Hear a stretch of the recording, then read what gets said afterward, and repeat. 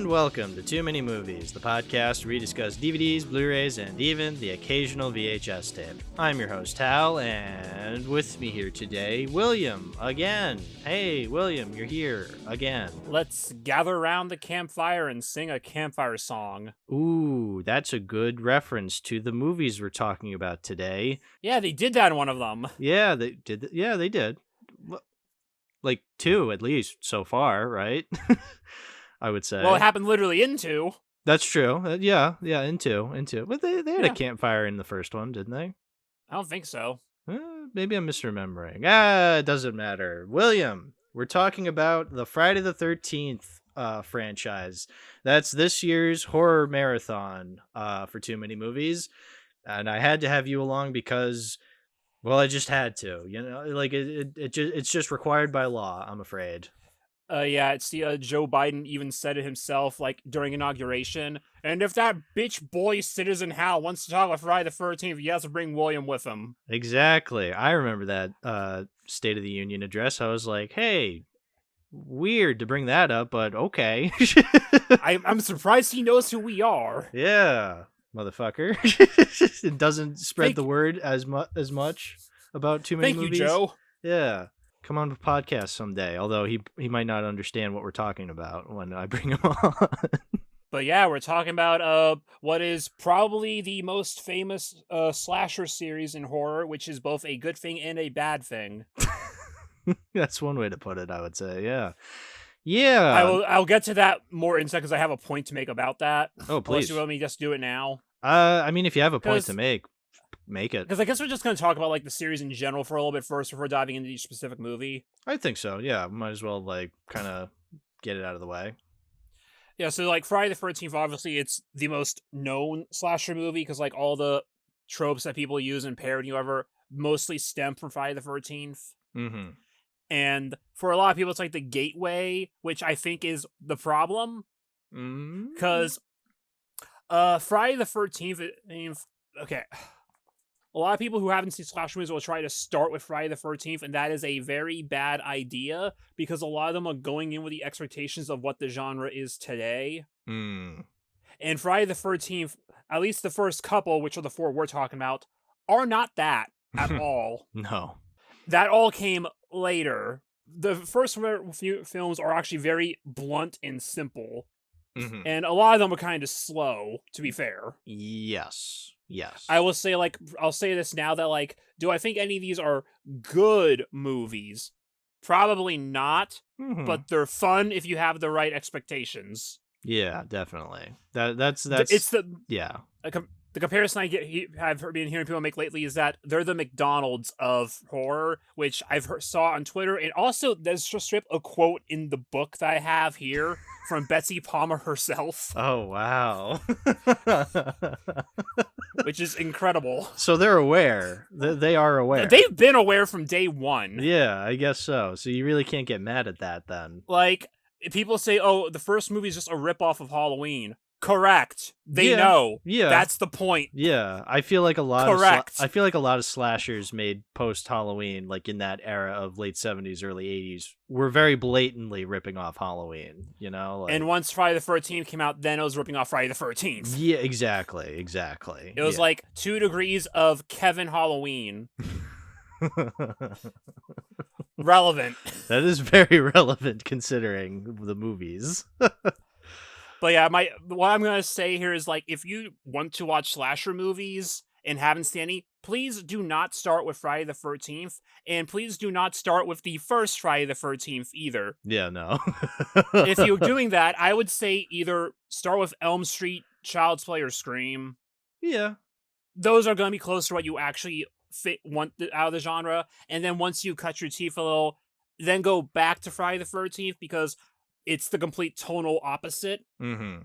And that's its charm. That's where it's fun. Sure. I mean, Scream would be a little weird because Scream is actively, like, not parodying, but, like, it's actively subverting those tropes. And, like, if you go in not really understanding the tropes, then it's a little weird. Like, it's like if your first, like, Gundam anime would be Evangelion, which that's what it was for me. And, well, I didn't really get a lot out of Evangelion, unfortunately.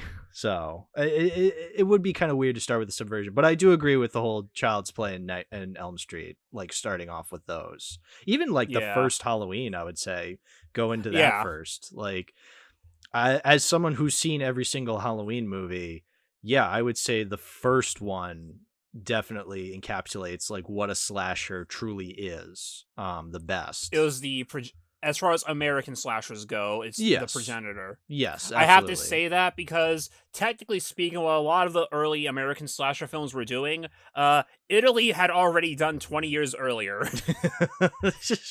Italy! Always ahead of the game. Like, one movie I'm going to name right now, 1971, Mario Bava's A Bay of Blood, which is literally basically Friday the 13th, almost 10 years before Friday the 13th. Right. But it's just that, Americans don't know about any movie that hasn't come out in America. Yeah, exactly. Unless it's anime. Yeah, that's true. Well, yeah, is there anything else you want to say to introduce the series, or do you want to get right into the first movie? Since you mentioned Halloween, I'll say this now. Michael Myers versus Jason Voorhees. Who do you think's gonna win? Because I know my answer. Okay. I don't know, because I don't feel like I've gotten a good sense of who Jason is as a character. He's just kind of a big lunk, whereas Michael is also kind of a big lunk. Huh. But he's also more just a guy. That's true. You know what? That is true. Yeah, that's my point. Yeah. What I'm saying is, like, the fight between Jason and Michael, if they were actually in a fight together, it is not a fight. Yeah, no. Then, you know what? Then Michael would have died long ago, and we wouldn't have gotten Halloween Ends. So you know what? Yeah. I wish we got that crossover. It is not a fight. Jason stomps Michael. I'm sorry. You know what? It is not even close. Yeah, even though I'm only 4 movies into Friday the 13th, I can agree to that. Yeah, I'm just going to say that now because I know it's going to make people mad. No, it is not even close. It is a stomp. There's, like, because you saw Resurrection. There's a scene where Michael gets kicked in the balls, right? Yeah. I mean, he gets kicked in the balls, and then he gets hurt and falls down, right? That's every movie, yeah. Like, yeah. So you'll see this later. There's a scene in Freddy versus Jason where Freddy kicks Jason in the balls. Yeah. Freddy almost breaks his foot. Well, see, there's a scene, not to get too ahead, but there's a scene in part 2 where Jason gets hit in the gonads when he's hit down, but, like, I guess this was before, like, he became a supernatural being. Again, we're still in kind of he's just a normal guy. Well, normal guy. Yeah, they correctly don't properly explain how Jason is still alive in the first half of the movies, which, honestly, good, because they're smart enough to know that there is no way for him to still be alive. Yeah. That makes sense. So we're not going to try. You know what? Yeah, that's a good point. From what I've seen with these Friday the 13th movies thus far, again, I'm only 4 movies in. I am by no means an expert. I mean, this is why I brought you on. You are the expert to help me guide me along. Like, yeah, the movies just haven't done a whole lot of explaining. And I feel like, for better and for worse. For better and for worse, yes, absolutely. I will say that. I'm annoyed, but at the same time, can I really get annoyed? I don't think the movies necessarily care yet. Is the vibe I'm getting thus far. The thing I've noticed on this rewatch is that the continuity is better in some ways than I remembered, but also just as bad as I remember. The continuity in Friday the 13th is actually pretty good, except for the areas where it's not. Well, good. I'm so glad it's going to get even more clear as the movies go on, and not confusing. Well, actually, it's really only that confusing, like, right now. Okay. Because the others, it's more like, it's either, because from part 4 and up to 6, it follows Tommy Jarvis as the main character. We'll get to him. And then part 7 and part 8 they just take place later. They don't connect to the other movies other than yep, Jason's here. Yeah, okay, that makes sense then. It's more just a matter of just make this point right now. It's like part 2 happens. Yeah. And then part 3 happens a day later. Yes. So now it's Sunday the 15th. And then part 4 happens basically a day later. Yeah. and like, there's the one guy who said, I've been looking for my sister ever since she went missing at that massacre that happened. And it's like, my man, that was 3 days ago. Yeah. It's been like 3 years in context of real life, but it was like yesterday in context of the movies. How did you know? Like, how did you figure that out? How have you been camping out this hard? This much? And also to bring up, well, we can get into it when we get to part 3, with the whole Chris thing, but that part. I think we should just start with part 1. Get right into it if you're ready.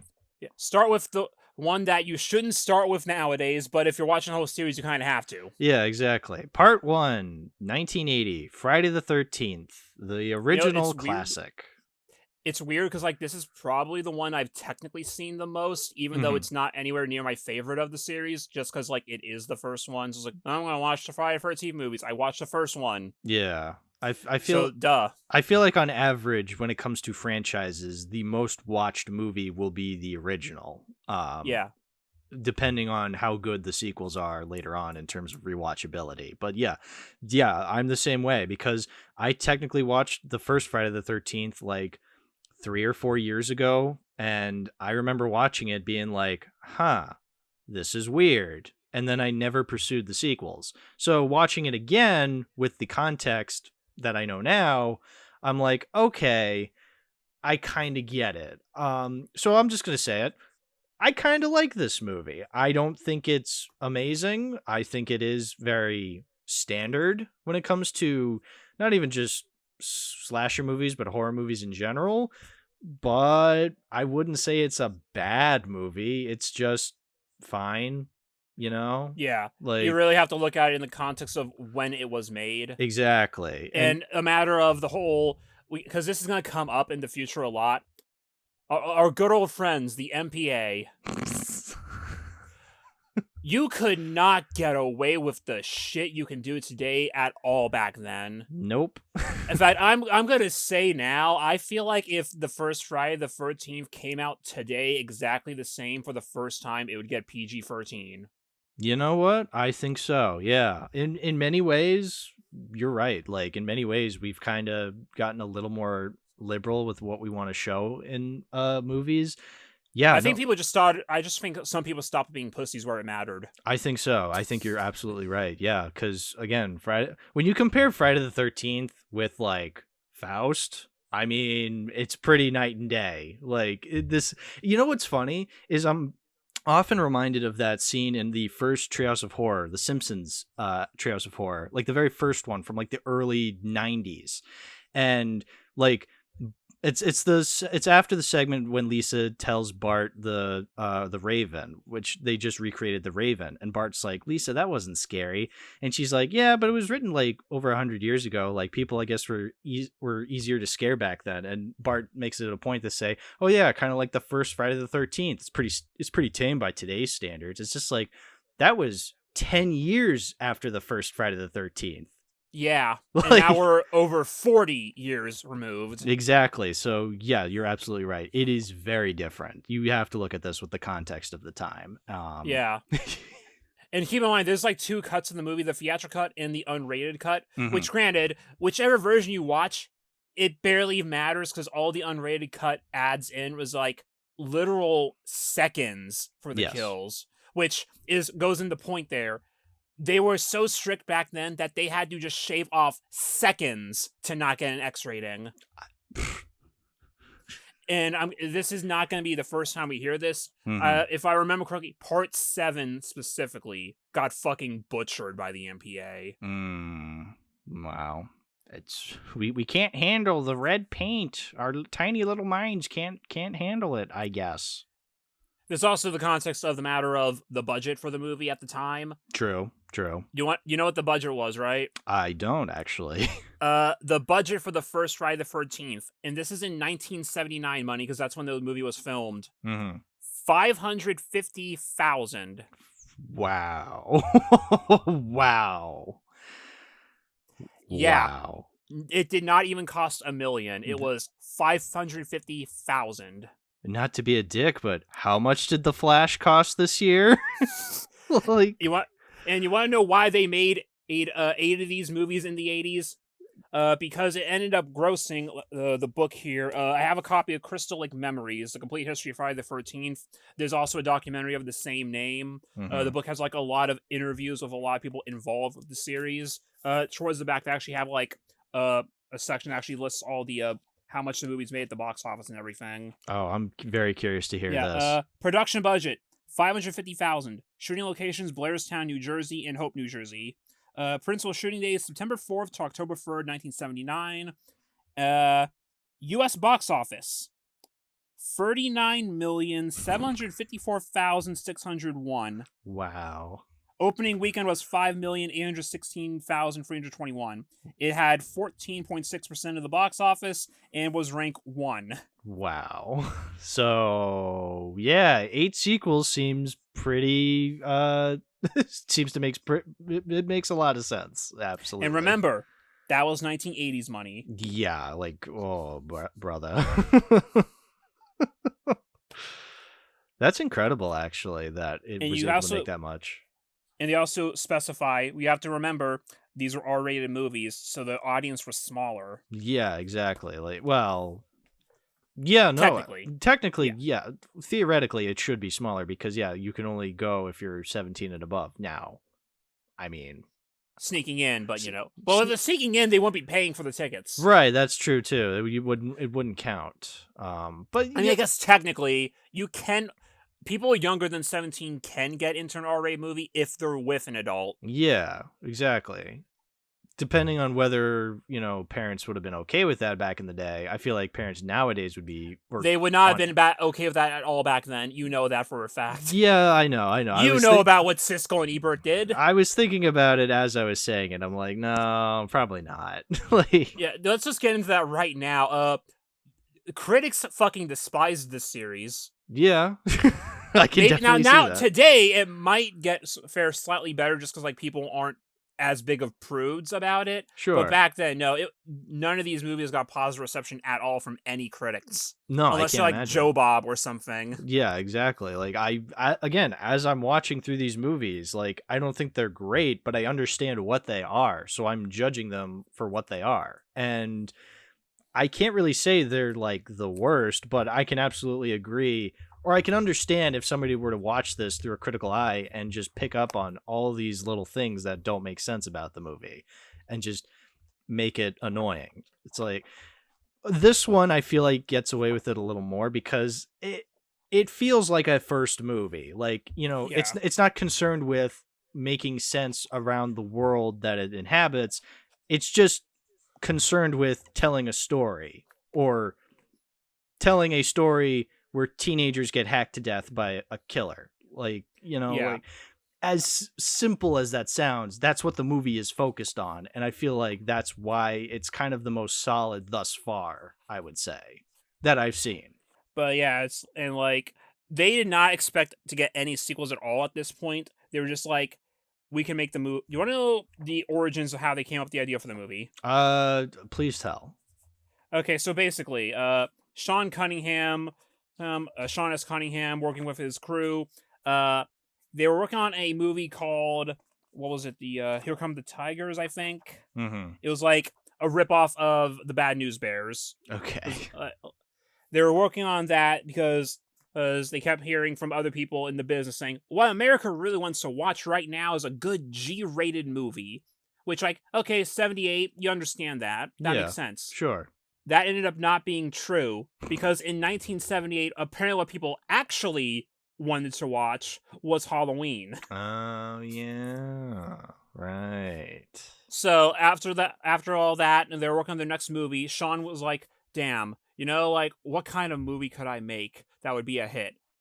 Thinking back to Halloween, it's I bet if I had a movie called something like Friday the 13th, guy could sell that. That'd make so much. So he then took out a newspaper ad saying, Friday the 13th, coming later this year. They did not have a script or anything yet, but he took out that ad, and it fucking worked. That's so funny. That is so funny. Yeah, there is no planning for a lot of the early parts of this franchise. It is just, okay, well, we got the money, go. Yeah, exactly. And again, you can definitely tell that with the movie. Like, there is a baseline story, but the movie's not concerned with the story. It's concerned with the kills. It's less of a story and more of just a setup. Yes. Okay, we are fixing up this camp. We are going to go there so we can be counselors. Oh, hi. What are you doing with that knife? Yeah, exactly. And you have like interspersed like little moments towards the beginning where you have characters like walking into town and being like, "Hey, how far is Camp Crystal Lake?" And all the people are just like, "You don't mean Camp Crystal Lake?" And it's just like, "Whoa, that place is haunted." Whoa, it's to like kind of get you interested, get you like, "Oh, what's with this place? What's the deal?" You know, like I'm actually surprised I didn't remember them actually setting up Jason that early in the truck driving scene. Yeah, which, by the way, the truck driver is played by Rex Everhart, the voice of Maurice, crazy old Maurice from Beauty and the Beast. Yeah. Nice. I know. But yeah, it's like I think they actually do a pretty good job setting up Crystal Lake in the beginning of here. Mm-hmm. Also, Ralph is in the movie less than I remember. Yeah, I was kind of surprised at that too. I'm just like, oh, the town crazy. Oh, he's not in the movie anymore. Okay. It's like, he kind of just became a trope in like for slashers, but like he really isn't that much of a thing in these movies. Yeah. It's really not that much of a trope. Which, Yeah. to get back to what I was kind of going earlier with things being known later, I feel like because Friday the 13th is the face of it, a lot of the tropes from the genre that it didn't even make, it gets put on. Right. Just because of association. Because, like, in the first couple movies here, like, people always say, oh, all those movies are is sex and violence. There really isn't that much sex in the first couple movies. No, there's definitely people fucking, but, like, that's not really the focus. You don't see it. It just kind of, it's implied that it happened. Yeah, exactly. And, like, it's debatable if they're even teenagers in the first couple movies, because like some of them are talking about like their major in tuition. It's like, no, these are college kids. Yeah, I mean, these are adults. It's always like, hard to tell. In the second movie second movie specifically, they go to a bar. Yeah. They are objectively 21 and up. Yeah, I mean, again, it's always kind of hard to tell because Hollywood loves casting like older people as teenagers. So like, I kind of just assumed like late teens, early 20s. It's kind of the same thing, really. Like, how old is Mr. Christie supposed to be? How old is Paul in the second movie? Ooh, I can't tell. Point. Yeah, there's also yeah, there's like small moments like okay, in the second we know for a fact it's true, but like in the first movie, there's like that moment that Mr. Christie has with Alice where it's implied that they like each other. It's like, how old are these characters? Good point. And like in the second movie, we see Alice in her house. She owns a house. Mm-hmm. So it's like, no, this is an adult. Yeah, it's an adult. Okay, yeah, that's a good point. And there's always like the trope of, oh, the final girl is always the virgin and the nice one. And the first couple are not really. Like, Alice was like, when we get to Strip Monopoly, Alice was about to start doing it, but then they got cut off by the storm. Yeah. And Ginny in the second movie, absolutely not. Yeah, absolutely not. Like, I actually didn't know that was a thing. Was that like the virgin like lives by the end, or is like the final girl? I didn't know that was a trope. Yeah, it's like I feel like a lot of the tropes are things that just kind of happen eventually through the series. Now, once we get to like part 4, like, okay, yeah, these definitely look like younger. These are teenagers, yes, sure. But like in the first like 1 through 3. They're adults as far as I can tell. Yeah, very young adults, but adults nonetheless. Still, yeah, no, absolutely. So it's like that goes to that point of it. Like Friday the 13th is kind of just a victim of its own success, is the way I put it. Yeah, where like it's the most successful, it's the face of the franchise, great, but that also means that like it's what people think it is, it really isn't, and what it isn't, people think it is. Yeah, you know what I mean. Yeah, to put it in a weird way, but no, you're absolutely right. Like that's the thing. Is like I said, when I first watched this years ago, I had these expectations. I'm just like, oh, there's this Jason killer. He wears a hockey mask. That doesn't happen in this movie, actually. Not to spoil it, but I'm surprised that there are still people who aren't aware of that. Like, I assume that was like a Snape kills Dumbledore type thing by this point. I mean, at this point, it probably is. But yeah, no, because I didn't really understand Friday the 13th when I first watched it, and the twist is that, oh, it's actually Pam killing these kids. Like, I was genuinely kind of shocked at that moment. And I think that's really interesting because like it's a twist when the movie first came out, because you're just like, oh, who's this killer that is killing all these people? And then it's like, oh, it was me. I was the killer. This character who was just introduced the scene she was introduced in. Played by a TV celebrity, Betsy Palmer. I don't think people today have much of a baseline for her, but I do believe she was much more well known back then. She probably was, yeah. I don't know what other things she was in, but I think she was mostly known for TV work. Yeah, maybe, yeah. So yeah, that makes sense. But yeah, no, but it's also a twist looking back, because again, there's this whole franchise where you have this hockey masked killer as this iconic image that encapsulates the entirety of the franchise. So I think, oh, that's going to be the killer. Nope, it's his mom who's killing everybody. So yeah, it's just such an interesting twist looking back. When they say Jason died and drowned in the lake when he was a child, what they meant was Jason drowned in the lake and died.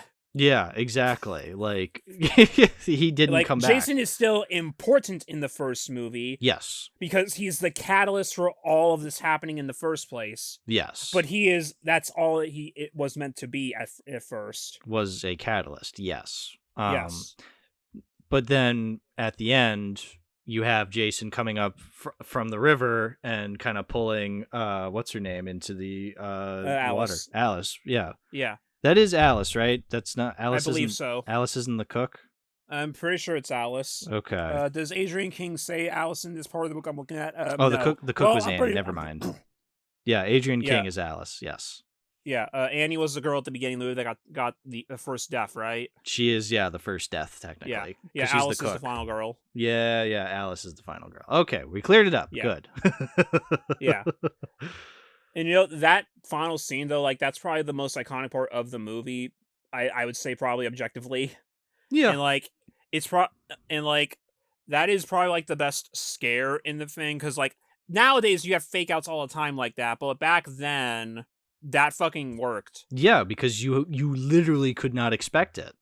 And it's implied that it may or may not have been a dream. It's ambiguous. Well, that's the strange thing. And I feel like the next few movies kind of pull the same thing, where they try to have like a semi-dream sequence. They don't try. They literally just do it. Well, that's what I'm saying. Like, that's such a weird trope that these early movies have. Is this a thing that continues later on in the franchise? Where like not that I remember. Okay, yeah, it's just such a 2009 has one, but that's because it's technically a reboot. Right. But that's what I'm saying is like it's just such a weird thing to keep coming back with, because it's always especially what they do in the third one. Oh, we'll get to the third one. That's probably because that one has no reason to be there. That one just absolutely just boggles the mind. But we'll get to that. This one I can see it making sense, because it generally does make you question, like, oh, was it real? Was it not real? Like you're genuinely questioning it, and I feel like it's kind of a neat way to end the movie, because like it's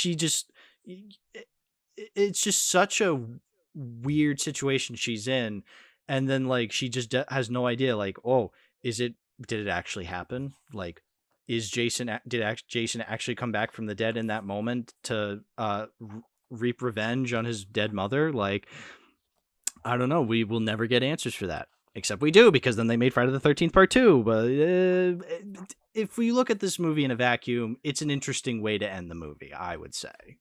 It is effective. In fact, I'd have an anecdote. Back when I was a scared little kid who didn't want anything to do with horror movies, my sisters were watching this one day, and like I walked in the movie at the very end. I saw her on the boat. It's like, okay, the movie's ending. It's all good now. I'm fine now. And then Jason pops up. Yeah, it fucking worked on me. Yeah.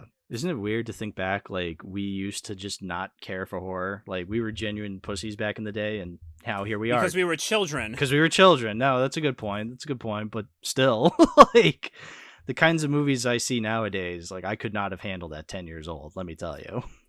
Also, a fun fact about Jason in the first movie, and I guess just carrying throughout with the way he looks, that was never actually in the script. That's just kind of what Tom Savini just did with the makeup. Oh, Tommy boy. Yeah, he just kind of designed the rationale was like, if Jason like Because like it's already sad when a just a kid drowns in general. Yeah. But it's like it will make it even more sympathetic and to push Pamela over the edge by making him slightly deformed. Yeah. Because now you feel even worse for him. Yeah, because yeah, and especially. now Pamela is even more justified. Yeah, exactly. It's also nice. It also is like pretty effective prosthetic. Like I'm looking at the picture. Yeah, here it's kind of funny looking. Yeah, but that's also kind of the point. It is kind of the like, point. It's a good prosthetic. It's probably the best prosthetic in the movie. I think so. There's some prosthetics in the movie that are a little obvious. Like when let's talk about the Kevin Bacon kill. Kevin. I know what you're talking about because like in the unrated cut, one of the seconds they add was you see like a front shot of it, and there it's much more obvious that it's prosthetic. Yeah, so it cuts off in the theatrical cut right before then, which actually kind of makes it better. Oh, that's so funny. Yeah, so Kevin Bacon's in this movie, which is really funny to think about. Yeah, but like after the big slump he had after Animal House, where he wasn't really doing much, he did this. Yeah, and then the rest is history.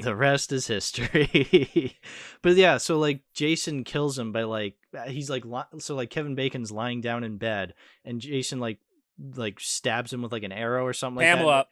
Pamela, thank you. Freudian slip right already. But yeah, Pam stabs like an arrow through his neck, and the neck is a slightly different skin color than Kevin Bacon's face, so you're just like, oh, that's obviously an effect. But you know what? I'm still impressed by how they set that up and how to make it look a little convincing. So like, I still appreciate the effects. I mean, because it's Tom fucking Savini, like it's still amazing effects no matter what. Like this even was like in between in between Dawn of the Dead and like his other later work he's more known for. Right. And like again, the budget was much smaller than usual, so you did the best you could. I think so. I like how it looks, even if it is cheesy looking. I like that cheesy look to it. It's also probably the most iconic kill from the movie besides Pamela getting her head cut off. Yeah, I think so. I can definitely agree to that. I actually do have a quote here from Kevin Bacon, which is kind of rare. Kevin Bacon doesn't usually come back for these things very often or talk about Friday the 13th, but he did come back for this book, so that's nice. Yeah. I got a quote from him here. Whatever steps forward I have taken, I was always able to take a few back and sabotage it. I've been through so many ups and downs, but I feel pretty good from a career standpoint. I was never the fresh new face, and I'm happy about that. Friday the 13th, I think that success gave me the confidence I needed at that time. After the lull following Animal House, and it was a great conversation piece. For a while, I was known as the guy that got it with an arrow through the neck making love to a girl in a camp bunk. What an association. Also, one of the first scenes you see Kevin Bacon in, it's the scene where they're all on the lake on that platform after swimming, and like after the one girl fakes drowning or whatever, the one guy fakes drowning or whatever, there's that pan up shot to the characters. If you look closely, you will notice that Kevin Bacon has a fucking boner. I did not notice it, unfortunately, this time, but I'll be on the lookout for it next time I watch. I also have a quote back here about Kevin Bacon. It's from Ron Carroll, who played Sergeant Tierney in the movie. What's the greatest thing about being in Friday the 13th? I got to be a first degree of Kevin Bacon. Oh, that's funny. Oh, that's the guy who. So that's the guy who is he the one who calls Ned like goat cheese? Or I wrote down like somebody insulted somebody by calling them goat cheese, and I'm like, what kind of an insult is that? Was that the? I do not remember that. Yeah. Well, I also wrote down like the officer's line where he says, "We ain't gonna stand for weirdness out here," and I was just like, what a funny line to say. Like, I don't know, just this cop is just so funny to me. He's just such a weirdo. Or then he like looks at Kevin Bacon or the other guy and just says, "You smoking weed?" Yeah. And just gives like all the fucking names for weed. Yeah. Like, what the fuck? It's like, there's no weirdness around here. 5 minutes later, you guys want to play Strip Monopoly? A game that makes absolutely no sense. Yeah. Which is like, they just had to have come up with that on the spot. Yeah. Yeah. Because like the movie at that point, like it's much relatively grounded. There's not as many weird moments as the other later movies. But like then they hit you with Strip Monopoly. Yeah, you're just like, what the fuck?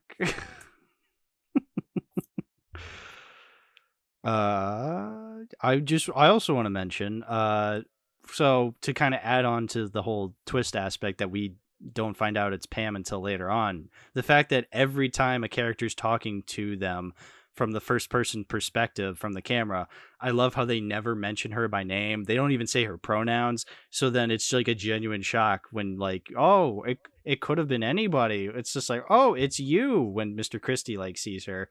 But he doesn't say like, oh, it's you, Pam. He's just like, oh, it's you. It's just like, oh, it really adds suspense, but it's a little contrived because you're just like, what, you're not going to say this person who you know by name? Like, it's just such a weird thing, but I understand why they did that. It's so then it genuinely comes as a surprise, like, oh, it was actually this old lady that was killing everybody.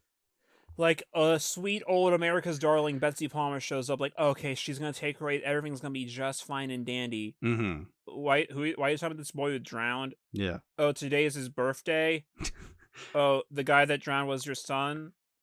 Why are you so mad? Fuck! Wait a minute. For some reason, I wrote down as a note in this, why does Pamela Voorhees look like Milton Berle in drag? I realized, I guess she does kind of look like Milton Berle, but like as a woman. I don't know why I thought to write that down, but I just did. How when he sees an old person for the first time? Yeah, it looks like Milton Berle. Guy who's only seen one old guy before. Yo, I'm getting real Milton Berle energy from this. Oh, Milton, you classic guy. Yeah, is there anything else we want to say about this first Friday the 13th movie before we get into this Blu-ray? I mean, is there anything to talk about with the other cast members? Oh, because like, thank you for reminding me. Yeah. Oh, did you have a point to bring up? Because I was just going to talk about like what happened afterwards with their careers. Because like this movie, it's kind of weird because this movie was a big hit. Yeah. So you would assume that like, oh, they probably went on to do pretty good, had a pretty good after all, but not really. No, it was just Kevin Bacon.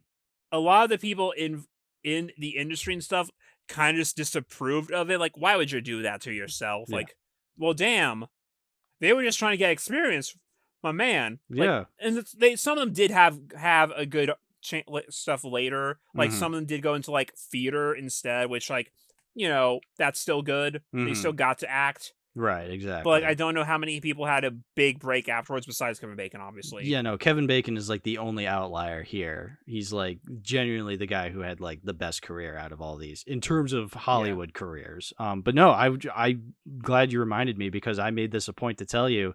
The guy who plays Bill is Bing Crosby's son, funnily enough, which is really hilarious. Random. Yeah, it's so random. I did a little research. I'm hopefully I'm getting it right that it is his actual son. But like, yeah, he's like this guy who acted in a couple of movies and now he's like an investment banker. Like he just didn't want to do acting, I guess. But he wanted to do a little bit of show business like his father, but not really. I think they probably get residuals from his other stuff anyway. Yeah, exactly. It's like, what's the point even? But yeah, no, I just think that's the funniest thing ever. So he's like does like investment stuff or whatever. Yeah, he probably still has good money. Yeah, exactly. But yeah, that's the point I wanted to bring up with the cast. And if you want to say like a bad note, Adrienne King, who played Alice. Unfortunately, after the movie, she kind of had a stalker going around for a while. Oh. Which, never do that. No, never do. That's weird and creepy, and you never Eventually, look they good. got arrested, thank God, but good. Like, yikes. Yeah, like, yeesh. I can't even get into the headspace of thinking, like, rationally on that, like being like, yes, I'll stalk them and they'll certainly love me. It's like, how did you find them? Yeah, that's true. Like, how did they find them without the internet? That's that it's not to give them any credit, but that's impressive, but also fuck you. Like, jeez. Yeah, what's another point we haven't actually brought up yet is that this was a small, low-budget movie just made by a couple of guys. It's also owned by Paramount. That's true. These are the first 8 movies are Paramount movies, which is like a real studio. Yeah, they make real movies like Indiana Jones and Sonic. So like, So it's just kind of weird that this actually got to be distributed by a big name company. right. There's also always been like the thing where like people were wondering, and it's all here say he said, she said, conflicting reports about whether or not Paramount actually liked the fact that they owned the series or if they were embarrassed by it. And it's always conflicting, but it's like they were bankrolling this stuff. Right. Like, And they were making money off of it. They were getting diminishing returns as it went on, yes, but they were making money on it. right, exactly. So maybe you could argue, like, maybe I'm sure some higher ups like probably didn't like it because they were like prudes about it, but at the same time, money's more important to them, so they're like, we'll keep it going because it's making us money. So It's a matter of, do we really want to keep doing this? Oh, wait, how much did that one make? 3 times its budget. All right, bankroll the next one. keep them coming. But the last one was called The Final Chapter. Bankroll the next one. Too bad. What's that? You're trying to film in New York? Oh, you need a lot of money for that. Sell the rights to New Line. Oh, it makes too much sense now when you put it that way. You know, and like, I'll mention this again in the next video when we actually talk about that movie. But yeah, literally the only real reason they sold the rights to New Line was just so that Freddy versus Jason could happen at all. It was just for the crossover to be possible. I mean, you know what? That still makes a lot of sense. I can definitely see it working out that way. You know, it's also funny because Last House on the Left, a movie from the 70s, a 70s horror movie, was done by both Wes Craven and Sean S. Cunningham. Sean S. Cunningham would go on to create Friday the 13th. Wes Craven would go on to make Nightmare on Elm Street. Wow, look at that. What a crossover. What an early... Well, I mean, it kind of predicted what happened eventually. Mind you, by the time that movie happened, neither were involved with the franchise anymore. Right, exactly. Well, Sean tries to be nowadays after the fact. Right. But, you know, there's not... The obvious reason there is, you know, money. Money. Exactly. Money. No, I definitely get that. Definitely get that. So, this Friday the 13th Blu-ray I have is... we both have the Shout Factory box set. We do, and it's really cool because it's a reversible cover. So I actually flipped it. So instead of the classic like body outline with the axe holding, like, and you see like you have the 4-in-1 where it's like the axe in the bed. The axe in the bed. I think that's a really striking image. I really like that image of like the bloody axe in the bed. I think it's really cool. I switched it to that one too. I don't remember which all ones I've switched. I think I switched the third one to the one where he's like coming out of the window with the axe, which is what I also have in Letterboxd. Yeah, it's just a really cool image. And it's a really cool looking movie. The 4K scan of the original camera negative. That's what it is. It looks really good. And I did watch the unrated version. I'm glad it comes with the theatrical version. Like, I like having the choice. So yeah. There's not much of a difference between the two, as we've mentioned, but like it's good that they gave us the option. Exactly. Yeah. And for the record, the Shout Factory did 4K scans of, I believe, the first 4 movies, and then 2K scans of the rest. If you buy Paramount would later, like, they have that 8-movie budget box that they always keep making. The scans are up to date on that, so they are the Shout Factory scans. They won't have all the bonus features, but they will have those scans. That's cool. And I believe up to part 1, part 1 definitely has a 4K release at this point. I don't know if any of those got an actual 4K discs yet. Okay. But part 1 does have a actual 4K release now. Nice. It's getting there. Oh, I'm just looking at this in the special features. This Blu-ray has radio spots. Ooh, that's cool. Yeah, I don't have the box set in front of me right now because it's kind of at the bottom of a pile on my shelf with a bunch of candles in front of it. So spoiler, I kind of just watched it on HBO Max. Oh, you son of a bitch. Because I was too lazy to take the 2 minutes to get it off the shelf. But yeah, like the box set, like each movie has bonus features, and then there's also an extra bonus disc at the very end just for everything else that didn't fit. Yes. I think that disc is mostly archival features. Yeah, when we get to it, I'll be sure to check it out. But yeah, Shout Factory, Scream Factory, they always try to do their best with bonus features. They'll also always tell you if a feature is new or old. So yeah, obviously this was like a big deal when it came out too. I actually pre-ordered it and I pre-ordered it from Shout themselves when it first came out, so I also got like the 2 big posters that came with it. Oh, nice. Yeah, no, this version that I have, well, I see this all the time at Bull Moose, but I didn't get this one that I own at Bull Moose. I actually got it at your local FYE. Yeah, when you were over back in February. I Exactly. was there. Yeah. You specifically bought it specifically to do the podcast in October. And here we are. Full circle, baby. Full circle. Or oval. I don't know. Some spherical shape, I'm sure. I'm looking at like a blurb in the book right here talking about the Jason jumping out. Okay. Well, yeah. Friday the 13th, famous chair jumper, took 3 arduous filming attempts to perfect. It also saw a last-minute casting change in the role of young Jason. He was originally meant to be played by my 11-year-old son Noel, says Sean Cunningham. He thought it'd be fun, but when his mother found out, she was having no part of it. Forget about missing school, there was damn near ice on the lake because they filmed this thing in September and October, which you can actually tell in that scene because if you look at the background, you can see that some of the trees are going orange. Yeah. And the reason they had to film it at that point was because the first movie is filmed at an actual Boy Scout camp, Camp Nobi Bosco in New Jersey. So And nobody was there anymore. And the camp is still functioning to this day, and they actually do Friday the 13th tours every Friday the 13th, where like they'll say, "Here's where this scene was," and just do a big tour of it. And I think they usually end with showing the movie, and they have like merch for it too. A really cool thing to do that I think is that they sell bottled lake water to say, "Here is actual crystal lake water in a bottle," and they have like a fun label on saying Angry Mother Bottling Company, sourced from the lake where the Friday the 13th legend began.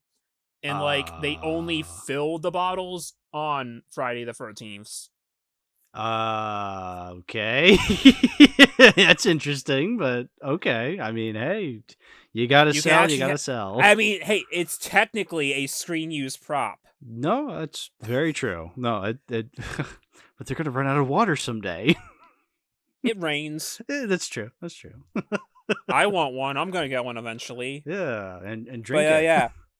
No, there was damn near ice on the lake, and he would have to get in, stay under the water. So he wound up hiring Ari Lehman, who had been in Manny's There was the movie that he was working beforehand, one of the other ones. Mm-hmm. Much to the disappointment of the younger Cunningham.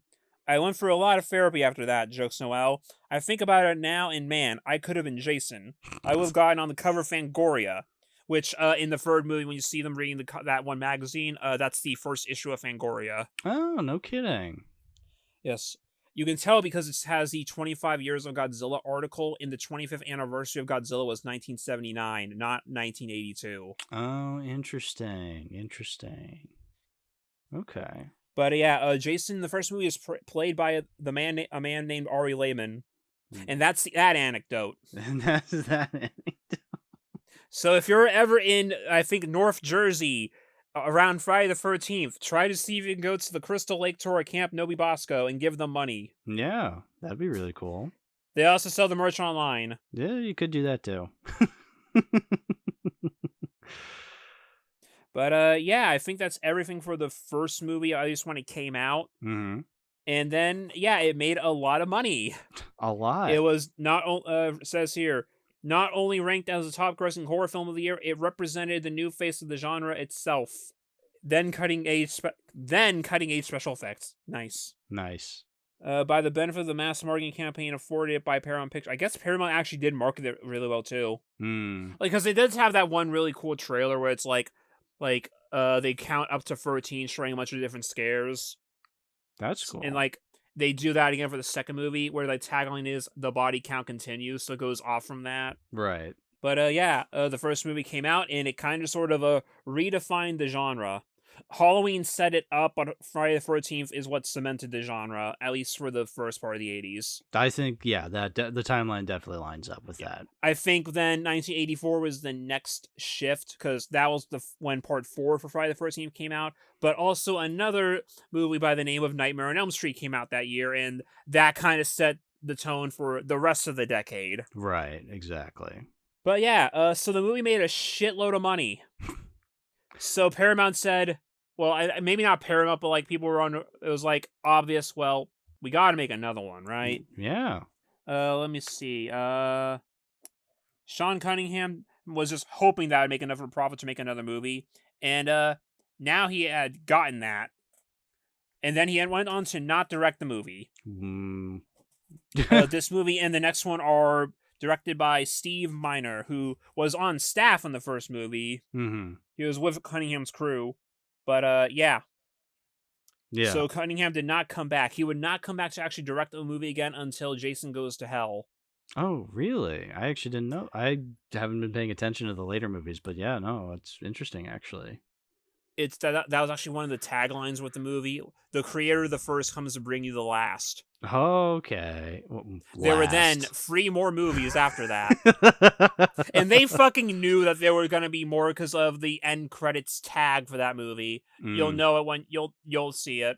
We'll get there when we'll get there. Not it's yet, also Minion, funny not yet. It's also funny because the 2 movies that he directed were the ones where Jason is not, well, okay, Jason is the killer in Jason Goes to Hell. But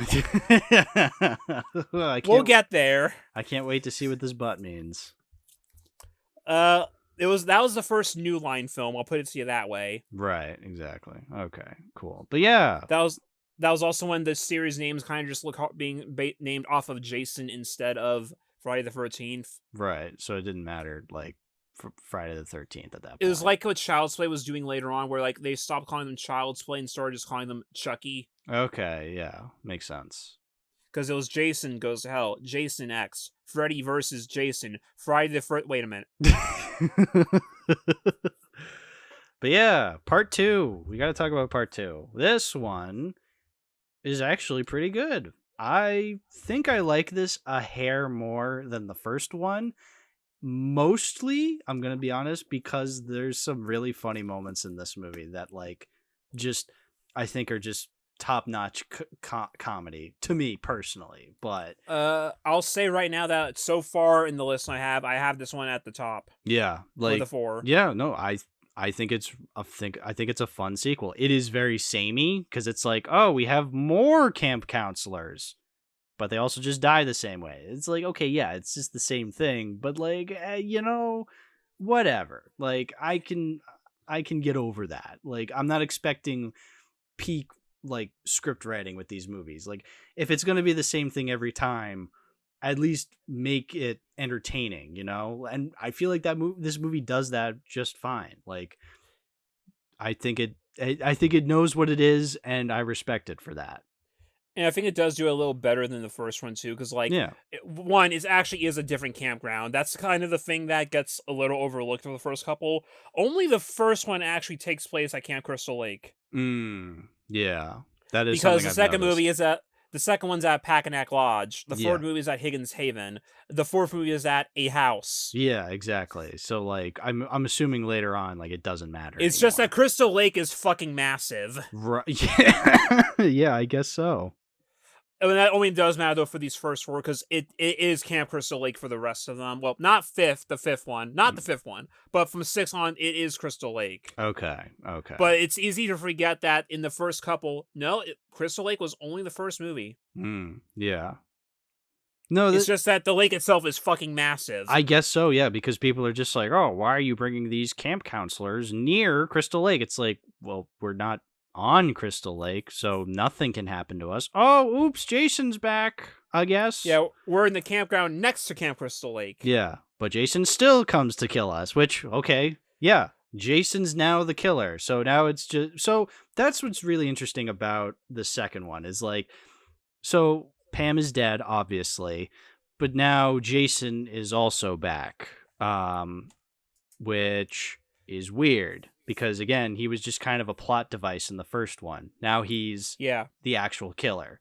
And, like, okay, I don't know if it really explains well. I think you've, like, said before, like, it gets explained later on, which... Badly. Well, I don't expect it to be explained good. I can already tell. But you know what? At the very least, Jason in this movie is pretty funny because he's just kind of a klutz. Who has a bag over his head. That's that's interesting. So he still has not gotten his iconic hockey mask yet, which we'll talk about that when we get to the third one. But so he just has a bag over his head with one eye hole cut out. And it's pretty goofy, like, just looking at yeah. it. That also is another element they took from another movie, because that is just what the killers in the movie The Town That Dreaded Sundown wear. Okay. So it's just, again, it's them ripping off a different movie again. It's really funny how, like, you know, we associate Friday the 13th as, like, this like, the face of slasher horror, when, like, it's kind of taking from every other slasher horror made at the time, but we still associate it as the one that others take from. Like, that's just so fascinating to me. It's this weird slasher incest going on, I guess. Yeah, and like, I'm looking at the book to see like what they said about Jason coming back, because Jason becoming the killer is also part of the reason why Sean didn't come back to direct, and why Tom Savini didn't want to do the makeup effects for it, because well, that doesn't even make sense. Yeah. Tom Savini, you have a quote here. Jason doesn't exist, okay? Jason died in the first movie. For Jason to be around today means what? He survived by living off of crawfish on the side of the lake for 35 years? Nobody saw this kid walking around and growing up. It asks you to accept a lot. That was part of my concern about part 2 when they offered it to me. I got the script and he was Jason running around. I said, what do you mean Jason's running around? So I turned down part 2 and did The Burning instead, which had sort of a Friday the 13th premise anyway. And I just think that's so funny that these guys are just like, this does not make sense. I expected more continuity or less continuity. Well, part 1 was more grounded, to be fair. Yeah, it was, but it's just like, dude, you're making a sequel to a horror movie. It's like, I don't know.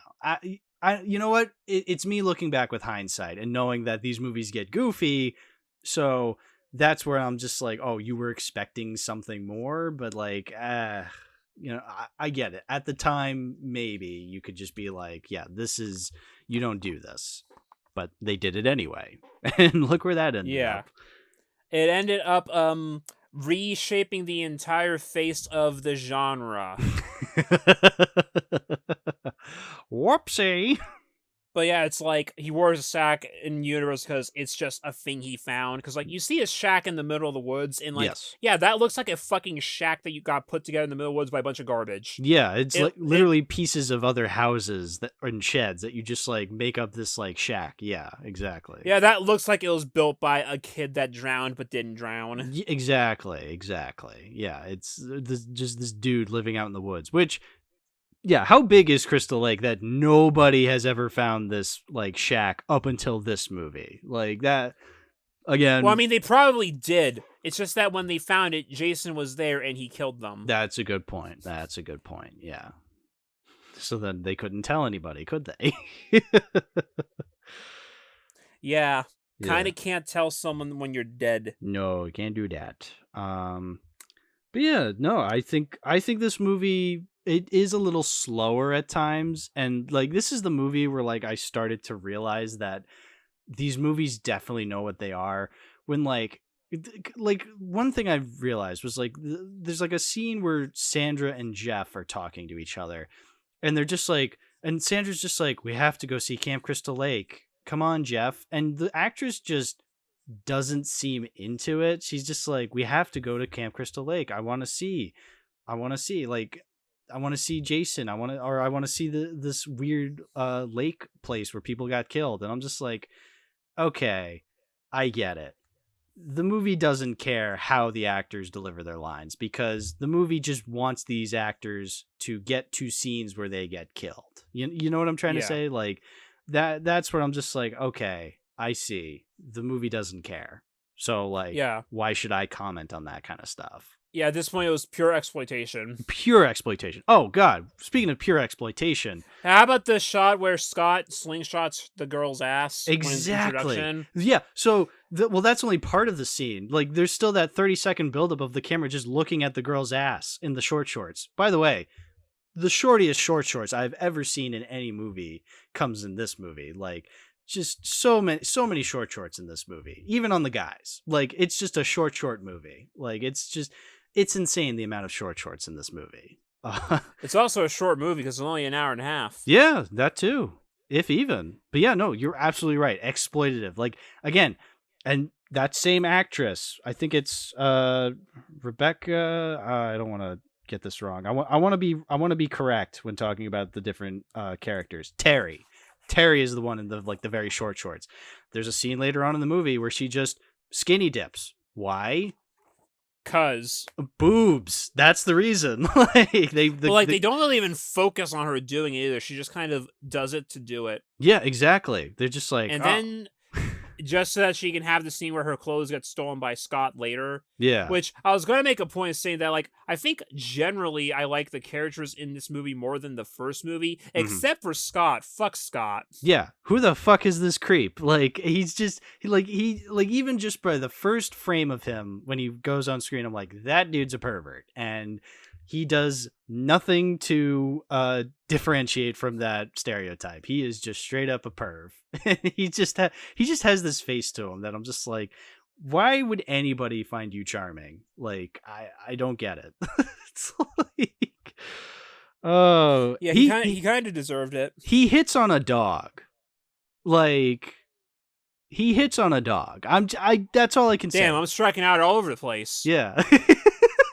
That's a funny one. He's the only character that doesn't actually get to pair off with anybody. Even the guy in the wheelchair managed to pull someone. Yeah, well, that's because Vicky was weirdly horny for Mark. It was kind of strange. To be fair, though, Mark is kind of a Chad. Yeah. Oh, dude, the fucking arms. I get why he has those arms. It's because he doesn't have no legs. Well, I mean, not even jokingly. I guess, yeah, you're in a wheelchair. You're using your arms to move everywhere. I guess you would be kind of ripped. Yeah, I like that little detail. How he's always beating people at arm wrestling, and the movie never really has a character go like, oh, you're good at arm wrestling because you're in a wheelchair. Like, they kind of just lets you assume that. Like, that's one of the few subtle things in these movies. I thought I'd never see the day where I use the word subtle when talking about Friday the 13th, but here we are. But yeah, we forgot to say about the first movie. I mentioned this before we started recording. That I wanted to say what our favorite kill in each movie was and what our favorite weird moment was. Oh yeah, so I guess to backtrack real quick to the first movie. Sure. Favorite kill, and I'm pretty sure we're probably both gonna have the same one. Kevin Bacon.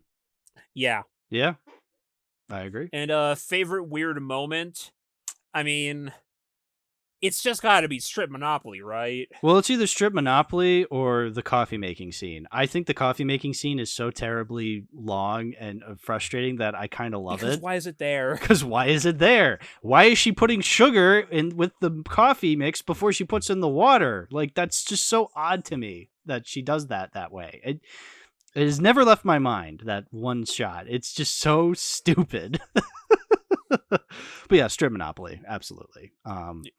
But yeah, part 2, if we want to go with favorite kill, is it also just Scott? And it's not Scott. I mean, the wheelchair. Mark in the wheelchair. Yes, I agree. Because it's probably the one that gets the most focus. It's the one that gets the most focus. It's the one where oh god, it was just so weirdly hilarious because first of all, he gets a machete to the face. And then he falls down the stairs in his wheelchair.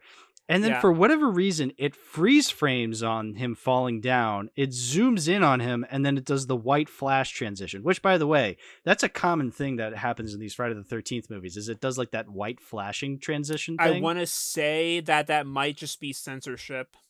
Maybe.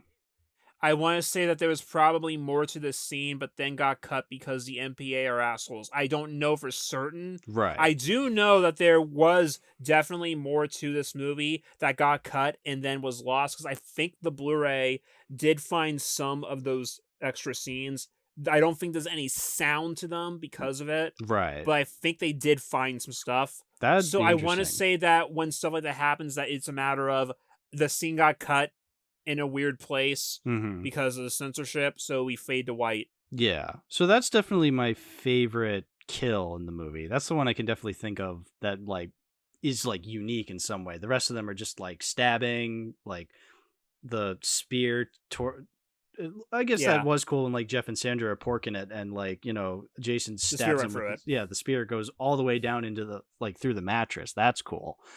The kills are definitely more simple in the first couple movies. Yes, I would say it's not really until the third, and mostly the fourth. Well, not really even the fourth one, but mostly the third one, where they start experimenting more with what he's killing them with. Oh yeah, definitely. But it's still, I still like the Mark death because like it's pretty goofy, all things considered. It's the first one they really focus on, and actually Yeah. is like more inspired. Like, oh Yeah. damn, yeah, that's kind of wild. Exactly. Now, in terms of favorite like weird scene, I'd have to actually think about this one because there's a couple that I wrote down, but you'd say yours first. I gotta remember, because I also gotta think a little bit here, trying to Okay. just remember everything, because we watched these movies all within a week of each other. So Yeah, they kind of meld together, but this is why we take notes so then we can remember clearly. I will say this. I didn't take notes. Well, I'll say this. This movie has one of the greatest visual storytelling edits I've ever seen in a horror movie, and that's Oh yes. after the dog finds Jason, the movie hard cuts to hot dogs grilling on the grill, insinuating that dog is totally grilled, even though she comes back. That's another that's another thing they stole from Halloween. Remember that scene in Halloween where it's implied that Michael Myers ate a fucking dog? Yeah. Like, that's not even a joke. No, it's straight up. There's a scene in the back where they find some bones of a dog. Like, is that a dog? And then Dr. Loomis just goes, he must have gotten hungry. Michael Myers ate a fucking dog. Oh, Michael, you crazy bastard. Here's a comical moment. Ginny kicks Jason in the balls. Yeah. Yeah, it was really funny. I love a good kick to the balls scene in a movie. It's really funny, obviously. This is when Jason's still just mostly a strong guy. Yeah, but still, like, getting kicked in the balls hurts, so I get it. I want to mention... She's able to fight back. Yeah, exactly. I want to mention this scene.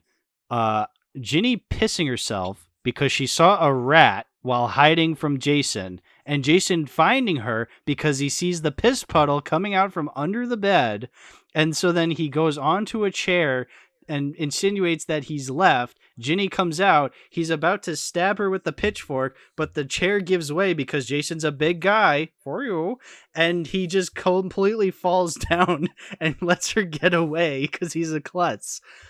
You know, I actually kind of interpret that scene the other way. I thought the rat was the one that took a piss. That's a lot of piss, my dude, for a rat. That's why, like, I insinuated it was, I kind of interpreted it as her pissing, and the fact, but what makes I think it's funny to get ratted out by a literal rat. Well, that's the other thing too, is like you're hiding from a serial killer, and a fucking rat crawls up to you, and you're more scared of the rat. Hello, there's a killer with a pitchfork in the room. You need to get your priorities straight, Ginny. Oh, Ginny. To be fair, she was just at a bar before this. Very true. Very true. Which, by the way, just to note, like, halfway through the movie, a lot of the characters go to a bar, including Ginny, so it's only a couple of them left at the camp, and those are the ones that get killed. And most of those guys don't even come back to the camp. We never see them again. They go to that bar and never return. To be fair, honestly, correct, based. Yeah, no, I But it's would be there's one also of those characters. the clown character, the funny guy. Yeah. He also stays at the bar. Correct decision. Yeah. He doesn't die then. Because we never see him again. He's just like drunk at the bar, and that's it. His scenes are over. But it makes it kind of feel a little abrupt. It's like, I feel like there was more here that just didn't happen. Yeah. Well, it's just... Especially with like that ending too. Yeah. Oh, the ending. But before we get to the ending, I actually wanted to mention I forgot about the beginning of the movie. Okay. Well, yeah, with Alice. Yeah. Because we see where Alice was after 2 months after the first movie. It picks up there. Right. She's still coping and recovering from the incident, obviously. Somehow, we don't even know where Alice lives because there was a line in the first movie that implies that she lived in California. Yeah. Jason goes to her fucking house and kills her. Yeah. Jason left Crystal Lake to go somewhere to do this. Okay. Yeah. How? Yeah, how? I just want to see the scene of part 2 Jason on a Greyhound bus going to LA to stab a woman in the head. With a bag over his head, yeah. And then coming back. That would be amazing. Oh. That would like, be did so he just good. walk there? It's like, obviously they're not going to explain it for obvious reasons. Yeah. It's like how they don't explain how Jason got to Springwood and Freddy versus Jason because that would be stupid. Right, exactly. Yeah.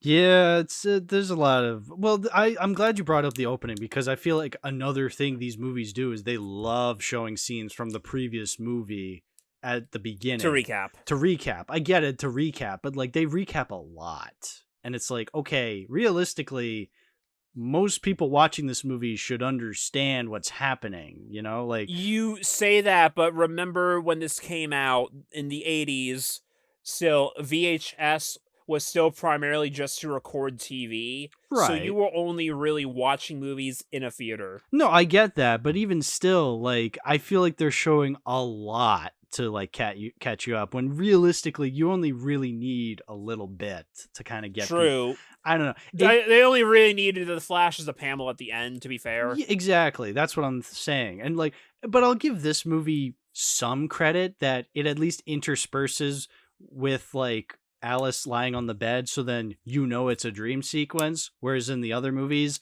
they don't even really do that. They're just like, here's some scenes from the last movie. Yeah, like the third one opens with literally the climax of this movie. Was the scene of Jason arm moving and getting back up in the second movie, or was that just something they did in the third movie? That was in the third. That was just a third movie thing. I noticed. Okay, that. So that's them. I think that's them then trying to retcon it so that or something. I don't know. They're pulling a Halloween Resurrections after Where it's like, because I guess the fake out at the end of this movie is implied to be like a dream or something, even though it's not. Well, again, they're doing the whole dream thing where they're just like, oh, is it a dream? Is it not a dream? And it's just like, okay, why are we doing this here? Like, It's also a really funny one, though, because it's like, oh, the dog came back, oh, and then Jason crashed through the window. No, that's funny. I mean, yeah, no, that's funny. Don't get me wrong. But like, also, like, again, like, why are we making it a dream sequence? Like, it's just such a... I guess I'm not even sure if it really even is a dream, because when was it time for her to fall asleep? Well, yeah, because then it like, again, it does the white flash transition, and then she's just on a stretcher going to the hospital, and she's just like, what happened? And it's like, that's a good question. What did happen? I mean, granted, at that point, it's also morning now. Yeah, so I guess that's how they want to explain it, but whatever. But yeah, no. But it's also like, she says, like, where's Paul? And I'm like, yeah, where is he? Where is Paul? That's a good movie you should know. Did Jason kill him? Shrugs. I don't know. Because we never hear about it. We never see these characters again that I've seen. Like, spoiler, we don't. Okay, then. Spoiler, the only recurring characters from this point on, Alice, who's already dead, Pamela in like flashbacks or like voice in archival voice stuff or whatever. Because like people like do like Pamela voice for like other reasons. Sure. Because like there's a whole thing where it's like in the first movie it's kill them, mommy, kill them, because it's Pamela's revenge thing. Yeah. Whereas in later movies we'll hear in Jason's head, kill them, Jason, kill for mommy. I mean, that's interesting. You know what? That is something I wanted to mention with the first one. Is like it's kind of like a reverse Psycho where you have the mother killing and like kind of interpreting her son's voice by being like, correct. Yeah. Which also, we forgot to mention one of the most iconic things about this franchise. Yeah. Is that, what is it? It's like key, ha, ha, ha. Like... Okay, so the sound, normally it sounds like someone going, like, you know that. Yeah. So the literal creation of the sound from Harry Manfredini, who scored the majority of these movies. I've been noticing that. Yeah, he keeps popping up.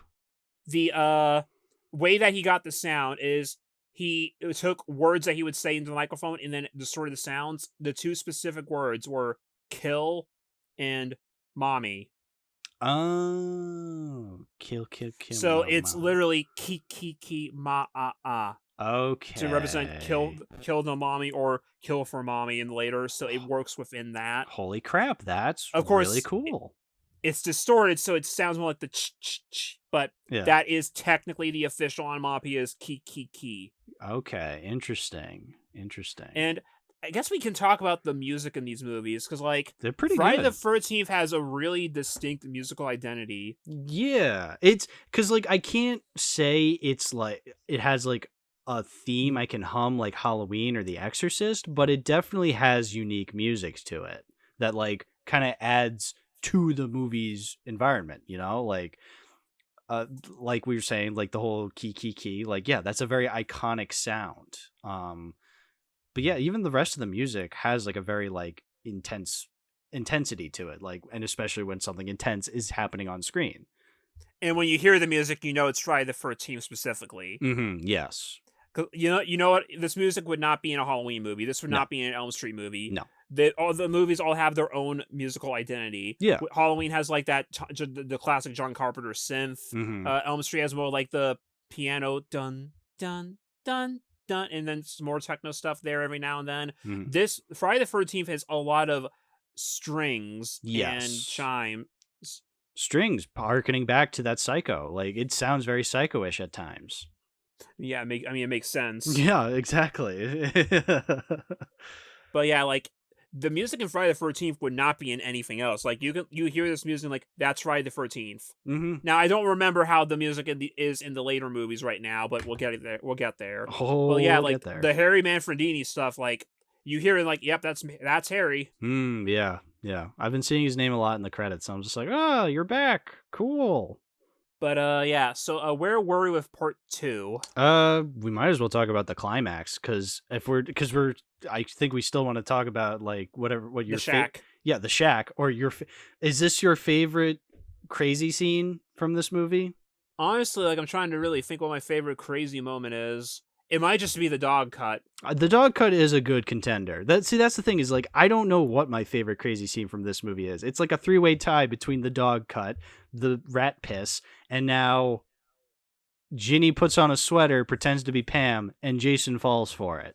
Like I mean to be fair, I do feel like the climax is pretty strong up until the abrupt ending. Yeah, because like it's a sign of Ginny thinking on her feet to try to figure out a solution. Yeah, she quickly understands that's Jason's mom because like they never really established why people know about Jason in the first place after he drowned, but whatever, it's an urban legend. And she knows about what happened 5 years prior. Right. So it's like she understands immediately what that is and what's going on. It's like, okay, this is a mama's boy. Yeah. The whole thing that I came up with earlier in the bar was just turned out to be completely correct. So it's like, okay, I'm going to pretend to be his mom because he's probably waiting for her to come back. Right. And it almost fucking works. Yeah. It's just that she moved out of frame at the exact wrong moment. And Jason remembered, wait a minute, my mom's decapitated. You're not my mom. Like, punch. Yeah. So see, that's the thing is like on paper, I agree. I think it's a great moment where like the final girl is like using her quick wits to like kind of get out of a situation. Like, so that's cool. I always like seeing that in movies, like where a character like comes up with something clever to outsmart the killer rather than using violence. I'm just saying it's goofy as fuck having her put on this corpse's sweater, pretend to be Jason's mom. This and Jason dusty old sweater covered in blood and water. And she doesn't do anything. She like kind of like does something with her hair, but like not really. But again, Jason falls for it. Like it's just so goofy to me that like I understand like it's actually it is a cool idea on paper. I'm just saying in execution wise, it is so funny. Yeah, that's just a matter of the fact that it's still low budget. Of course. I think it had like $1 million or something to work with this time. Okay. Which like that's like twice the budget. Yeah. But that's still cheap. Oh, again, how much did the Flash cost? It's like that is pittance compared to what movies are now. I'm gonna flip back to the page of this just see what the stats are. Oh yeah, I want to hear the stats for this movie. Yes, please. This section is called the Coroner's Report, by the way. Oh, that's so funny. Okay, production budget $1.25 million. Okay. Shot in Kent, Connecticut. U.S. box office 21,722,767. Opening weekend was 6,429,784, which is more than the first movie's opening weekend. That's impressive.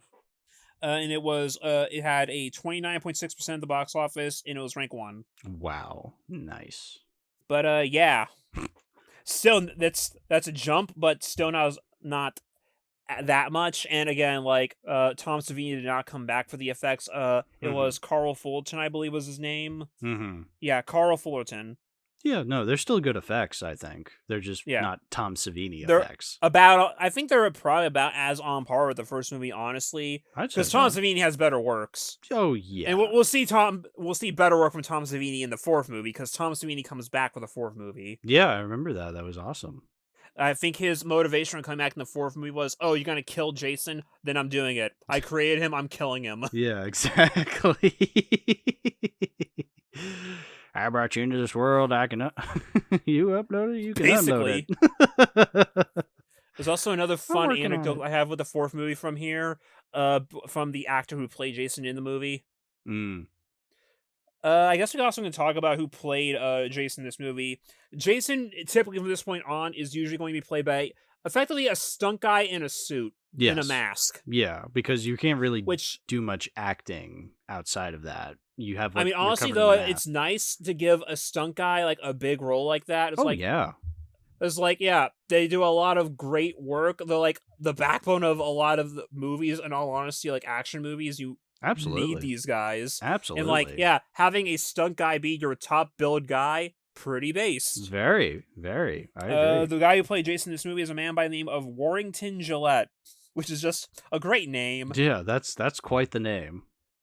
The quote from here is, for someone 21 or 22 years old to be working on a motion picture, I thought, oh man, this is going to be my break into Hollywood. This is great. I got a part. I'll be a big star. Then I got a bag on my head. Then I have to jump through a window to kill Amy Steele with a machete through my shoulder and blood squirting all over the place. How did he not go anywhere? I mean, come on. SMH. What a time. What a time indeed. I like the...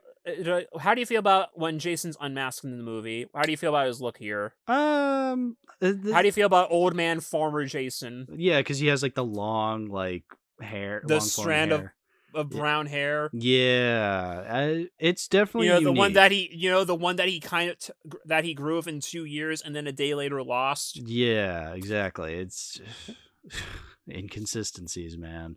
Yeah, I mean, I care very little for when Jason is unmasked. I mean, maybe that's just me and my Halloween brain thinking, because it's usually just done as the final scare. Yeah, exactly. But I don't know. I think I like a killer better if they're gonna be masked. I like it better when they remain masked, like Michael Myers. I think that's a really cool idea of having him just completely masked all the time and you don't see what he looks like.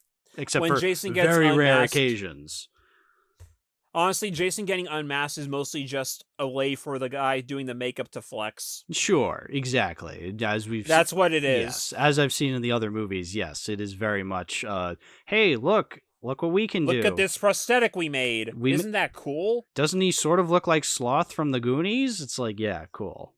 And that's basically it's just the makeup guy flexing every time, and because all of them have their own interpretation of the design. They all look similar, but they're well, the first parts look similar. Some of them later on look similar. Part 7 doesn't look like any of them, actually, now that I think about it. But you know what? I think that's kind of a cool idea. Like, every time he comes back, he has sort of a different interpretation. I think that could be really cool. I mean, because that's what I kind of thought. Well, obviously, I didn't think that when I was watching this. I'm like, no, he's eventually going to get his hockey mask. But from the looks of it, it looked like every time they were going to have him show up, he was going to have like a different mask every time. And I feel like that could have been a really interesting aspect of this franchise. But then, no, it's just a hockey mask, which we'll get to when we get to part 3. I mean, honestly, the reason he has a hockey mask in part 4 is just because he was already wearing it when he woke up. Yeah, no, that makes sense. But then after that... And now it's been in 2 movies, so we might as well keep it, because that's what Jason is. Exactly. You don't just do like 2 things the same way and then change it up for the third thing. Like, what are the moment you put it on the poster is the moment you've solidified it. Yeah, exactly. So I got a quote here from the people here are just talking shit on the mask right on this page.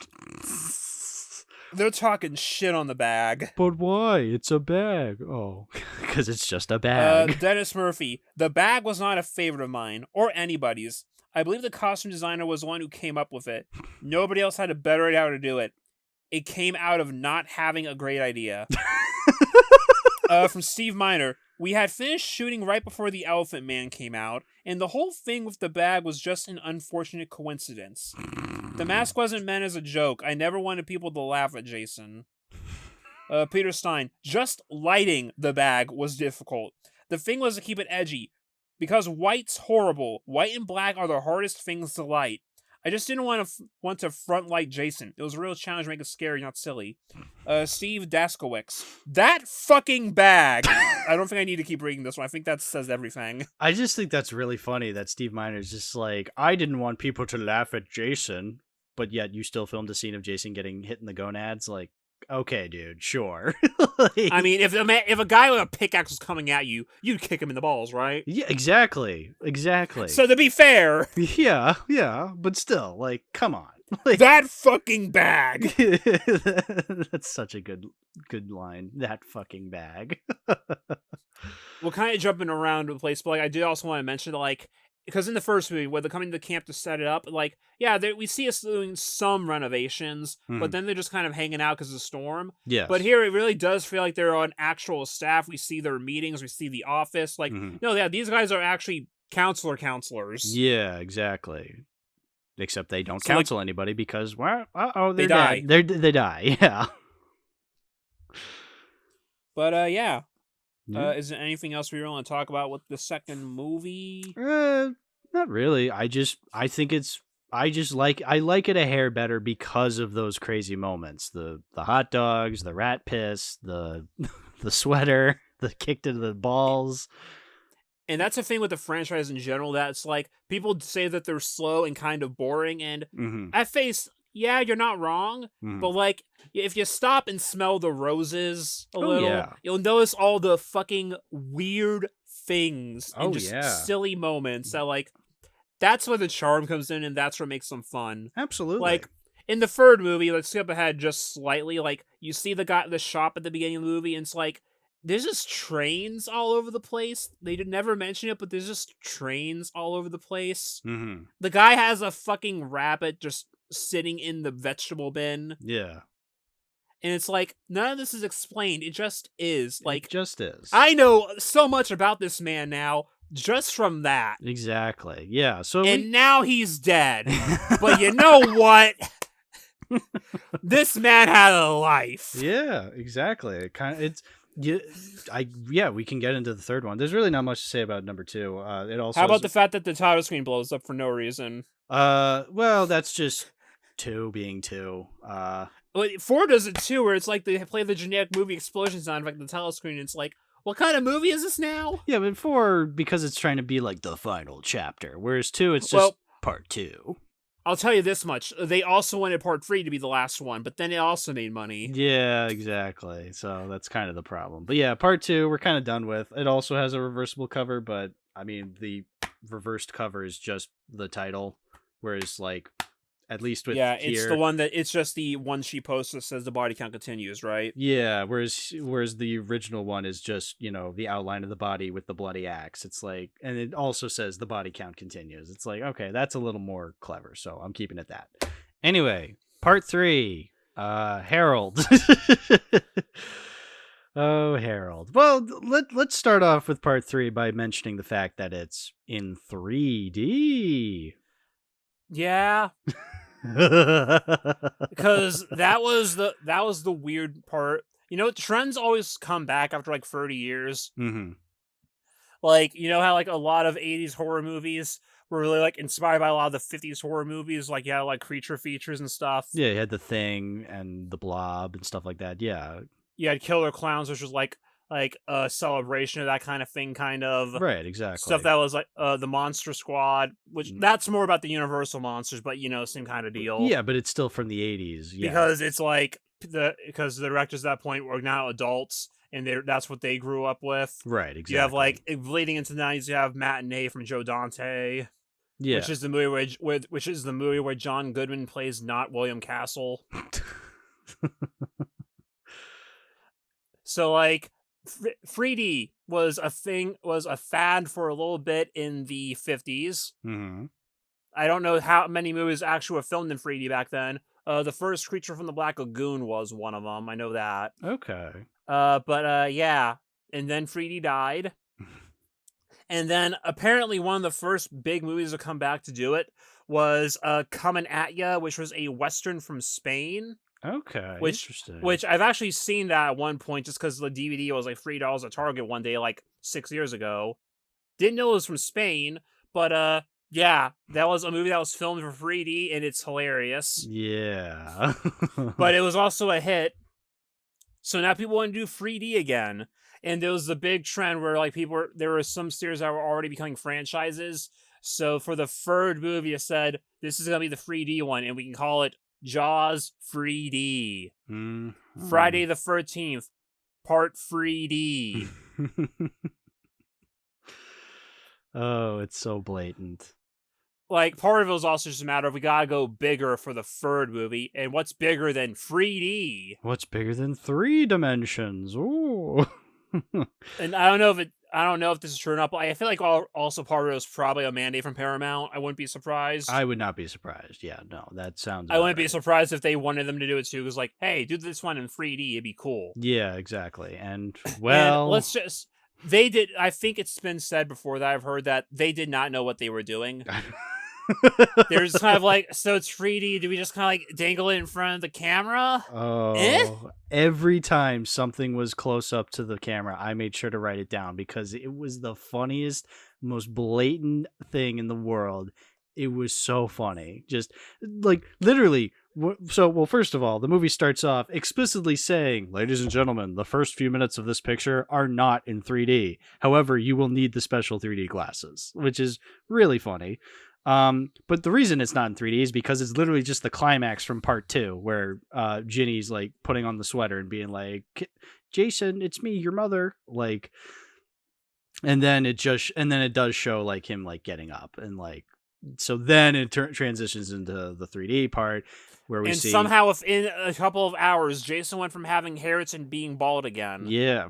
Suspicious. But yeah, so Harold, the first guy, Harold, pointing the pole directly into the camera shamelessly because the movie is in 3D. It's like, it's so obvious. It's so obvious. And for the longest time, whenever you watch this movie, if you wanted to watch it in 3D, it was the red and blue 3D. Oh, which you know, because that was that was the only way you could do 3D for the longest time in home video. Yeah. So, oof. Yeah. So most people just didn't watch it in 3D. Well, that's the thing is like this Blu-ray does come with the option to see it in 2D or in 3D. Yes, that's one of the noble things about the Shadow Factory box set is that this is the first and only release of Friday the 13th Part 3 with actual 3D. Yeah. So if you have a 3D TV and set up to watch 3D movies, you can actually finally watch Part 3 in correct 3D. Which I realized I didn't. I still chose the 3D option, but like it just played it in regular 2D because my TV literally couldn't play it in 3D. But like I still got the gist of it. Like they were just putting things right into the camera to be like, oh, 3D. It's like, okay, guys. I mean, it's funny. No, it is so funny. I pointed every time I saw it. I was giggling to myself. I was like, this is hilarious. I know it looks goofy, but like the eyeball kill, genius. Well, that's my favorite kill in the whole movie. And this movie specifically is the eyeball kill. It's it is very cheap. It is very much an effect. You can literally see the string. Right. Because and that's entirely in fault of the camera being the way it is because it's 3D. Because it was a 3D camera. But it's a unique kill. Like, it is it's so also like good. the first time Jason's really shown to have like super strength, kind of. Yes. Yeah, because he's literally just smashing Rick's face. Like, absolutely. Like, it's my second favorite kill. If you want to hear my favorite it's the harpoon gun. That one's a good one too. I like that one too because the harpoon goes right into the camera and then it cuts to what's her face? It's probably like the best use of the 3D in all honesty. Yeah, it is the best use, absolutely. But like, yeah, then it hits Vera in the eye and it's she falls over. It's also because it's the first full reveal of Jason when he's Jason, Exactly. It's like, this is the moment. This is the moment, absolutely. But yeah, so I want to talk about Harold, please. He's so goofy. I knew you'd like Harold. So what a fucking guy. One of his first scenes is him like feeding his fish, and then he's like, "Look, guys, it's good," and he eats it. He eats the fish food too. It's terrible. He has trains all over that place. He has his wife is nagging at him. He just has a pet rabbit hiding out there. He has the pet rabbit sitting in the grocery store items, and then he's eating the grocery store. He's eating the inventory. We see him take a shit. He just has whiskey in his bathroom just cuz. He's drinking booze while he's taking his shit. Like, what? What a guy. What a guy. And then he dies. But, you know. We knew everything we needed to know about that man. Yeah, no, you know what? To bring that up, so, like, the fact that, like, we get this character, I mean, that just kind of, in a weird way, it humanizes him. So then when Jason does get to actually killing him, it's like, okay, I get it. This is a bad thing. Well, I mean, going on a killing spree is a bad thing, but, like, I don't know. I feel like the movie still takes the time, still takes the effort to flesh out these characters. I use that term very sparingly when talking about these movies, but you know what I mean. Like, I don't know. It's doing so in a way that it didn't have to, but even though it is, I like the way that it's doing it. Like, just showing this dude and his life as a grocery store owner with a pet rabbit with whiskey next to his toilet, you know, like, it's fascinating. Like, that man had a life. This is an actual world. Exactly. That's like, it kind of just pitches Jason as more of a proper villain, because it's like, yeah, this is just a straight up serial killer. Exactly. But yeah, Harold and his nagging wife die. Oh well. I don't care about the wife. That's fine. Yeah, no, nobody cares about the wife. She's just a huge bitch. But yeah, it's also like Jason isn't even just sticking to the immediate campgrounds anymore. He's just he's doing what he's doing. He just got there like, well, I guess I'll kill these guys now because I'm here. Exactly. Yeah. What's this Higgins Haven? Well, it's near my lake, so fuck these guys. Exactly. Also, there's a kid who holds up a baseball bat to the camera because the movie's in 3D. That's not even the weirdest one. Can we talk about the not Crazy Ralph for a second? Oh, the random hobo they find in the middle of the road is like, oh, you're all very nice, generous people. Yeah. I got this morning from God. That's a fucking eyeball. Don't go there. You're doomed. What? The funniest thing about that scene is that even though he says it's an eyeball, it looks nothing like an eyeball. It looks like a It looks like cheese. It looks like cheese. It looks like a smushed up cotton ball, a smushed up tampon. It is anything but an eyeball. And the movie puts it up into the camera, so all your focus is on this awful eye prop because the movie's in 3D. Oh, it's so funny. What a time. What a bunch of teenagers this is.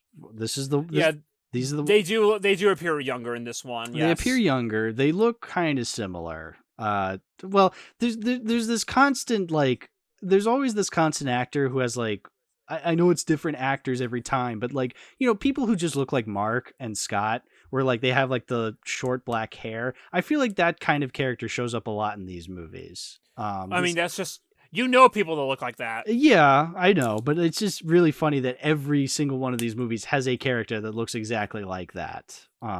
Yeah. But no other character looks like Shelley. I'll give him that. Shelley does look very unique. I do have to talk about Shelley. He's kind of a fan favorite character, kind of less for the movie itself though, and more just for the man playing Shelley. Shelley is played by Larry Zerner, he's not an actor anymore. After he's finished acting, he went to law school and became a lawyer. He's now a Hollywood lawyer. And the reason this is relevant is because you're aware of the whole legal problem with Friday the 13th the past couple years, where Victor Miller and Sean Cunningham were like in dispute over ownership because it was over 35 years, so rights had to go reverted back to the original writer. And there was a huge dispute about that, which is why we haven't gotten a movie since 2009. Why the video game got like all of its content, upcoming content axed. Why there just hasn't been any motion on it because of that court case. Okay, yeah.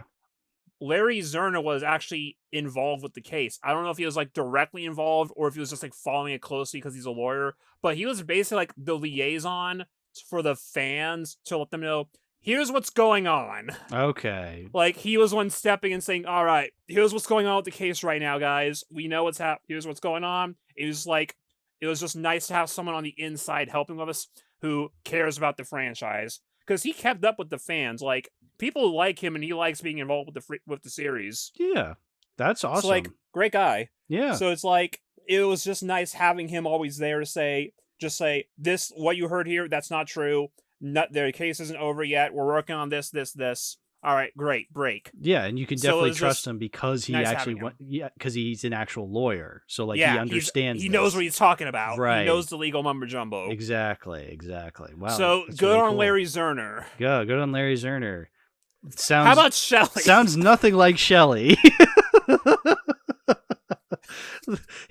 I wanted to mention he looks. It's my whole world. He looks a lot like Jonah Hill in Superbad, and I don't know if that's like a good thing or a bad thing. I don't know, but he's just like this fat, like curly haired weirdo who loves pranking people with props. It's just incredibly random. This is the first time where I feel like the movies were starting to become a little aware of what they were, because you have that scene where Shelley pranks people and you think like, oh, in any other movie leading up to this one, they would not have subverted that. They would have been like, no, this is a real scene. Like, oh, Shelley is dead. But no, like then Shelley gets up. It's just like, it was a prank, guys. Like this is when the movies started to realize, oh, we can subvert these tropes that we've been doing. Like, and I think that's really cool. Like this is the movie where that kind of started.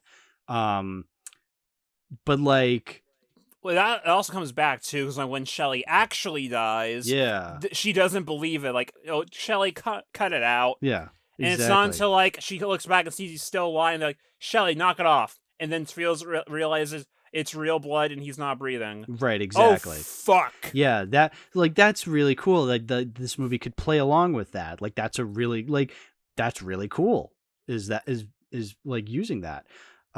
Shelley is also accidentally the most important character in the movie because one of the props he just so happened to bring with him was a white and red hockey mask. So I really want to talk about that because I'm thinking, okay, we haven't gotten to the hockey mask yet. This is the movie where it's introduced. So I'm thinking, okay, it's got to be some significant way that's going to be introduced. It's like, no, Shelley just so happened to have a hockey mask and Jason just so happened to put it on to cover his face.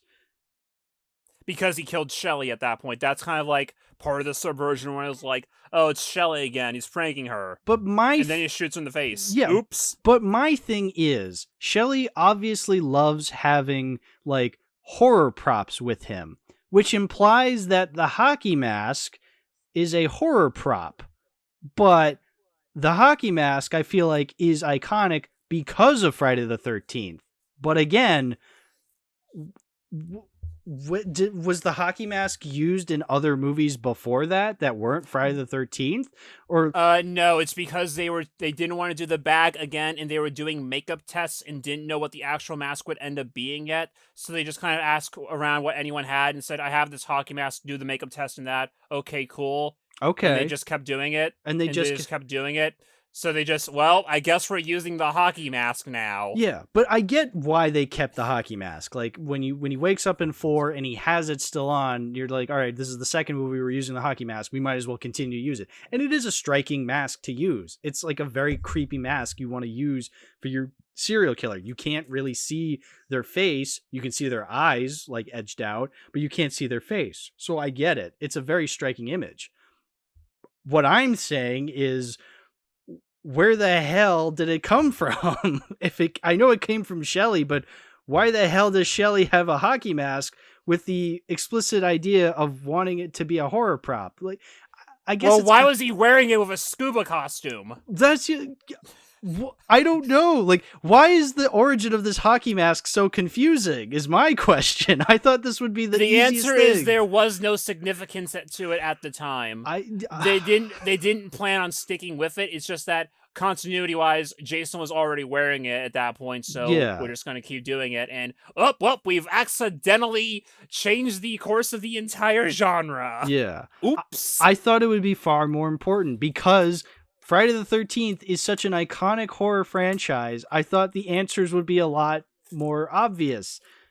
No. The answer is there is no answer because it was never intended to be that. It's just that that's just how history ended up being. The answer... That goes again with what I was saying, that like nothing was planned. It just kind of all happened as they were going along. And it just so happened that the stuff that they just came up with on the spot as they were going along became super fucking iconic and important to slashers and horror in general. The answer is it was a accident. Yeah.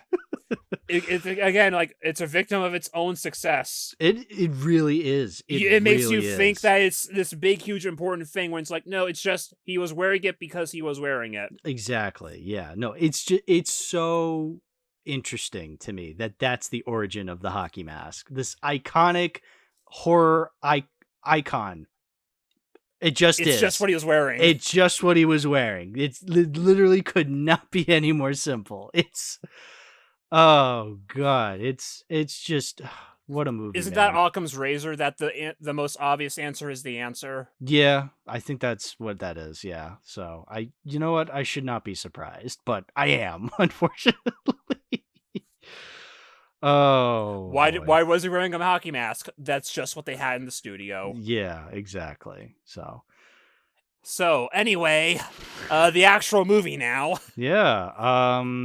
So do you want to talk about the one weird one-off line when they're in the van driving and it's like they set up the fact that the one girl is pregnant and then they never mention it again and it never comes up? I want to mention that because this girl explicitly says at the beginning, "I'm pregnant."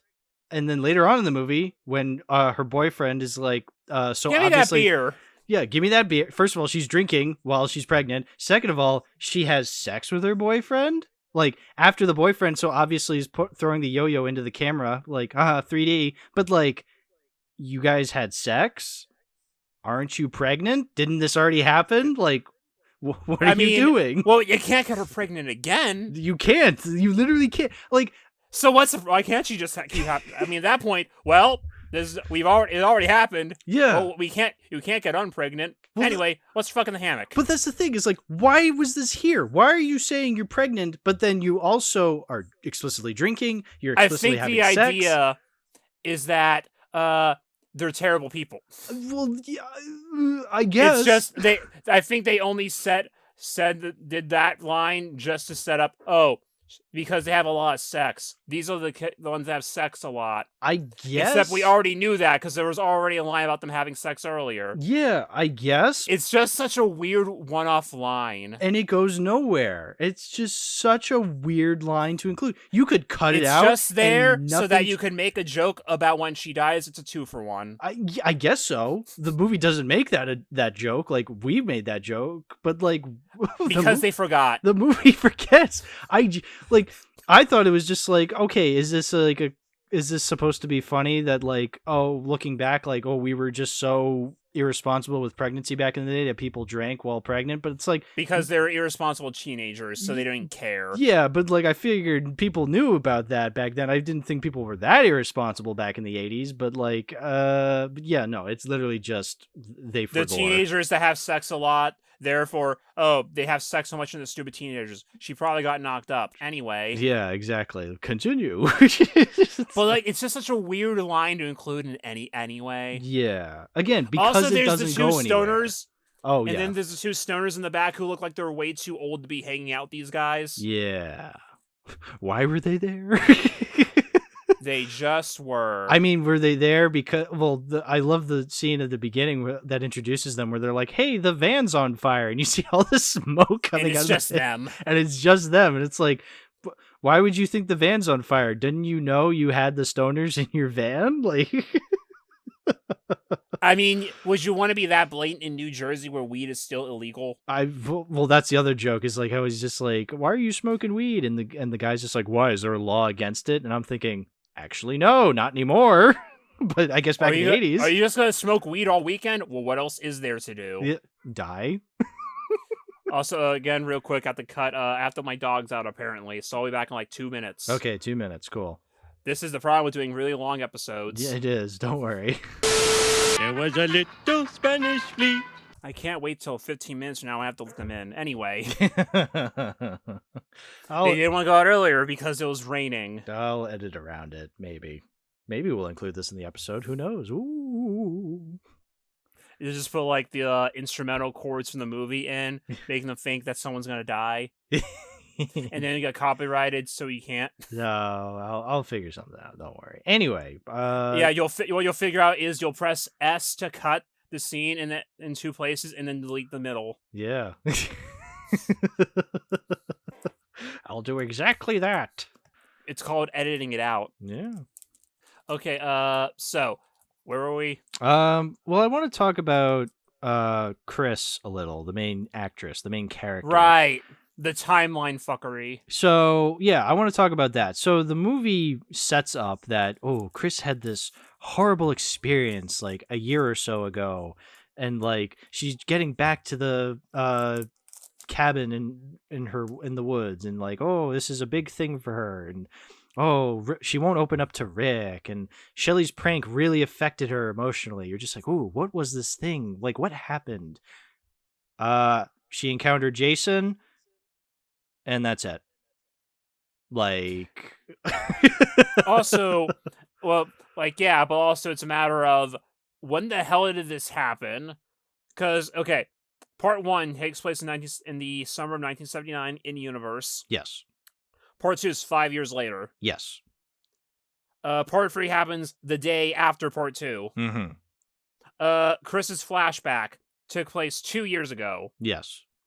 Which would mean 3 years after the events of the first movie. So 3 years is after Jason kills Alice and goes fuck off for a while. Mm-hmm. Randomly terrorizes this girl.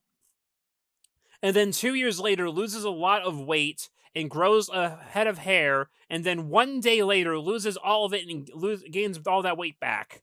Yeah. What? You saw Jason before he came back? How did that happen? Now, see, I don't mind that you have a scene of her interacting with Jason, because like it kind of adds the character. It kind of adds a little depth to the character, and it kind of adds this mystery to this character. But then it's like the actual scene is so lame, because like she's like remembering this horrible traumatic night of this weird looking guy approaching her, and then nothing happens. Like nobody dies in that situation. She doesn't get stabbed. She doesn't get like a scar. Like nothing happens. She just, it's like this weird anticlimactic thing where like, you think like this is like this huge thing that happened to this character, because the movie builds it up so much, and it was just, hi, Jason. Okay, I wake up. Jason's not there anymore.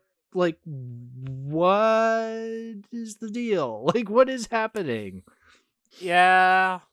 But my concern is more just a matter of how and when did this happen. Yeah. It's like the continuity is good in some places you wouldn't expect, and then stupid in others. Yeah, no. It makes no sense continuity-wise, and the actual scene itself is unbelievably lame in terms of, like, actually having any emotional weight to it. Like, what a letdown. It's just so strange to me.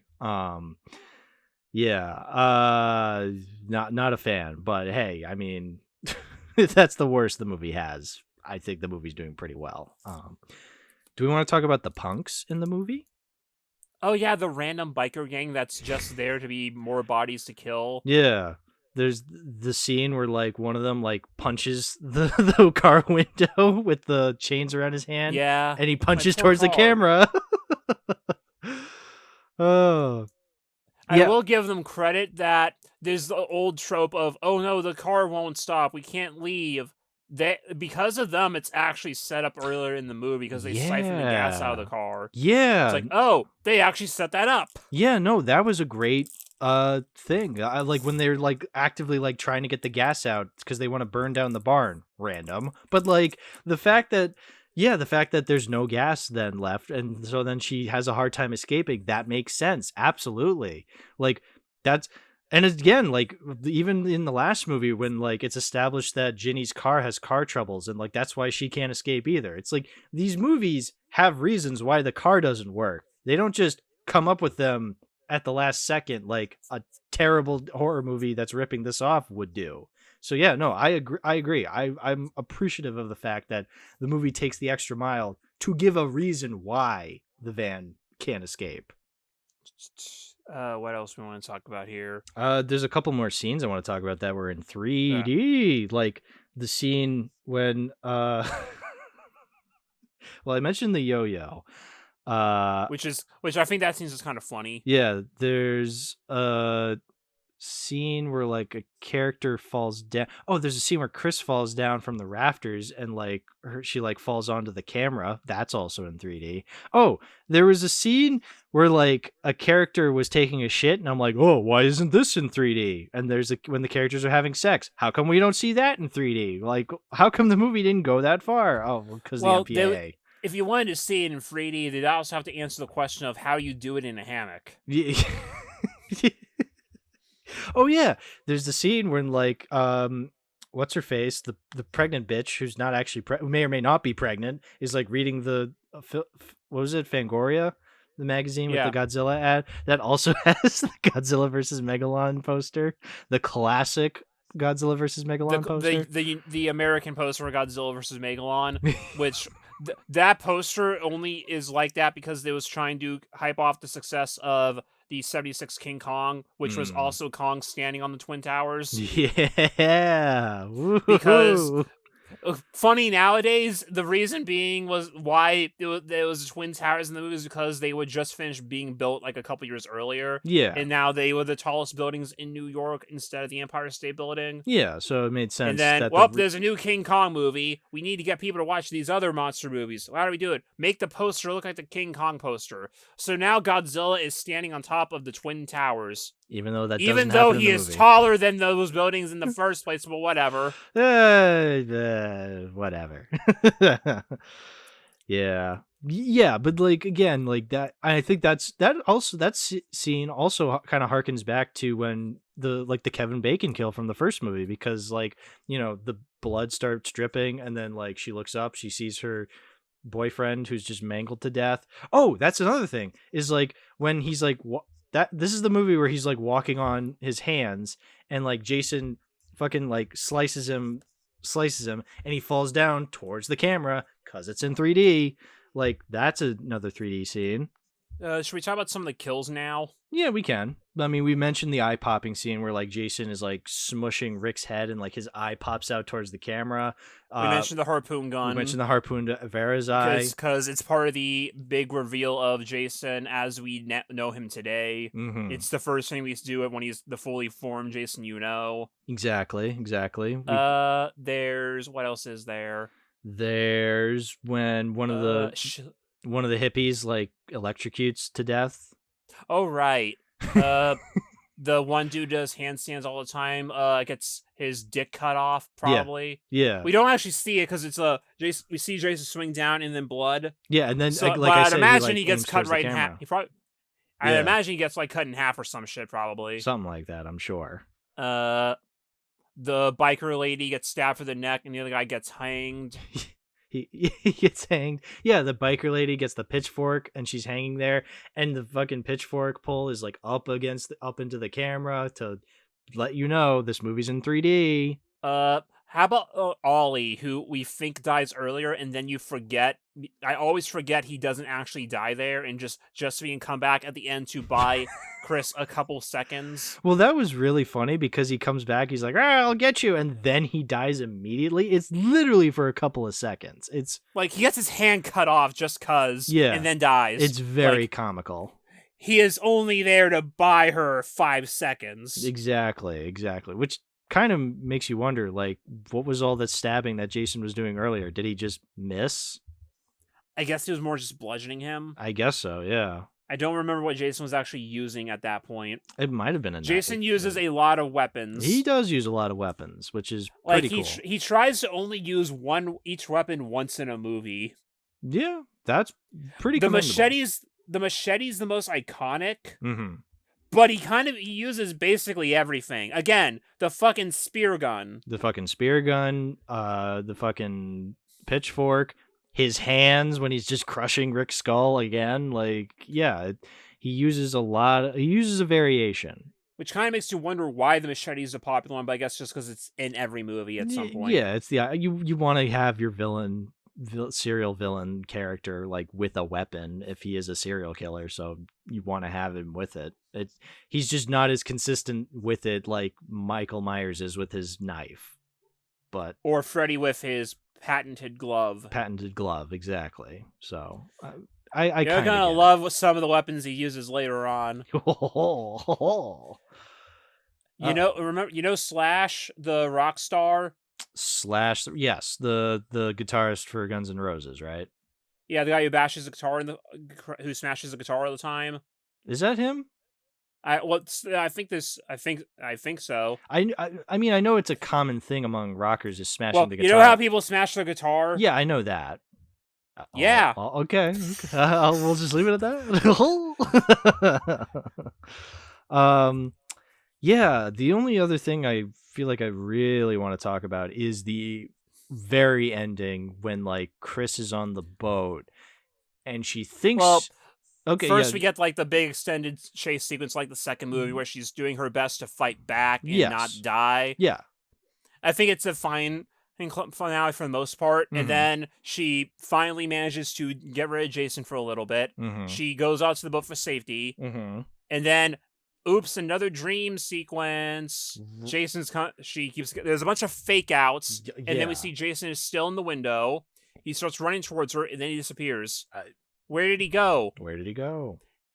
And then suddenly, the decomposing body of Pamela Voorhees jumps out and pulls her under. Now, does Chris realistically know who Pamela Voorhees is? You have no reason to know who that is. There is no reason for her to be there in this dream sequence. No. I think it is only there because it's a subversion of the first movie where it's like, oh, Jason's coming out together in the cabin. But then Pamela strikes. Yeah. Oh, the old switcheroo. You really got me. Friday the 13th just part to connect 3. It's just to connect to the first movie because they did want this one initially be the last one. Okay. And then it made money. Shit, it made money. Oops. Let me grab the book again real quick because we need to get the stats out again here. Oh yeah, please. I need to hear the stats. Let's read the coroner's report. Yeah. Let's read the coroner's report. Part 3. Budget, $2.25 million. Okay. Shooting locations, the Lose It Movie Ranch, Saugus, California. You know what? It's funny that you mentioned that. There's a scene at the beginning of this when like the guys are going to pick up Vera. That's when we see like the kid like holding the baseball bat up against the camera. They're like walking, and I can explicitly see in the background a palm tree in one of the house's front lawn. I'm like, oh, they filmed this shit in California. Yeah, this is explicitly, you can very easily tell looking at the landscapes that, this is not a campground in New Jersey anymore. No, it's California. But yeah, U.S. box office, $36,690,067. Wow. Opening weekend, $9,406,522. 25.63% of the box office, rank 1. Wow. It got a re-release a year later in 83 because there was no movie in 83. There were 2 years where there was not a Friday the 13th in the 80s. It was 83 and I think 87. Okay, that sounds about right, maybe. Let me double check on that real quick. Yeah, double check that just in case. It was 83 and 87. That's actually interesting that like every other year in the 80s has a Friday the 13th movie except for 83 and 87. Well, again, that's part of why it's the big iconic series, because it came out almost every year for 10 years. Right. It was the Saw of its time. Yeah. Yeah. Yeah, but a US re-release, May 14th. That's a Friday. Oh. Re-release box office 2,108,548. Oh. And the re-release ranked number 10. Okay. It's still something. Yeah. They also have a date of the first DVD release for all these in the sales figures. This book came out like for the 25th anniversary of the series, so that was 2005. So that information is horribly out of date, so I'm not going to bother reading it. That's fine. That's just like the Star Wars book I had when we talked about the Ewok movies. That came out after Revenge of the Sith and was just like, oh, look at all the Star Wars facts. It's like a lot has happened since 2005. Yeah, like the book for them, other than the stats here, like all the information is still basically the information. Like Right. It's still a great resource. Yeah. And like they don't have the 2009 film in here, obviously. Mhm. When they do the documentary of the same name, that will be in there because that came out in 2011. Okay, that makes sense then. But yeah, so the documentary is more up to date just by nature of it came out like 6 years later. Mm-hmm. Mm-hmm. But yeah, it's still a good book to have. Yeah, that sounds it. But yeah, I I just find it funny that they talk about the DVD releases as if that's a huge stat when it's like, yeah, I think those are impressive numbers, but also it's been like over 20 years since then. Yeah. And you can walk into it is easier to find I feel like I have an easier time finding the Friday the 13th movies in a box set at Walmart or Target than I do a Blu-ray copy of fucking Footloose. So take that, Kevin Bacon.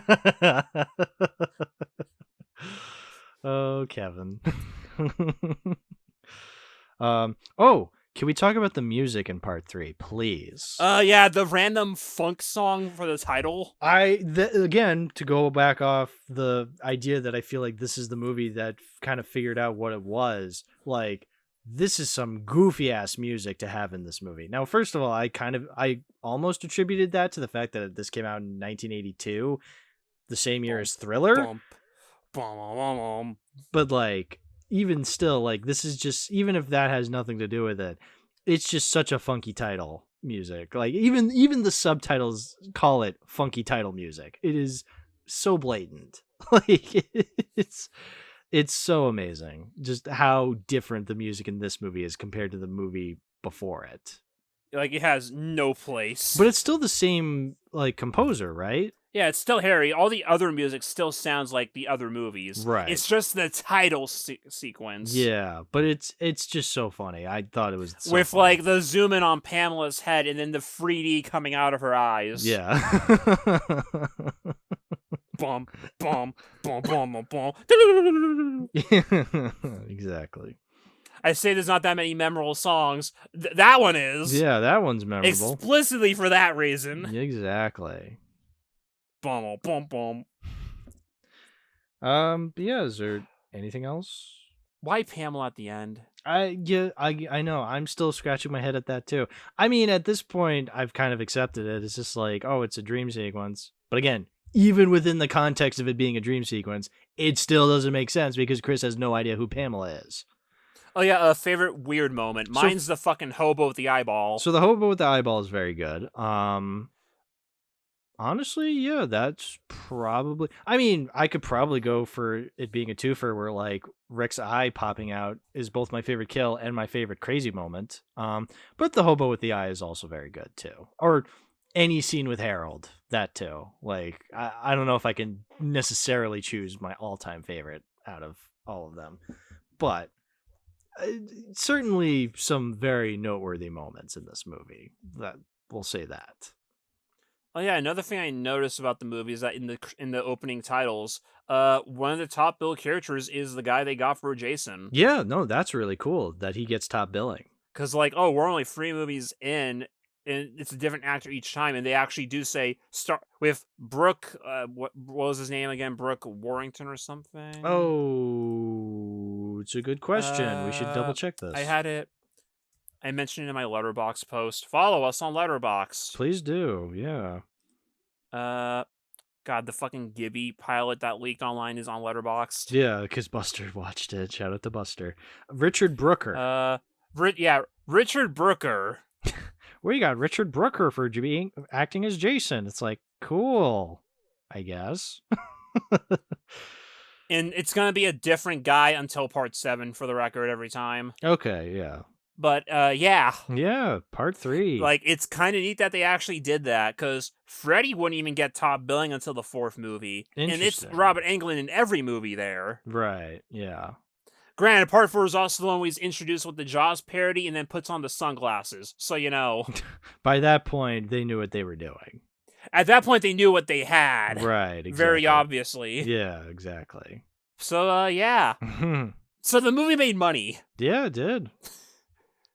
But then they're like, okay, we gotta finish this guy off. We gotta stop this story. Yeah, so after part 3... So, part 4, the final chapter, Jason's Unlucky Day. Is that like, are those like some of the other titles that it had? Jason's Unlucky Day? Tagline, it's part of like the extended tagline for the movie. Oh, okay. Taglines: 3 times before you felt the terror, known the madness, lived the horror. Now, this is the one you've been screaming for. Yeah. Friday, April 13th is Jason's Unlucky Day. That's so funny. So yeah, part 4, the final chapter. Ooh. Yeah, the final chapter, and it made 32,980,880 against a 2.6 million budget. Oh no! Yeah, there's nothing final about it. But we might as well talk about it. So yeah, Friday the 13th, the final chapter, part 4.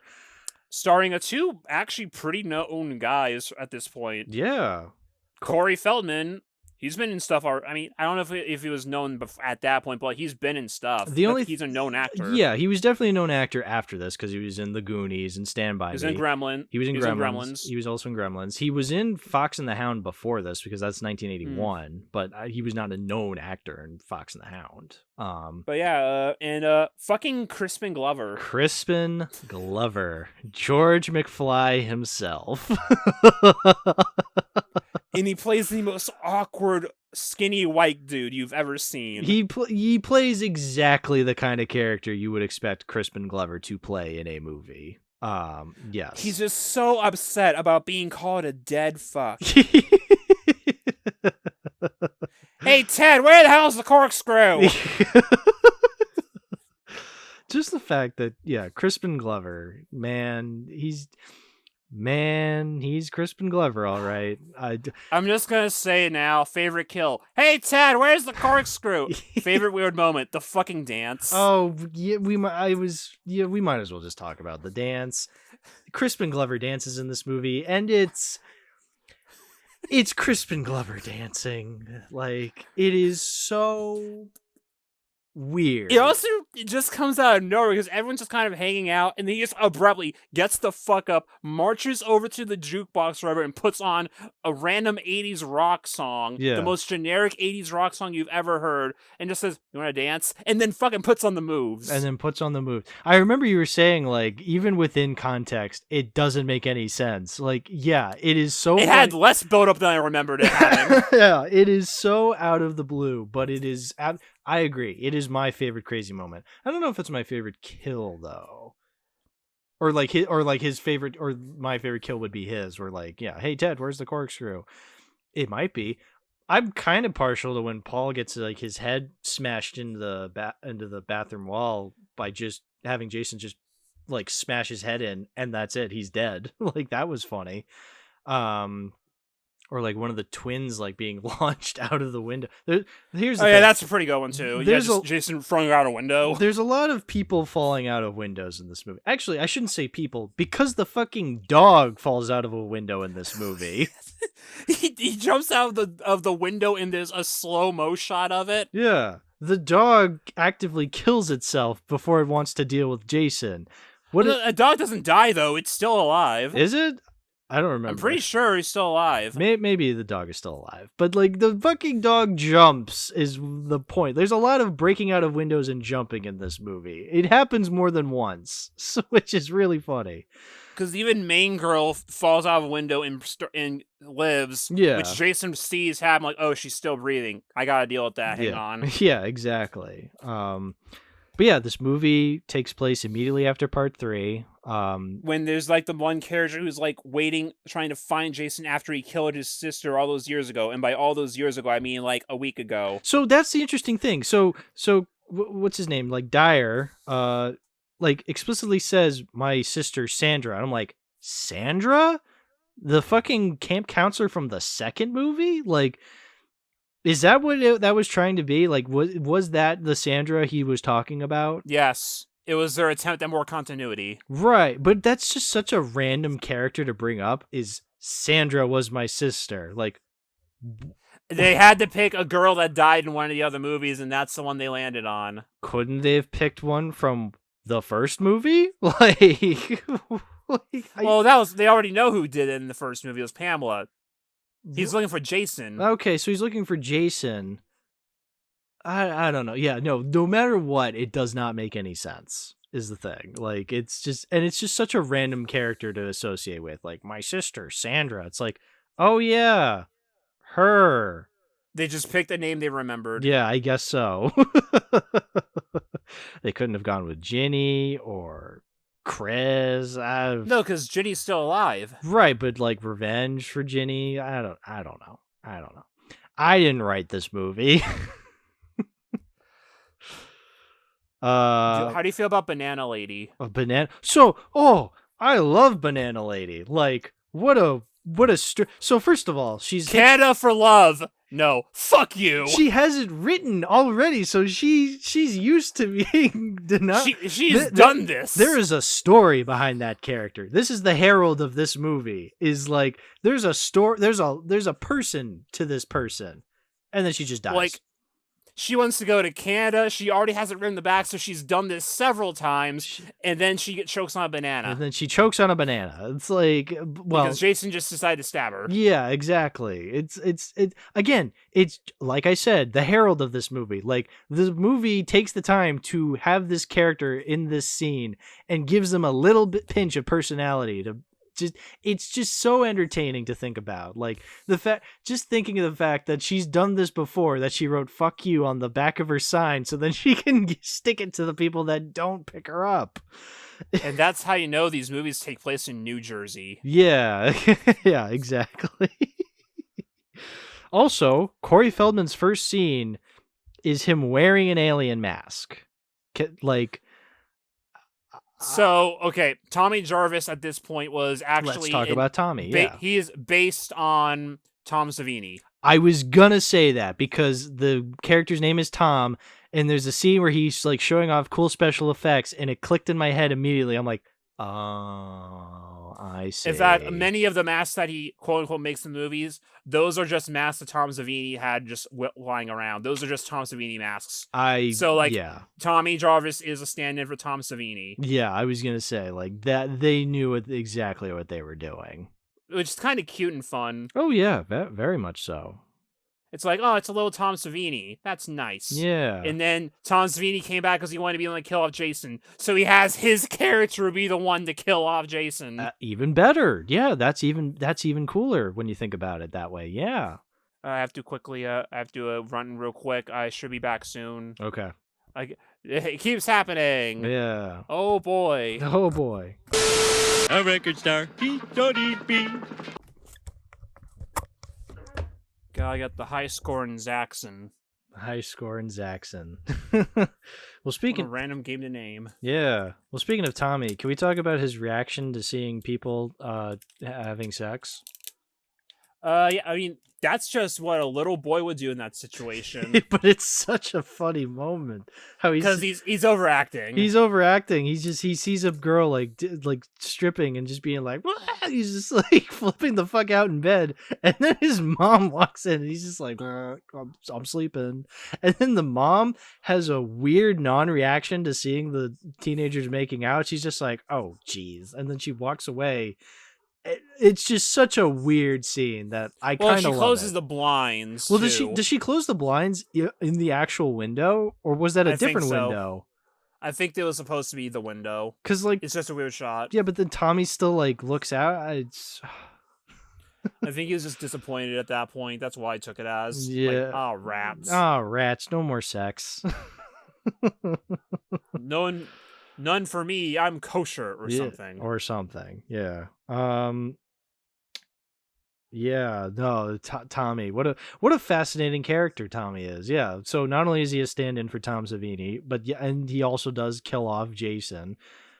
He does so in like a way that I can't believe I'm saying this is even weirder than the sweater scene from the second movie. Like, I mean, the effect of Jason falling down, the machete sliding is really cool. But that's then, cool. To finish it off, it's just I'm gonna repeatedly hit you now with the belt. Yeah, well, I'm talking about... It's the machete, but it looks like a belt. But I'm talking about the fact that he shaves his head and is just like, remember me? I'm you? Like, it's... Yeah. What? I'm going to become Jason to kill Jason. And it's just so funny how he's just like, Trish, keep him occupied while I shave my head.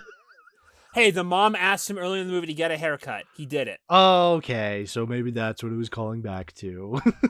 I think it's just irony. Yeah. It's absolutely, he's doing it because... it's just a mentality of I have to become the killer to kill the killer. Yeah, I guess. And they do, even though it's the last movie, there's like that awkward cliffhanger of setting up Tommy as a potential killer later on. Well, yeah, so they pull a Halloween 4 where like you think, oh, is little Jamie gonna be the next Michael Myers? No, she was just possessed. So I'm curious to see where Friday the 13th Part 5 goes with this cliffhanger. They do try with it. Okay, so they try more than Halloween 5. Try. Okay, they do try. It's just that no one likes it, so they backtrack. Oh, I'm very curious to see where this goes. But yeah. But yeah. Yeah. That's what the idea was supposed to be, and it's awkward. I get what they're going for, though. Right, of course. But yeah, Friday the 13th Part 3 was where Jason gets a hockey mask and he becomes a Jason you know. Part 4, I feel, is really where, even though it's the final chapter, is where the series becomes what you think it is. Oh yeah, definitely, because this is where the sex comes in. This is where we're nude all the time. This is where we're focusing on Jason killing people. Oh yeah, I made it a point to write down that there is a pointless skinny dipping scene in this movie. Like, why? No, it's not pointless. It sets up the fact that Crispin Glover is awkward. But I got that from the rest of the movie. Yeah, but it's fun. I just like the whole thing where it's like they see everyone taking the clothes off. It's like, come on, join us. Oh, gosh darn it. We don't have suits. And Ted just looks like, what the fuck are you talking about? The fuck are you talking about? Yeah. Ted, man. What a character Ted is. Like, you gotta check out the old computer. He's just, for most of the movie, he's just, like, smoking a joint and watching that ancient porno, it's really funny how often the movie cuts back to him and he's still watching it, like, when he's alive, obviously before he dies. But, like, I feel like there's a good chunk of the movie where it just cuts back to him and he's still watching it. Like, it's just so funny. And to clarify for people in the audience, when he just said their ancient porno, he is watching. At one point in the movie, they are watching a silent film reel of a naked Viking lady from the 1920s. Yes. Yeah. And they're just having a rip-roaring time of it. Yeah, exactly. They're just watching it. They're laughing. Mostly Ted, though. He just can't get enough of that. I mean, because he doesn't get any of that in the movie, is the thing. So he has to resort to the porno. Yeah. Well, Crispin Glover definitely doesn't get anything. No, he couldn't even get the corkscrew. He couldn't get the corkscrew. Yeah, so that's when he dies. Is like Jason stabs his hand with the corkscrew, and he gets a machete to the face, a la the Mark scene in the second movie. But that's a cool death. I'll actually no wait, I'm wrong. He does get the corkscrew because that's what Jason uses to stab his hand in the first place. Right, exactly. Hey Ted, where's the corkscrew? Here. He found it. Oh, but he's dead. He can't drink the wine anymore. Well, now his wine's pouring out of his veins. Yeah. Yeah. Oh, poor Crispin. The mind and body of Crispin. Yeah. Drink this in remembrance of him. Dance like him too. Yeah, mostly dancing. You pull up to the church Christmas social with those moves. Yeah. Oh, it's actually funny that you say like be unto him, because then Crispin gets crucified.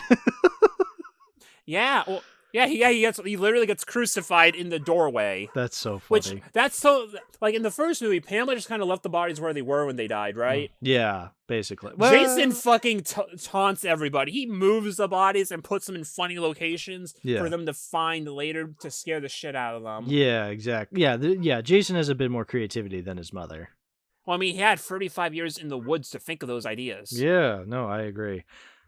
Yeah, if we want to, is there like any other specific scenes you want to talk about with this movie? I mean, we completely ignored the beginning of the movie. Well, the beginning is in the morgue. Okay, in the morgue. With the fucking weirdo doctor Axel watching the aerobics video, jacking off. Yeah, trying to get with the lady nurse, and she trying to sleep on Jason's corpse. Yeah. That's why, you know what? I'm going to chalk that up to why Jason has a thing against teenagers having sex, because when he was in the morgue, they tried to have sex on top of him, and he was not having any of it. No, even when he tries to grab the lady's skirt.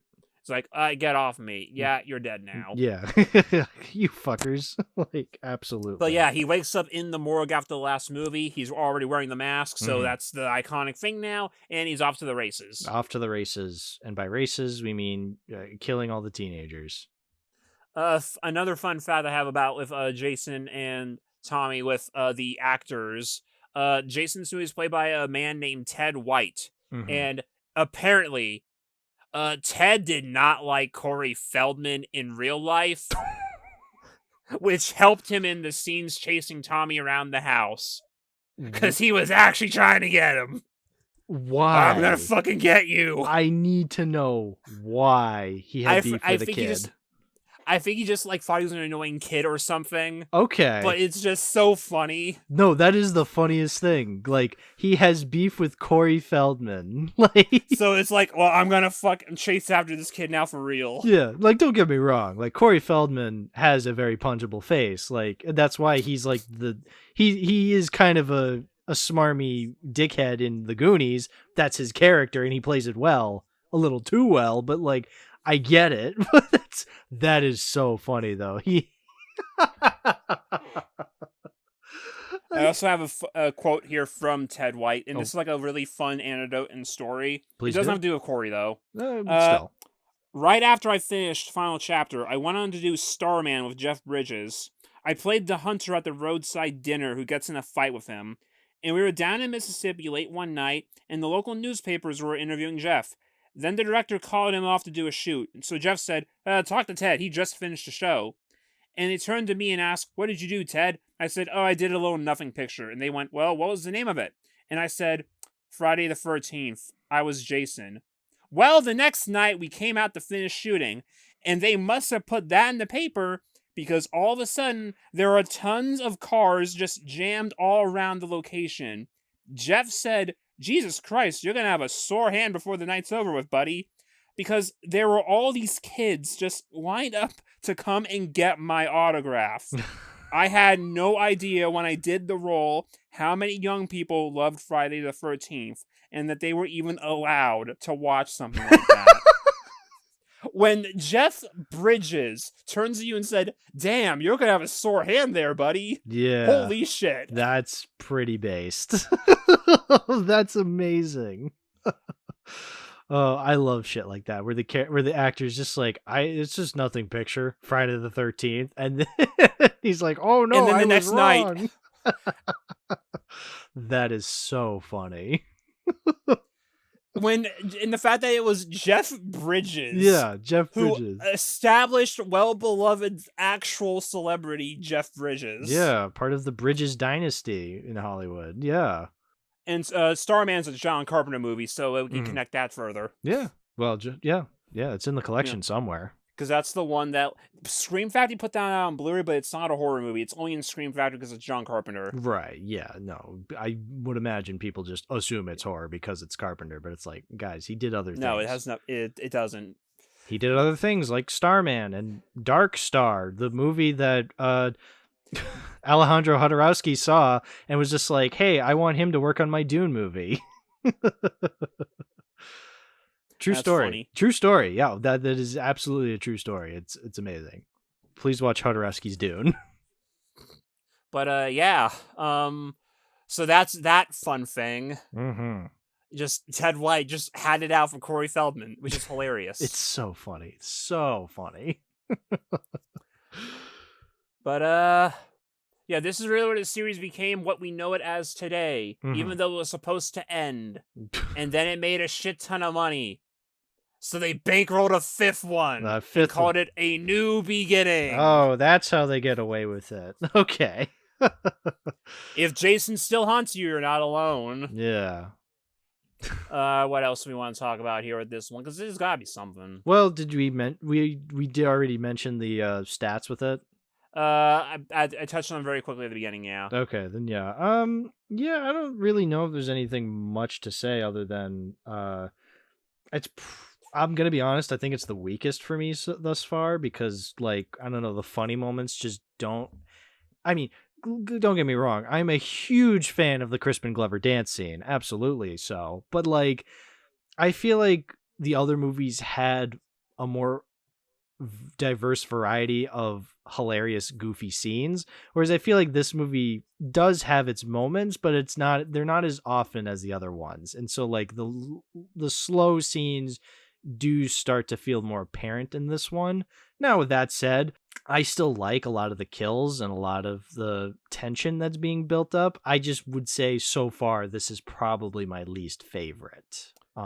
So far I put this one at number 2 just because it is like, this is really where it becomes what it is. Yeah, no. It's the most familiar. Yeah. So that's where I go. I like it more. I think 3, has like some more pacing issues that kept it down a little more for me. Oh yeah, 3 has a worse ending. I'll agree to that. I feel like the ending in this one is better than the last one. Yeah.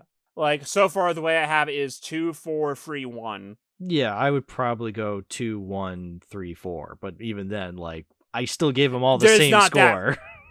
They're not that far from each other. No, honestly. definitely not. This is not like Exorcists 1 and 3 and then 2, and like the gap between 3 and 2 is like astronomically large. Like, yeah, no, like these movies are all kind of similar. Like, when I say I rank these, like, these are very loose rankings, I would say. Like, yeah. I could be argued into believing any number of these as being better than the other ones. I'm just at the moment, that's what I would say thus far. Yeah. And like, you gotta figure like these movies, they're not very deep, they're just fun. Exactly. I know exactly what I'm getting myself into when I'm watching all these movies. Like, once, like, again, like years ago, I had no idea what I was getting myself into, and I was like confused. But now that I know, I'm starting to figure it out a little more. So like, I know what I'm getting into with these Friday the 13th movies. Like, I'm not expecting high quality horror art, but I'm not getting like awful schlock either that would show up on like a Mystery Science Theater 3000 episode, you know? Right. Yeah. It would show up on Joe Bob's Drive-In Monster Madness. If anything. Yeah.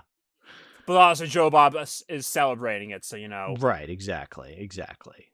But it is interesting to see this series finally, because it has been hyped up as like this iconic series, and I'm like watching it and I'm like, yeah, it's good, but like, as we were saying, like, it is a victim of its popularity. Like, it's because I feel like a lot of people just know of it from its reputation without actually watching the majority of the movies, or they'll only watch 1 or 2 of them, and they'll assume that the whole franchise is just like that. And they're not in that wrong, but they're not right either. Right, exactly. Like, there's like, you watch part 1 and then you watch part 8, and those are 2 different movies. Yes. I mean, yeah, like, I'm not there yet, but I can only imagine. Yeah, and it's because people just assume that because the genre is like this, and because Friday the 13th is the poster boy of the genre, that Friday the 13th is like the rest of the genre. That's Mm, not true, because what you know of the genre today is only after the genre existed for like 15, 20 years. right, exactly. Friday the 13th is an acquired taste. Yeah, I can definitely see that. And it's an acquired taste I'm having a lot of fun with so far. Like, I'm very curious to see where these movies go from here on out. And from what I've seen, I like them so far. Like, I would not say they're my favorite horror movies. Like when I think of my favorite horror movies, like Friday the 13th would not even come into like the top 10. Like, thus far, I would say I still prefer like the first Halloween compared to any of these Friday the 13th movies thus far. But like, I'm still having a good time regardless. Like, I'm very curious to see where it goes, and I've had a fun time thus far. Honestly, I could see all four of these again sometime. Like, I think they're fun schlocky movies. Like, I was sort of riffing on them at times. It's like that would be a lot of fun to like riff on them. Is like, because like there's just so many goofy moments, you know? They're McDonald's. They're not the high art. They're not the greatest things ever. But sometimes it's just what you want to watch. It's a comfort movie. You can just put it on the background and not have to think about it. That is such a good way of putting it. It is the McDonald's of horror. Which again, they make that point in the book here. That's what people are saying. Yeah. I think I can find the quote real quick. Let me see. Friday the 13th is sort of like McDonald's now, isn't it? Betsy Palmer. Yeah. Pamela Voorhees herself. So, yeah. I don't know if there anything else we want to say last minute before we wrap up, sort of, you know? I mean, we're not really wrapping up because we're coming back in like a week for the next one. Yeah, which is why I'm not going to like end this like any normal episode, because you're just going to be back. So like we can just say like be on the lookout for part 2. Part 2, where we talk about part 5, 6, 7, and 8, the second half of the Paramount films. Yeah. And also is where we get into the zombie Jason arc of the series, which is the Jason everyone is actually familiar with. Yeah, exactly. This is when we're getting into the iconic Jason of the unstoppable killer who never really runs anywhere, but he'll find you anyway. This is where we get to the Jason who can take a shotgun blast to the chest and just keep fucking walking. Right, exactly. Yeah. No, I'm very much looking forward to part 2. But hey, that's part 1 for you folks. Thanks for listening. And William, anything last minute to say before we stop recording? I haven't been held by a woman in several years. See you guys in part 2. All right, I'll line that up. Okay, anyway, do you have the book with you? Yeah, I guess I should just pull immediately to part 5. Yeah, pull immediately to part 5. That is part 8 Jason right there. That's the mom from part 7 getting stabbed for the chest. That did happen. That's the room covered in blood in part 6. That's Jason holding the severed arm in part 6. Okay, there's one of the posters for part 5. Hi, Tommy. Hi, Tommy. But yeah, you just about ready to go? I dropped the thing. Hang on. Okay, now reopen up to part 5 because I put a bookmark in the stats. Excellent. By which I mean a random fake magic card that's one of those bonus things I throw at the end of the pack that you can't use because it's just reminder text. Okay. It's not that one you showed us yesterday. I don't remember showing any. Oh, no, I don't have an Esmeralda Monte Carlo car. Okay. Okay. Someday, maybe. If I ever decide to build one. Yeah. All right. So, yeah, I think we're all ready to go. You all set? No, yes. Okay. Here we go.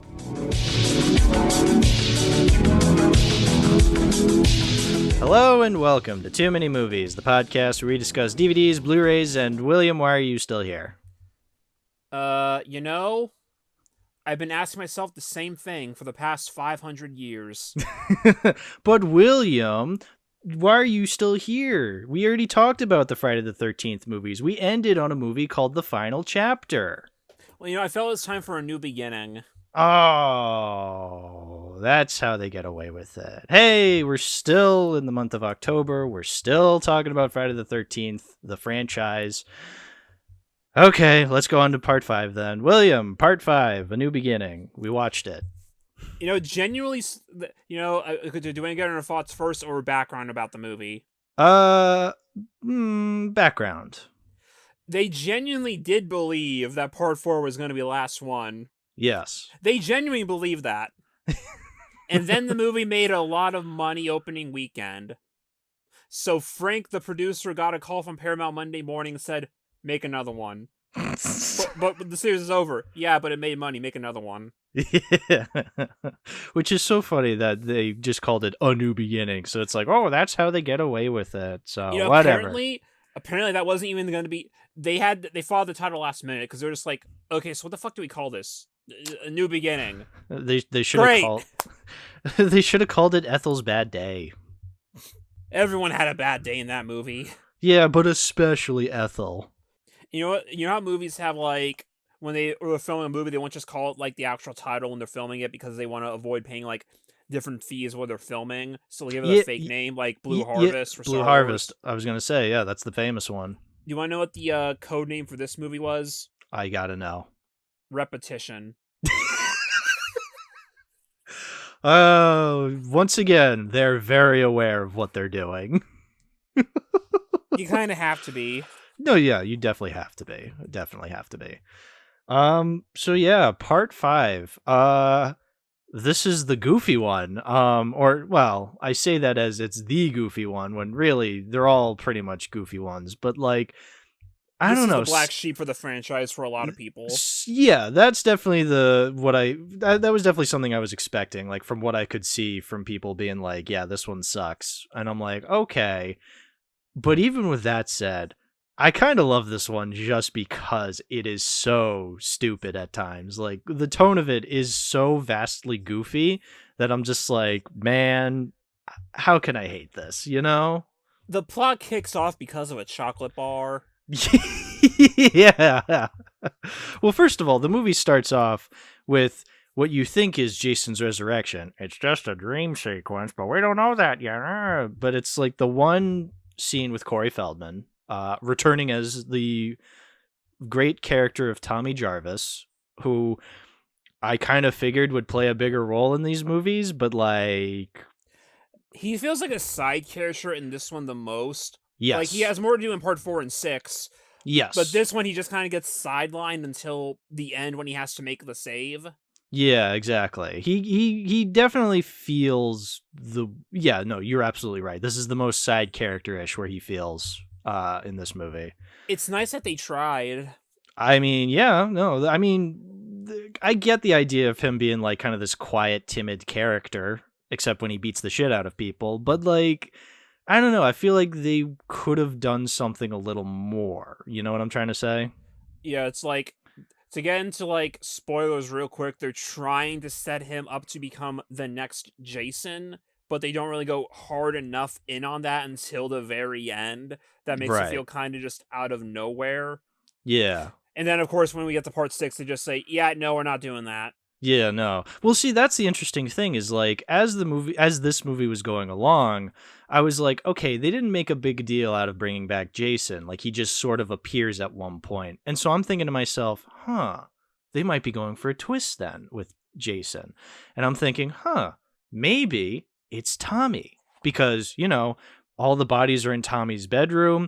Tommy's kind of this weird, timid character who sometimes has bouts of anger. Like, there's that scene where they go to breakfast and, like, Eddie messes with him. And he fucking launches Eddie, like, upside down and just starts beating the shit out of him. It's like, okay, maybe Tommy is possessed by Jason or something. But regardless, Tommy is the one who's doing all the killings, right? No. They do the Scooby-Doo thing where it's like, it's the one guy that was in the beginning of the movie that you forgot about. Yeah. Well, so the first kill of the movie is Joey when Vic just kind of gets pissed off. Really mad for no good reason. Okay, well, actually, we should probably establish. So Tommy's in a mental institution. The worst mental institution I've ever seen in a movie ever. It's like a troubled youth home more than like it is like an asylum. Yeah.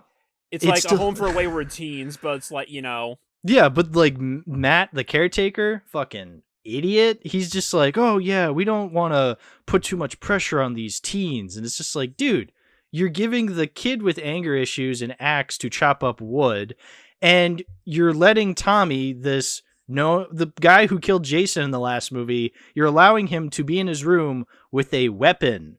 It's like, yeah, there's that scene where like Tommy's like establishing himself in the bedroom and like he pulls out a knife and I'm like, that shouldn't be allowed. Like, what are you doing? I thought this was a home for him to get better. Like, what is this?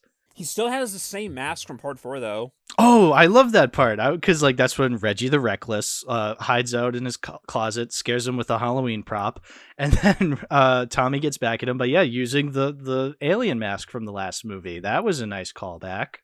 And Reggie, the kid from Different Strokes. Oh, that's what he's from. Yeah. Okay. Oh, I see. He's moving up in the world to Friday the 13th, Part 5.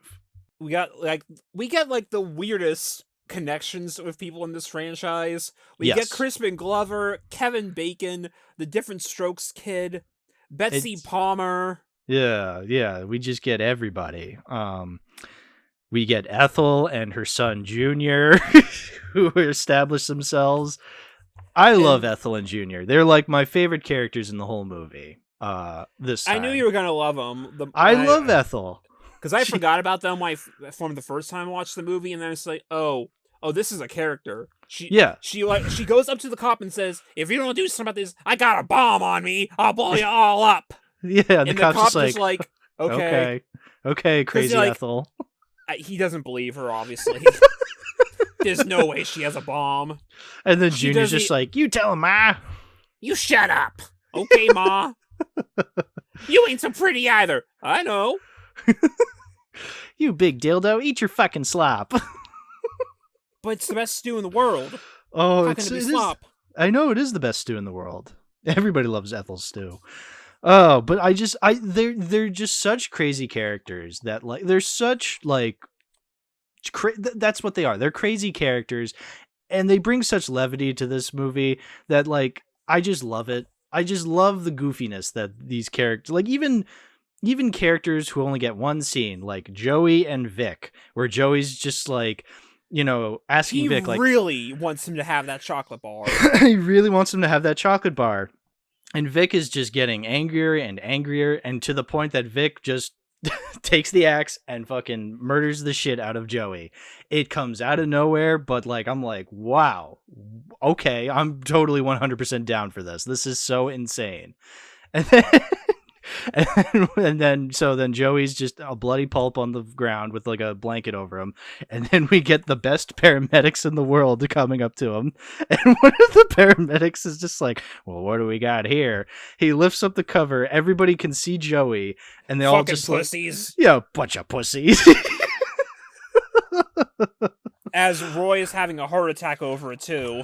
Yeah, Roy, oh my god, it's again, like, it's so goofy. Like, that's the one thing I love about this movie. Can it get a little dreary at points and just kind of boring? Yes, but I feel like this movie is definitely at its goofiest, and I feel like intentionally and unintentionally, like, it's a little mix of both, And it's like, so we'll probably mention this again, but it's like, quality-wise, on this rewatch, a lot of the movies are kind of very similar quality-wise to the point where it really just is personal preference. Yeah, oh yeah, very much so. Like, I have, like, my ranking list on Letterboxd now that I've been going through, but it's like, it's still kind of nebulous. Yeah. That, like, some of them might as well just be tied. Yeah, we're gonna get to part 8 later on, which that's like the first movie to kind of break the 6 out of 10 streak I've been giving these movies, but like even then, it's a very loose 6 out of 10, 5 out of 10 area. Like I can't really, like I can say that one's my least favorite so far. Little spoilers there, but I'll explain later. But even then, like it's really not that much different than what we've been getting with the other movies. Yeah, exactly. And it's like, most people would rank either Part 5 or Part 8 towards the bottom, which I understand. You rank Part 5 a lot higher than most people. I rank 8 higher than most people. But, which that's going to annoy people. Like, oh, this guy likes Part 5. Oh, this guy likes Part 8. Burn them at the stake. We're just all hot takes this episode. It's like, when I see people going against the grain on this franchise, I think that's kind of based. Oh, you put Part 5 at number 1? I don't agree with you, but that's based. Yeah. Honestly, I want to meet the Chad who puts Part 9 at the top. I want to meet that guy. That guy has a story to him, whoever that guy is. We haven't gotten to that movie yet. No. But, that guy is just... That guy has to exist, and he has to be a Chad. Yeah, he just has to be... He has a whole story to him. I'm dying to hear someday. Oh, you put Part 6 at number 1? How original. I also put Part 6 at number 1, but we'll get that. Yeah, I'm also at Part 6 number 1. Anyway. Well, damn, it's like that's the popular opinion or something.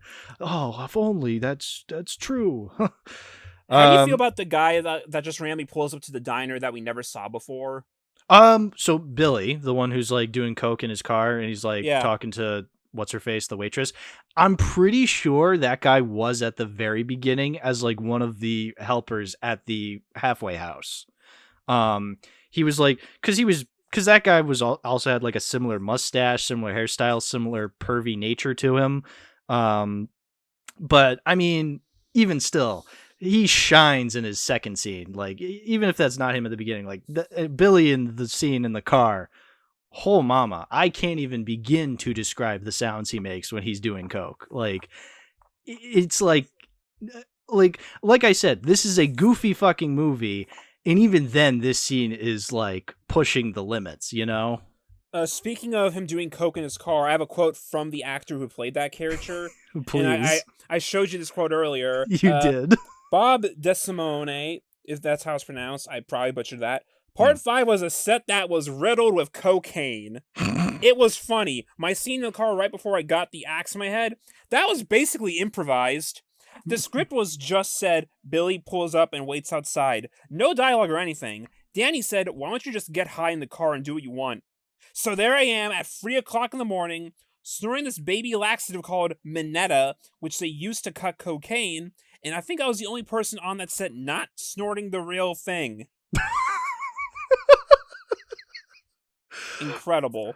Amazing. I mean, also, the actress who played Tina in the movie, which one was Tina?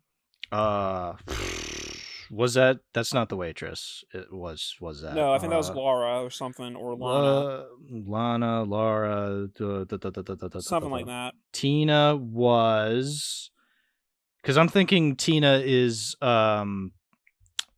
well, I'm thinking of Tina from Part 7, but no, that's later. Not yet, Minion, not yet. Tina was she the girl who's always having sex with that other crazy person? Maybe. Fun fact. She's the one who gets the hedge clippers to the eyes. Yeah. Do I know why she got the part?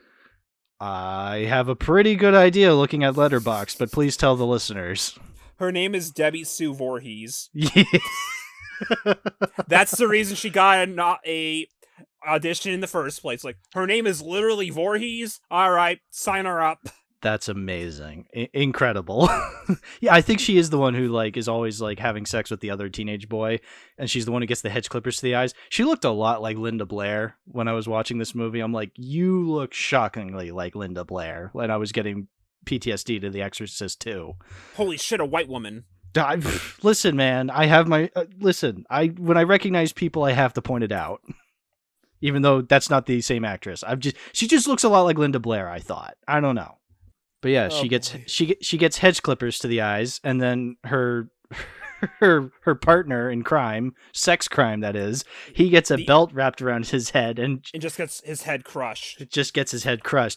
Very creative kill. Yeah, the makeup there's really good too. Very good. Yeah, I like it. I think it's very cool. For this movie's fault, it does have some really cool kills. Oh yeah, very much so. I like the hedge clippers to the eyes. I like the belt to the eyes. Fucking Junior's death. Junior's death. I love the scene where he's just throwing a shit fit on the motorcycle. He's like, and then just slap. And then just whack. And Ethel's like, come eat your slap. And then Ethel gets a butcher knife to the face and she drowns in her own stew as she's There's crushing an a anecdote tomato. about that. There's Yeah. an anecdote about that one. Please. So from the actress, I think the most direction I ever received during part 5 was how to squish a tomato. In my death scene, I was supposedly making stew and then a cleaver in my face or something. And then they cut to my hand and I'm squishing the tomato while I die. Those are the shots that these movies are about.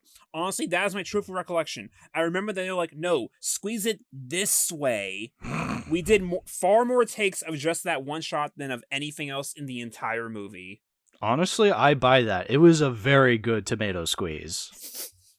Nobody can squeeze a tomato like Ethel. Yeah. R.I.P. Ethel. Well, I mean, there's also the scene of Demon, Reggie the Reckless's older brother, dying in an outhouse. The second funny toilet scene in a Friday the 13th movie thus far, where he's taking a shit, starts harmonizing with his girlfriend on the other side. She gets her neck slit, and then quote unquote Jason comes up and starts stabbing, like, what was it, like a fence post or something, like through the outhouse, right? Oh yeah, God, like that sequence. Yeah, like, and then he dies in an outhouse. What a way to go. Poor Demon. That's his name. Yeah, honestly though, one of the coolest characters in the movie. I agree. He's played by Miguel A. Nuñez Jr. I think that's how you say his name. Let me just... He had a quote in here somewhere, too. He was in the first Scooby-Doo movie, written by James Gunn. He was in Return of the Living Dead. He was in Lethal Weapon 3. What a career!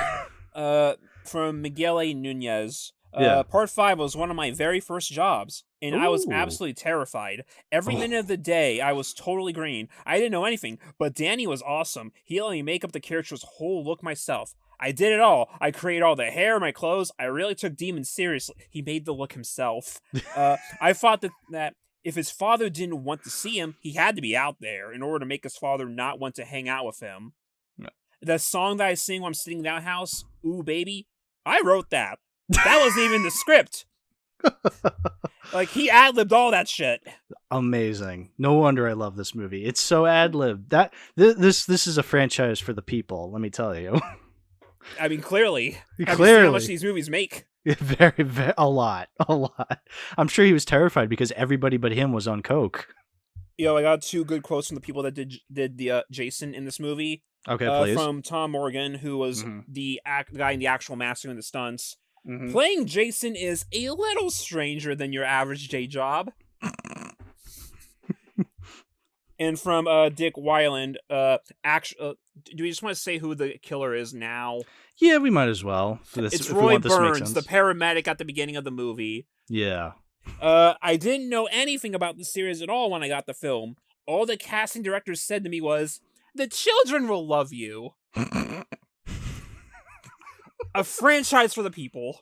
A franchise for the people. But yeah, the killer in this movie is Roy Burns, the paramedic, who is apparently, we don't find this out until the very end, was Joey, the guy that died because of Chocolate Bar's father, who never told anyone he had a kid. So there's no way for you to solve the mystery. It's just there. And it's like, it's so unclear who it even is when he gets unmasked at the end. It's like, who is that? Yeah. So they have to remind you at the end. Well, that's the thing is like I was saying throughout the movie, I'm like, oh, you know what would be a great twist is if Tommy did it. But then it's like, no, it was Roy, you idiot. You didn't see that coming. It's like, okay, just because I didn't see it coming does not make it a good twist. And well, it's like, I think they're trying to like frame Tommy too, but they don't really go hard enough in on it. I know, but then they still have him do that weird shit at the very end anyway. So like, it just doesn't make any sense. Which I get it. They had the template for what they wanted to do, but then they just didn't do it. No, they did not. It was they did not for sure. I want to talk about. They sure tried. They sure tried. Also, a quick note: the stunt coordinator for the movie was Dick Warlock. No kidding. Who's that? I forget, but I see his name a lot in horror movies. And his name is Dick Warlock, so he has to be good at his job. I'm glad you brought that up, just purely for the fact that you said his name. Yeah, we got to mention Dick Warlock. Yeah. But anyway, I want to talk about Violet's death. Violet, the punk rocker character, with has, the playing the pseudo echo song "His Eyes." oh yeah, which you can only find on Spotify in a live version for some reason. I think they made that song for the movie, but it's never been released otherwise, except live. Interesting. It was pretty good. It was a pretty good song. I mean, it was trashy 80s music, but I like trashy 80s music. But she also has a bit of a dance scene where she's, dancing like a robot. Yeah. But it's no Crispin Glover. They should, those two should have dated. They should have had a dance off. Yeah. They should have had a dance off, went on a date, bonked, and then Jason killed them. Again. Yeah. Yeah, they should have done that. Anyway, yeah, and then do we want to get into the climax where Jason, well, again, quote unquote Jason, Roy is going around really starting to kill people. Reggie and Pam are the ones who we're focusing on, running away because Tommy walks off. This is what I'm saying. Tommy at some point walks off, and I'm thinking, okay, we haven't seen him for a while, but we see this Jason-like character. It has to be Tommy. But then Jason, quote unquote Jason, hashtag Roy, runs into the barn and is chasing Pam and Reggie, and then Tommy just appears, and then it's nope, wasn't Tommy, it was Roy. And it's you can tell they were trying to go in that direction, but they just didn't give enough focus. No. We needed one or two more scenes of Tommy having the Jason flashes, or having look at a knife weird, or pick up the mask, because he apparently has it on him. I mean, apparently that's what that.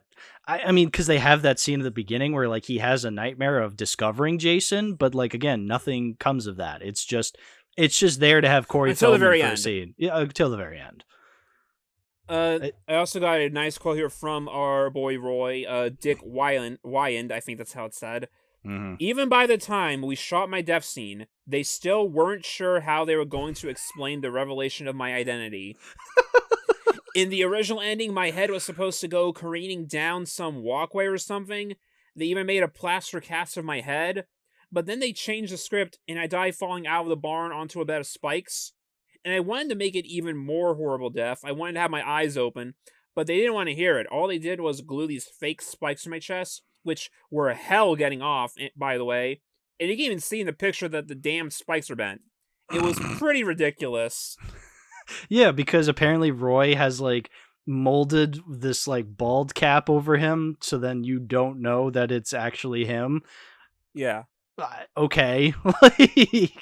You went to research on what Jason looked like, I guess. Just so he could fool just so that he could fool. Well, he's just doing this to fool the audience, but I don't know, anybody in real life, in the universe of the movie, would they really fall for this? I just, it's kind of hard. The scene with the sheriff earlier is it's Jason Voorhees, Jason's dead. It can't be. And then they never do anything else with that. Well, that's the thing that's the thing I've noticed with a lot of going through these movies. It's kind of hard to tell how popular Jason is within the universe of characters, because some characters know who he is, most don't, it's kind of hard to figure out how famous are these murders, it's a local thing, basically. It is a local thing, but again, even local people tend to not really remember these kinds of things, and how long is it between each movie? Yeah, that's part of it, because it's we don't actually know how long there is between a lot of them. I think between part 4 and 5 it's 5 years, but then we don't know how long it is between part 5 and 6. We don't know how old Tommy actually is. I can assume he's in his early 20s. Right. But it's okay, he was 12 in part 4, so I guess he's 17 now in part 5. How old is he in part 6? I don't know. How long has it been? And then we don't know how long it's been between part 6 and 7 at all, or part 7 and 8. Yeah, it's just... Which, at that point, because, I figured out, okay, part 1's 79, so part 2 is 84, and 3 and 4 take place immediately after. 5 years later, now it's 89 for part 5, I guess. Mm-hmm. So then I guess part 6 takes place sometime in the 90s? Even though it still looks like the 80s? And for some, I guess as far as we know, part 7 and 8 could very well be in the 2000s. Again, it still looks very 80s. Even though we also have like a hard date in Jason X of when that stuff is happening. But that's like the far off future. Well, it starts out in like times we know, because he has to get, spoiler, he's going to get cryo frozen at some point. Right, of course. Yeah, how else do you do it? Yeah, exactly. How else? But yeah, no, it's weird, and I get that. That's fine. It's like these movies were only ever greenlit after the last one made money, so they never actually knew they were going to make another one until they made money. Yeah, they're not really putting on any thought into the continuity, and that's fine. Like, as long as the movie itself is fun, which part 5, I had a ton of fun with part 5. Like, it was so fucking goofy to the point that I didn't really care about the inconsistencies. Like, Tommy in this movie looks nothing like Corey Feldman. So, like, that's just funny when, like, Corey Feldman in the dream, and then immediately some random dude in glasses wakes up, and I'm like, oh, that's Tommy. Oh, good one, movie. You really got me. You really convinced me there. You know, I got a quote here from Bruce Green. I don't know which role he was, if he was, like, behind the scenes or something. He has a quote about Danny, the director. You have to spend time setting characters up. To me, that's what it's all about. In part 5, we didn't set any of these characters up. Danny didn't have any interest in that. I don't want to say negative things about him, but I think the crudeness of the film came from him. I think that's due to his coming out of porn. Oh, I was going to say, looking at his Letterboxd account, one of the movies he is credited of directing is Pixeled Out. Yeah, I don't think that surprises you to find out. No, it does not. Not in the slightest. There's also randomly a quote in here from Sean Cunningham, and he said it's just about like when they did the TV version of the first movie that they basically didn't have to cut anything out, which tells you something that even by the mid 80s, part 1 was starting to look more tame. Yeah, wow, that's interesting because this is 85, so this is only 5 years after part 1. And already they're starting to it's starting to show its age. That's actually really fascinating. Like, he's literally just said, we only had to cut out 22 seconds. Amazing. Those vital 22 seconds. Oh, I mean, when we'll get to part 7, those would be vital seconds, but that's for part 7. I mean, I guess like you can kind of see like the philosophy is starting to change. There was less emphasis on kills in part 1. It was more just the anticipation leading up to it. Yes. Whereas by this point, no, it's the kill. Yeah, yeah, exactly. This is where I'm starting to get the idea of why these movies are so popular. Like, the brutal, gory kills, that's what it's all about. Because we're starting to get to the point now where the kills are getting more creative each time, and they have to start asking themselves, how hasn't Jason killed someone yet? Which they do say that in part 6. Right, There's a exactly. quote here about that. Right, okay. Well, let's talk about we got to talk about our favorite kill and our favorite crazy moment. We got to keep that going. Favorite kill, oh boy. Yeah, favorite kill. Honestly, you go ahead. Do you want to go first? Okay. Honestly, Junior on the motorcycle. Okay, that's a good one. Just the fucking, he's just having a shit fit, and all of a sudden, swamp. Yeah, no, you know what? I agree. It's good. I might be more partial to the belt kill when Eddie like gets the belt wrapped around him. That's a good one too. I kind of like that one. It's pretty good. But the Junior chopping off of Junior's head, also classic. I mean, I can go with either one of these. That's probably my second favorite. So like, they're both good. They're both very good. I agree. Favorite weird moment. Fuck, that's a hard one. The entire movie. Yeah, I mean, if I really had to pick a specific one, though, I'm gonna go with Billy doing coke in the car. Like, that scene's just magical. I just remembered a good one. Okay. The inexplicable random Italian gangster teens. Very nice. Very Fucking nice. forgot about those guys until just like now. Like the dude who just like randomly starts singing the song. Cars not starting, gonna kick your ass. Yeah. Dude, gonna fucking kill you. It's just, oh, yeah. What the fuck? Oh, yeah, because like that one of them gets like a flare gun in the face and like his head burns up. Yeah, no, that's good. But yeah, no, I'm gonna go with Billy in the car doing coke. That there's just something magical about that scene that I love it so much. the fact that they literally just introduced that character just to kill them. Yeah, they do that a lot in these movies. Like, there's that one character who's just like, who you think Jason's like out in the chicken yard with like Ethel and Junior, and then and then he just comes up to the door and he's just like, "Ma'am, I need a meal. Can I work for it? I haven't eaten 5 days." Just random stranger coming up, and she's just like, "All right, clean the chicken shit out of the chicken coop." He's like, "Okay," and that's the end of that scene. And then that character's just there, and then and then that character just gets killed off later. It's like, what a useful character he was. I mean, yeah, it's perfect. I agree. I don't know if I really have anything else to say about Part 5. It's just, I mean, right. Coroner's report. Yeah, Coroner's report. Production budget $2.2 million, so less than the last time. Okay. Shot in Camarillo, California. Oh. Tagline: if Jason still hunts you, you're not alone. U.S. box office 21,930,418. Opening weekend 8,032,883. Okay, so less than the last one, right? Yeah, less than last time. Okay. Which, I mean, most people put this towards the bottom of the list, so like you can kind of see that. Yeah, because it's like the immediate return after it was said, like, hey, the last movie was the final chapter. And then it's like, nope, it's coming back. I'm sure people were like, really? Are you kidding me? They still went to go watch it anyway. Yeah, they still went to go see it, you motherfuckers. But yeah, I mean, it at least did well enough that they could still greenlight Part 6. Mm-hmm. Now, there was a gap, though, I believe. No, actually, never mind. There was a gap between. The gap was between 6 and 7. Yeah, so this was 85. Part 6 was 86. So yeah, I don't really have anything else to say about Part 5.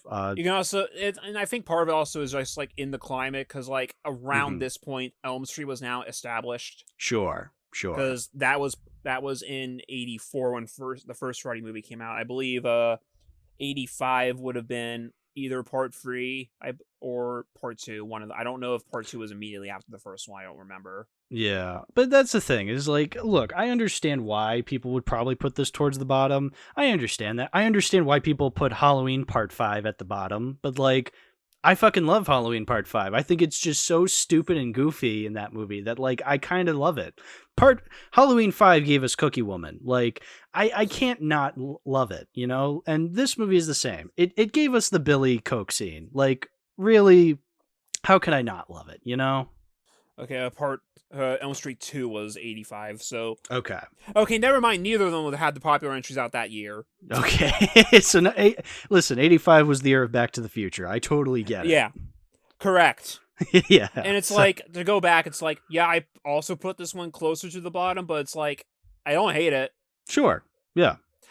Quality-wise, it's still comparable to a lot of the others. Oh, yeah, definitely. It's definitely different. Yeah, definitely. I mean, again, this is the second movie in this franchise where Jason is supposed to be the main killer, and Jason's not the main killer.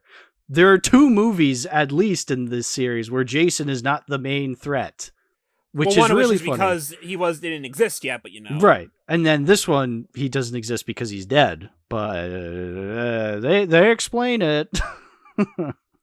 And then he shows up as a ghost and like nods his head at Tommy, saying, "Now it's your turn." And then Tommy doesn't listen. So anyway, we had to bring Jason back. Yeah, we had to. We had to. I mean, come on. It's Jason. How could you not bring him back? So they named Part 6, aptly named Jason Lives. Which, so I do have some quick related anecdotes, and they both have to do with God. Please. So Tom Shepard, the guy who played Tommy in the 5th movie, initially he was offered the part to come back for Part 6, but he wasn't sure if he really wanted to do that because he was apparently he worked for a youth group, so he was kind of like, he was very religious. Sure.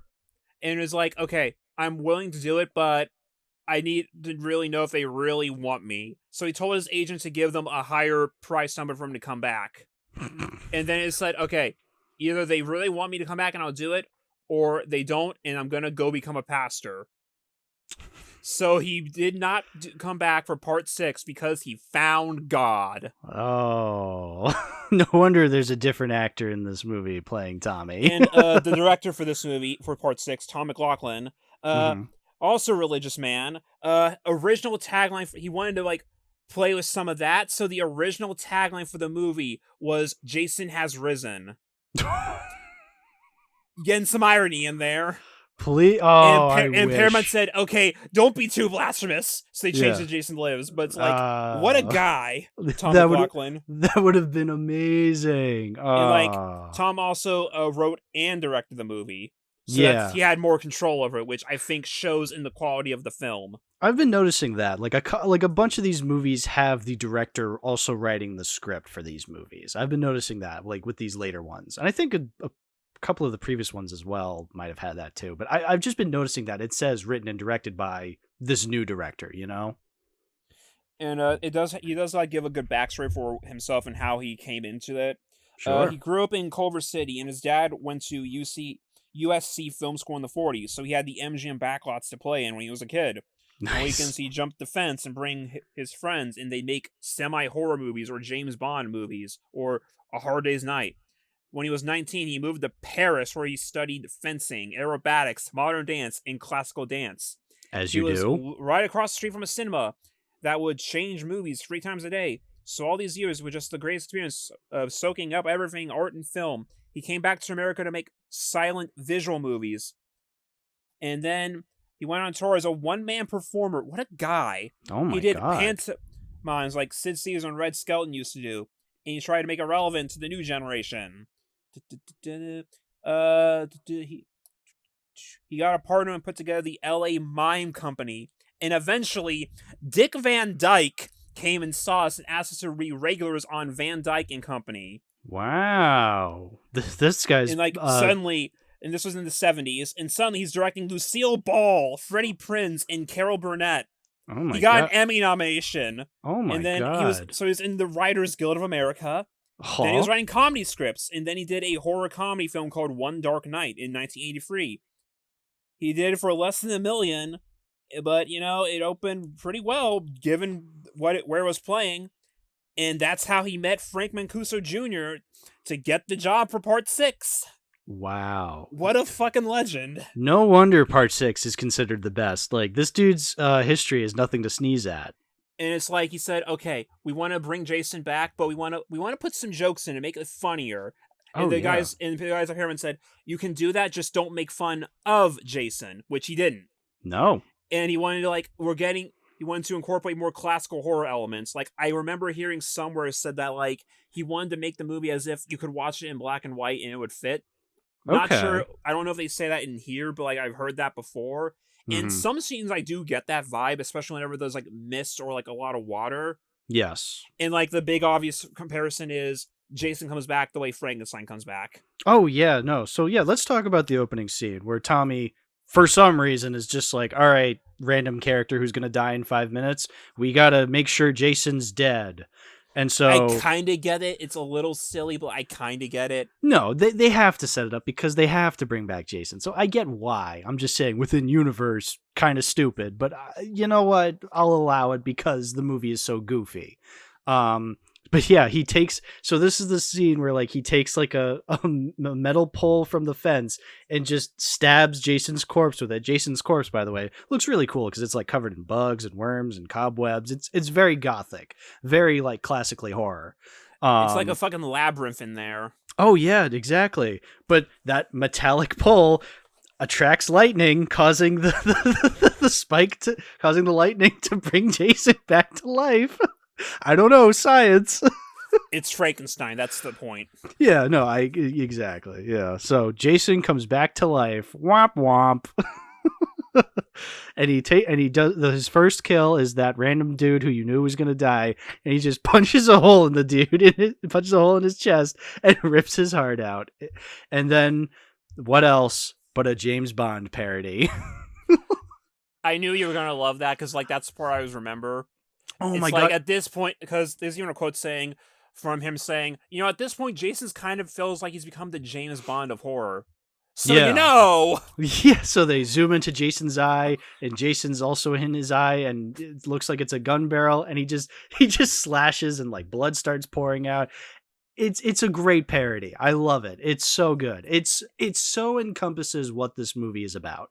It's a celebration of Friday the 13th, essentially. You know, like this is what these movies have been building up. They've amassed such an audience, such a cultural impact over the years. This movie's meant to celebrate that in a way, in a loving way. You know. I'm looking for a good quote here from something, but not yet. And it's like they just wanted. He put in all the jokes. He kept Jason serious. He did all the cool different kills. And there's a nice quote here from him saying, "I wanted Jason Lives to be more than just teens being chased around by a guy with a machete. I wanted to have car chases and big stunts and cops with guns." And we get that. Oh, brother, Yeah. do we get that? Probably the most iconic scene in the movie. So there's the two guys, Court and his girlfriend, just having sex, and like he comes early because he's a terrible teenager. Yeah. And Jason knocks the power out of their RV. They go to reserve power to keep driving, but within that time, Jason sneaks into the RV. Mm-hmm. He yoinks the girl out into the bathroom and just shoves her face through the metal wall. And the imprint of her face comes in, is in And the then metal. He fucking just kills Court, and then the truck careens off the path and just crashes and explodes into flames. And then you just get the iconic shot of Jason standing on top of the truck like fucking Superman. You get Jason popping out of the RV like a Wile E. Coyote cartoon, and then he's just standing on top of it. It was Looney Tunes-esque. It was brilliant. Love that scene so much. That might be my favorite crazy moment in the whole movie. Both the crazy moment and the kill. Yeah, you know what? I would agree to that because the girl getting like her face imprinted into the wall like on the outside of the RV, amazing. Like that is an amazing kill. No blood, but it doesn't need any blood. It's just awesome. No, it's just awesome. It's just awesome and campy and hilarious, and I love it. Do you want to know how the guy who played Jason in this movie, C.J. Graham, described it? Please. Actually, Here's his thoughts on being Jason. Yeah. It's like all of a sudden you get to put on a baseball uniform and you're the pitcher in the 9th inning of the World Series. It's an incredible feeling. Incredible. CJ Graham, I have a bit of a story with him. So a coworker of mine went to a horror con recently within the past couple of months, and they actually met CJ Graham at the convention. And apparently CJ Graham was being kind of a dick to him, like obviously busting his chops, but like in a comedic way, but like it was just really funny. Like he just kept badgering my coworker like for like 10 minutes. It was really funny. That's funny. Yeah. Damn, you just got shit talked by Jason Voorhees. How do you feel? Yeah. But yeah, no. So like, there's also other fun characters in this movie. There's Martin, the cemetery groundskeeper, who has some of the best lines. He breaks the fourth wall. He breaks the fourth wall. He says, like, why the guy go? Why they have to go and dig up Jason? Some people have a real sick sense of entertainment. Looking directly at the audience. Yeah, exactly. That's what I mean. Like, this movie feels like a celebration of Friday the 13th, but in a loving way. It's not like trying to parody these movies, be like, oh, this is so stupid. Like, it's actually doing so in a way that feels like it would entertain the audience. Like, it's still making self-aware, but it knows what it's doing, and it's not disrespecting material. It's like one of the first kills in the movie, other than like the guy with Tommy. It's like the couple's driving down to the camp, and the wife's like, we gotta turn back. Why? Because I've seen enough horror movies to know that a guy in a mask isn't friendly. Yeah, you see Jason standing with the same pole. Yeah, one, the guy in there, that's Tony Goldwyn, voice of Tarzan and Disney's Tarzan, fun fact. Two,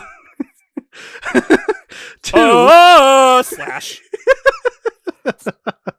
Two, yeah, no, in any other movie, like if that line was said in a movie now, I would cringe into infinity because I hate when movies try to be self-aware, because it feels like the movie like it feels like movies will use self-aware comedy or like referencing like that as like a crutch to be like, this is all we're giving, so laugh, audience, laugh. But you never laugh because it's never funny. Whereas here, like, it's just part of the movie, you know? Like, It actually feels earnest because like the movie actually feels like it wants to give these entertaining kills and have you like on the edge of your seat, like wondering, oh, what's going to happen next?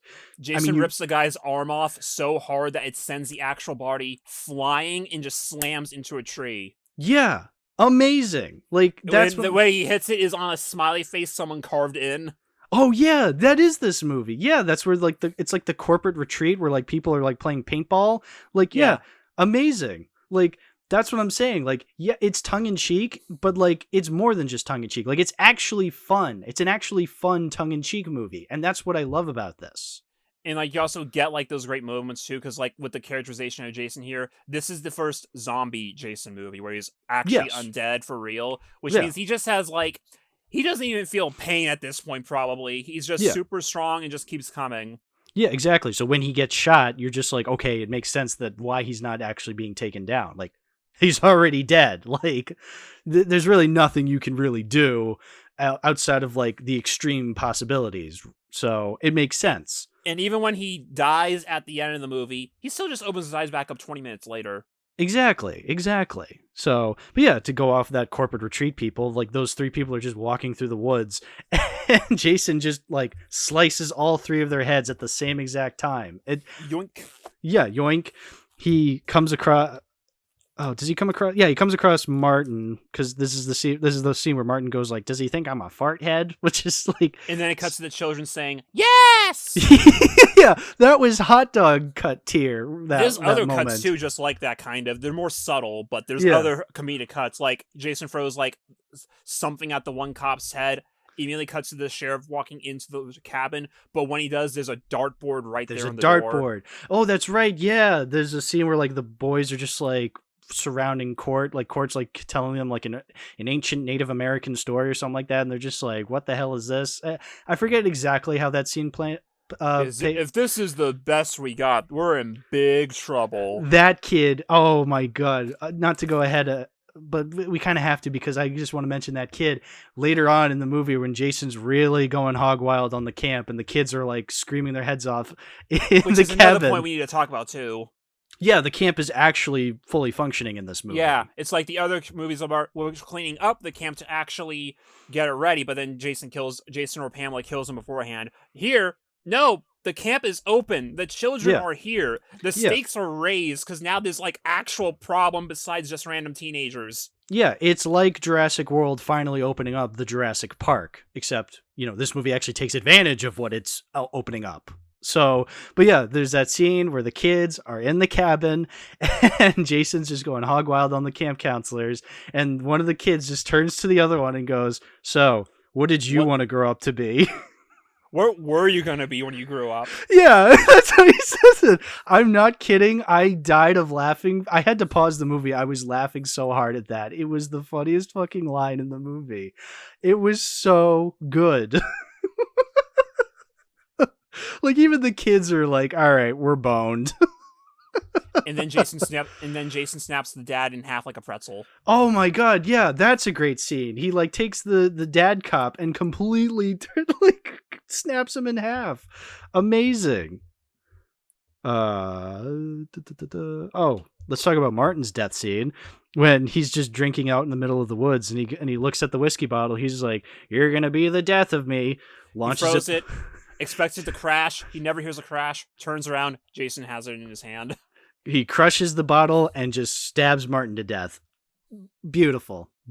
Like, see, those are the kinds of kills I love seeing in these movies. Comeuppance kills. It's like, that shows you that the writers took the time to, like, really think about how they want to kill off these characters. Obviously, this movie does, it doesn't have like every kill means something, like something like, again, like the dad just like bends over backwards. It's like, what was the point of that?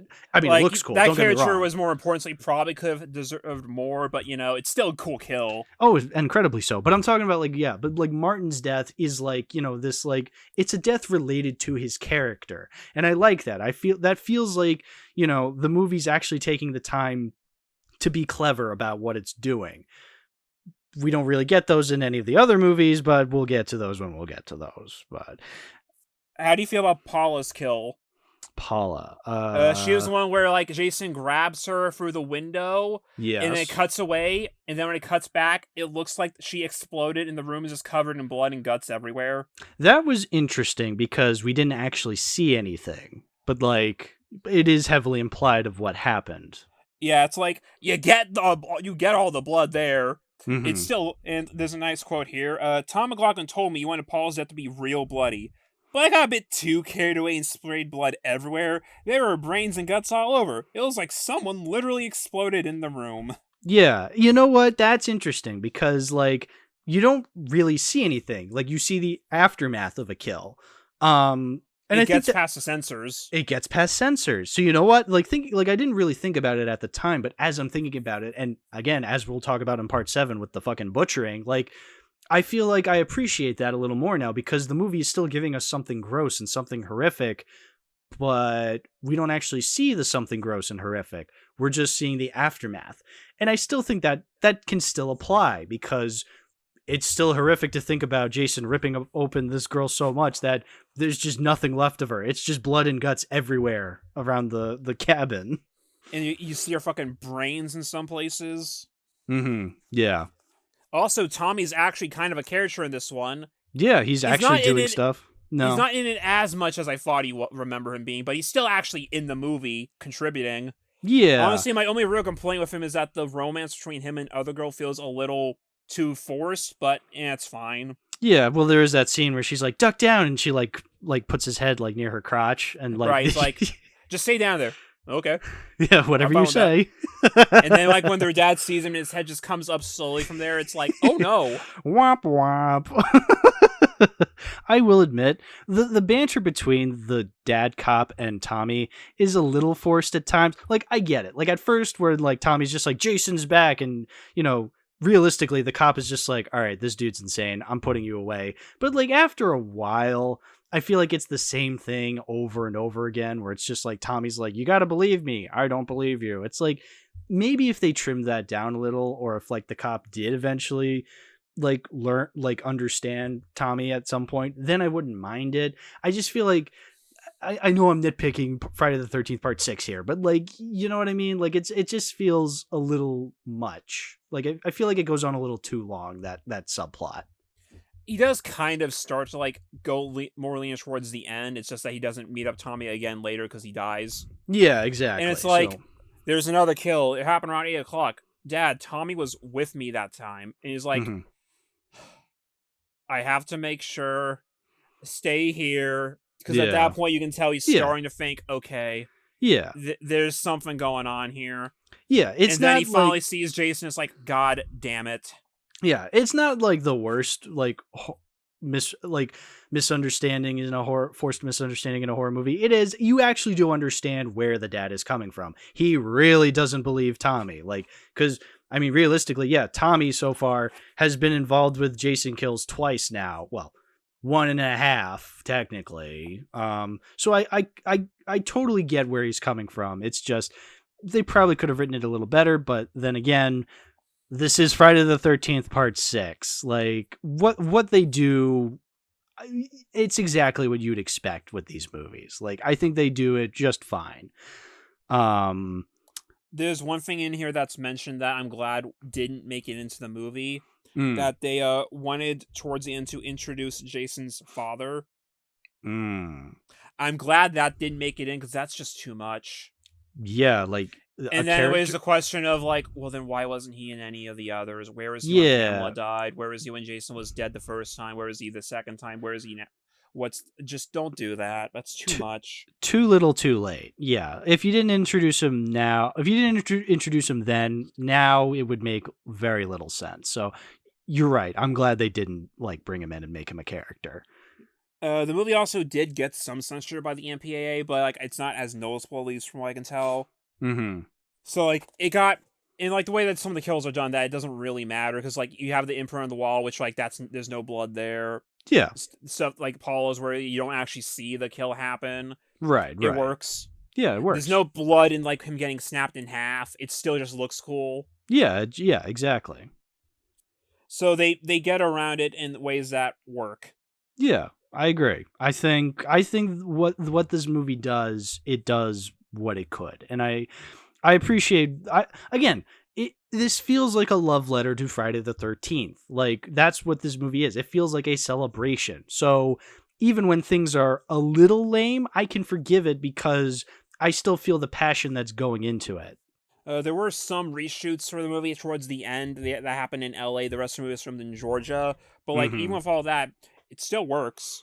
Yeah, I you can definitely tell the movie's starting to lose a little bit of steam at the end when Tommy's just like, "Come on, Jason," and they just have a fight in the water. Like, it's not terrible by any means, but you do start to feel like maybe, like I said, like it is starting to lose a little steam towards the end. Like, it's not perfect. How can you lose steam when there's all this fire? Oh, and all this water. Well, that's the thing. The boat motor death makes no sense because, It's like, cool, just though. at the angle that, like, no, it is cool. Don't get me wrong. It's cool. But, like, at the angle that the motor's at and the angle that Jason and Tommy are at, like, Tommy should be within that motor distance, but then we wouldn't have his scene where, like, he gets with Nikki. Nikki's the blonde girl, right? I don't remember. Oh man, we're so I terrible don't remember at her name. We're so terrible at remembering. There are these two names. Tinas in these movies. There's a Tina in Elm Street. There's an Alice in the first movie. There's an Alice in Elm Street. There's a Pam in the last movie that's not Pamela Voorhees. So no, I totally get it. Megan is the girl. Megan's the blonde girl. That's who I'm thinking of. Megan is the girl he ends up with because he was in her crotch for 5 minutes. I don't know. Like, it's hinted that she has, like, kind of a crush on him when she first sees him in jail at the beginning. Yeah. It's slight, but they tried. They did try. Good job, part 6. I mean, okay, we've already established this is our favorite one of the series so far, and that is very much the common opinion. I agree. I can definitely see this being somebody's favorite movie in the franchise. And thus far, it is my favorite. Like, obviously I still like 2 somewhat because of that's goofy, because of their goofy moments. I like part 5 because of that goofy moments. I like the first one because of how simplistic it is. But, like, I would say out of all the ones I've seen thus far, yeah, part 6 would definitely be my favorite. Because, like, it just feels like it has the highest quality level. Yeah. Like, even remembering what other people say, that, like Red Letter Media said last time when they did the sequels video, they even said, like, yeah, part 4 is probably the best as a Friday the 13th movie, but part 6 is just, like, the best as an actual movie. Exactly. The RV scene. How can you compete with the RV scene? Like, that is amazing. That was the last scene they shot for the movie, too. Yeah, exactly. Like, and apparently, like, there was a fun quote where they mentioned that, like, we didn't have, like, an LA stunt driver or, like, usual staff for that. What we had was a good old boy from Georgia showing up in his Evel Knievel costume, driving the van, and when he came out, he, like, looked a little dazed, like he'd been hit in the head, and just gave his thumbs up. Incredible. And that was it. That's incredible. We had a good old boy from Georgia. That is Friday the 13th for me. Like, so unbelievably goofy and stupid, but, like, in a good way. Like, you want to see that. Yeah, I love part 6. I think it is definitely my favorite thus far. It's also, to bring up the Blu-ray, because kind of been forgetting to do that, but, like, I mean, they're just nice Blu-rays. There's really nothing else to say outside of them. But, like, this is the first of these Blu-rays that doesn't have a reversible slipcover. Like, what you get is what you get. I mean, I do like the Blu-ray cover because it's like the Jason mask, and then you get, like, the tombstone that says Jason lives. So it's nice. But I don't know, like, it just doesn't have a reversible slipcover. The first 5 do, though. It's kind of weird. I don't know how many I don't know if it's because there just wasn't another poster that was made from the movie when it came out. Yeah, I guess not. That might be part of it. I mean, and honestly, even if there was, I'd probably still keep just that as the default poster anyway. Exactly. It's very encompassing of what the movie is about. The tombstone saying Jason lives, the shadowy, there's a bunch of, like we were saying with the gothic horror, like, there's a bunch of mist, like, surrounding this Jason mask. Like, it works. So, yeah, I totally love it. Part 6, Jason Lives, production budget $3 million. Okay. Shot in Covington, Georgia, with reshoots in LA. Release date August 1st. Oh no. Box office 19,470,057. Opening weekend 6,750,847.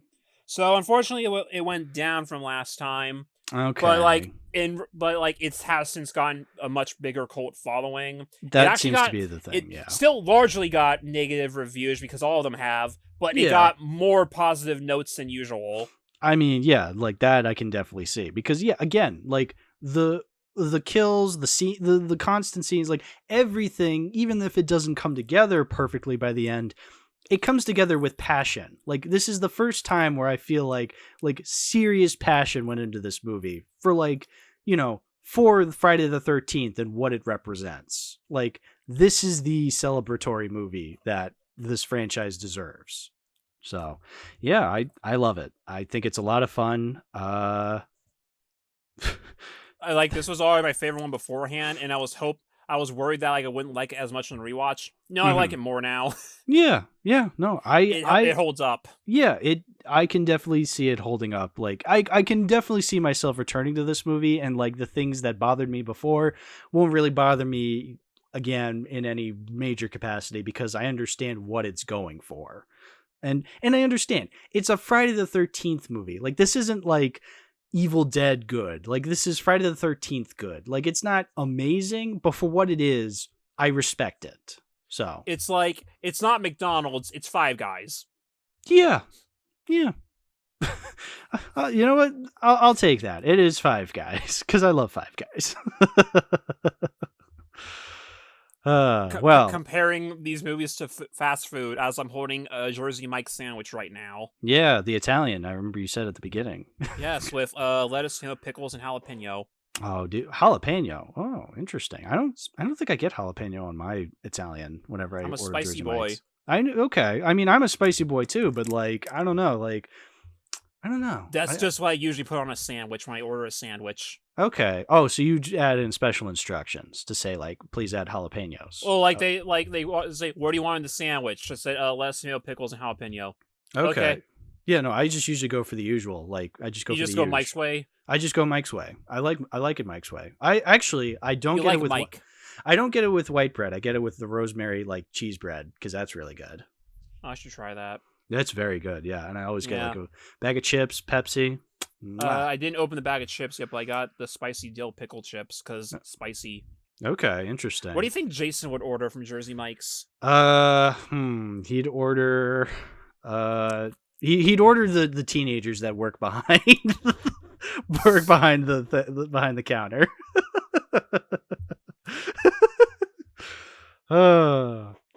So anyway, now we go from Tom McLaughlin, who had a real passion for the guy who directed Troll. Okay, not to diss John Carbico, because he does have a big reputation in horror communities. Yeah, and, he's mostly known for effects. Yeah, oh yeah, because you look at his Letterboxd page. He has his special effects game, his makeup credits, his special effects credits. Brother, look at this. He was with the Empire Studio guys. So he worked on Reanimator. Yeah, he worked stuff like that. He was with Charles Band, I believe. He did the visual effects for Sorceress.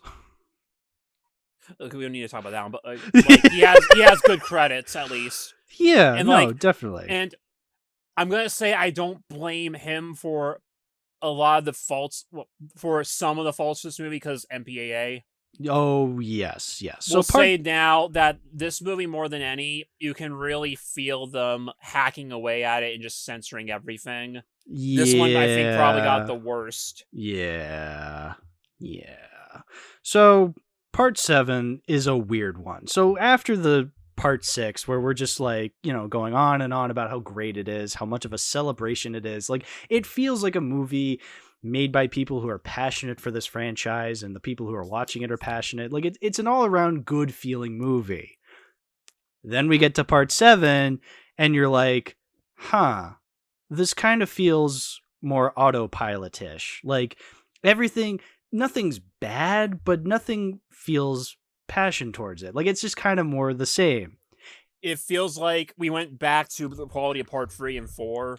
Exactly. Yeah, it feels. Yeah, I think that's a pretty apt way of describing it. It feels like a part 3 or 4-esque kind of movie. And it's just kind of sad because like part 4 was like that formula done at its absolute best as far as I'm concerned. That it's just like that's it, like the logical endpoint of that style. Then you have part 5, which is just so different from everything else. And then you have part 6, which just takes everything up to a higher level.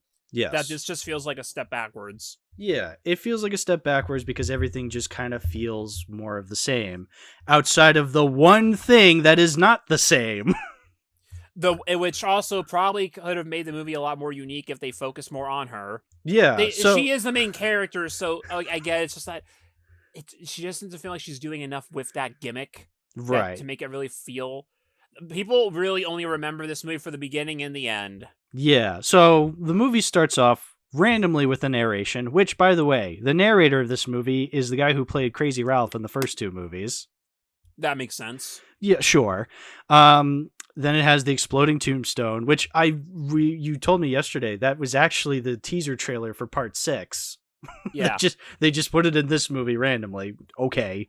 I'm gonna say that I feel like the narration, like, it's a fitting summation of who Jason is as a character and what these movies, like, it's a good recap.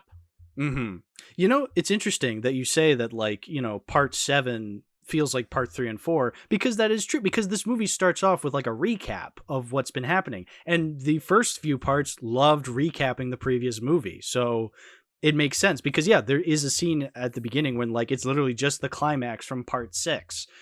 So there you go. Yeah, this is definitely just parts 3 and 4 all over again. Except this time we have Terry Kaiser from Tammy and the T-Rex and Weekend at Bernie's. I know he's from Weekend at Bernie's, but me and you, we know him as the mad scientist from Tammy and the T-Rex. Best movie ever made. Yeah, best movie ever made. Second only to Dear Dictator with Michael Caine.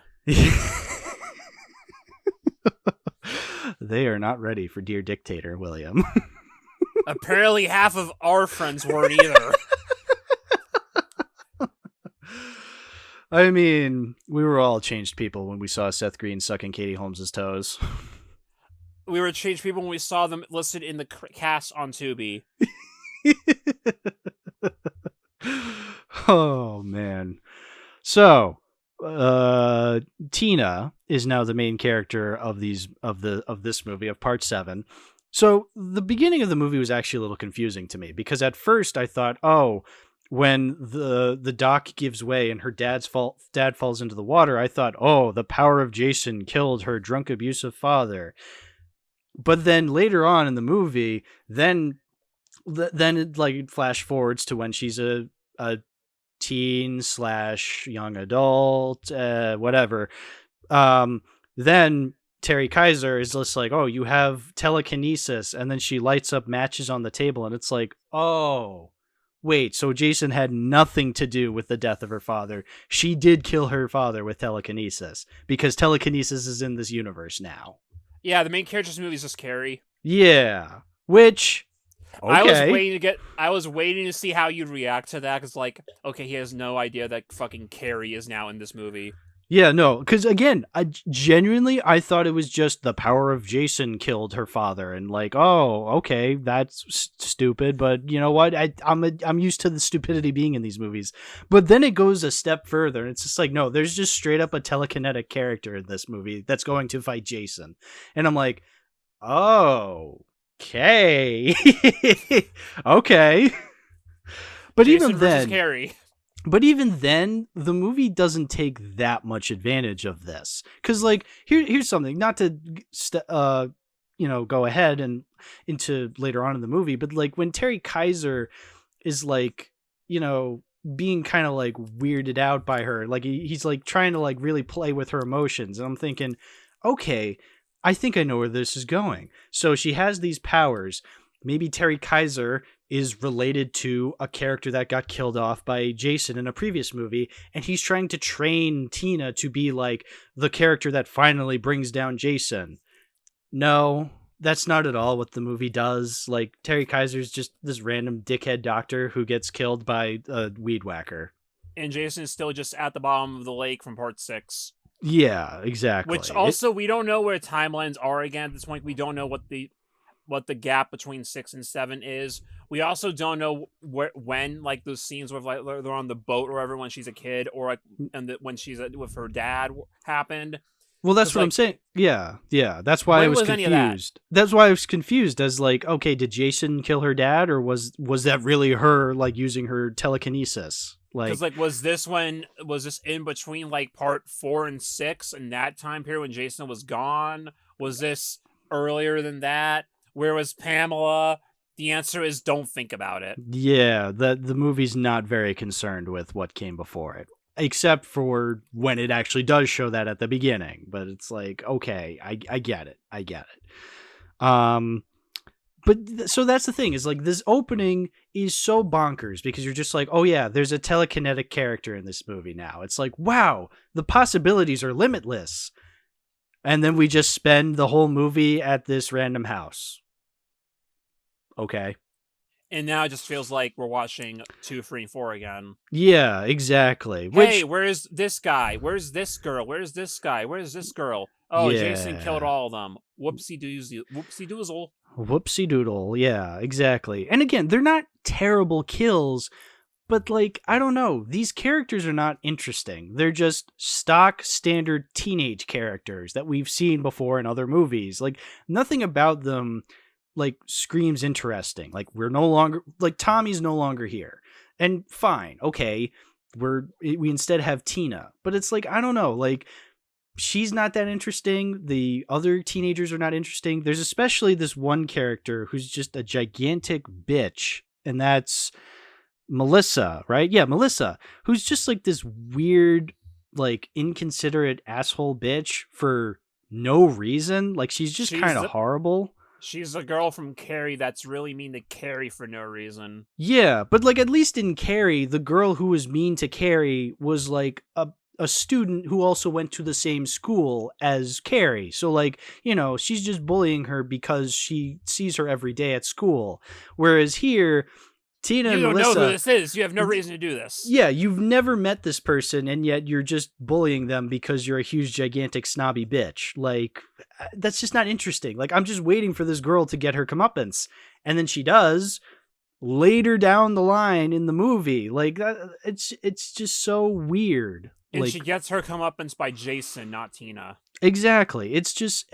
I get it. Like, again, I'm going back to nitpicking these movies, but, like, it's little things that, like, part 6 was not perfectly written, but it had an idea of what it wanted to do. Whereas here, we're just dicking around a party for some reason. Like, it just makes no sense. Or it's just not interesting enough. Like these characters are not interesting enough for me to, like, really pay attention. Like, I was significantly more bored during this movie than I had been previous with any of the other movies. Like, probably because, yes, this is kind of similar to 2, 3, and 4, but, like, you showed me 5 and 6.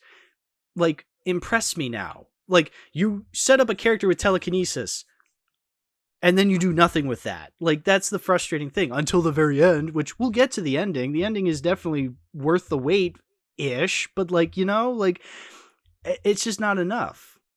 And it's also just feels a little less satisfying because of all the censorship from the MPAA. Let's talk about that. Yeah. I showed you the footage of, like, what they originally wanted to do, like the work print footage. They don't have the real footage anymore because it was destroyed in, like, a vault purge at one point. Thanks, Paramount. Yeah, thanks, Paramount. So you only have these shitty work print copies now. But it's like the sleeping bag kill is, like, the best example of that. Like, okay, that might be one of the best kills in the movie because it's funny. He just smacks her against a tree and she's dead. Yeah. In the original, he smacks her against a tree like 6 times and blood gushes everywhere. Yeah, that makes it a lot more satisfying. See, that's the thing with this movie is, like, we talked about it with the first movie, how, like, you know, a couple seconds have been shaved down and all of a sudden or a couple of seconds were added back in and all of a sudden it's the unrated version. But, like, here, those couple of seconds are very vital. Like, the kills in this movie can be fun because we've seen similar ones to them before, but, like, I don't know, by cutting down these kills, they're less impactful. Like, yeah, the sleeping bag one. I'm just going to say that's my favorite kill in the whole movie, mainly because the idea of, like, Jason taking someone and whacking them against the tree in a sleeping bag and they're instantly dead is quite comical.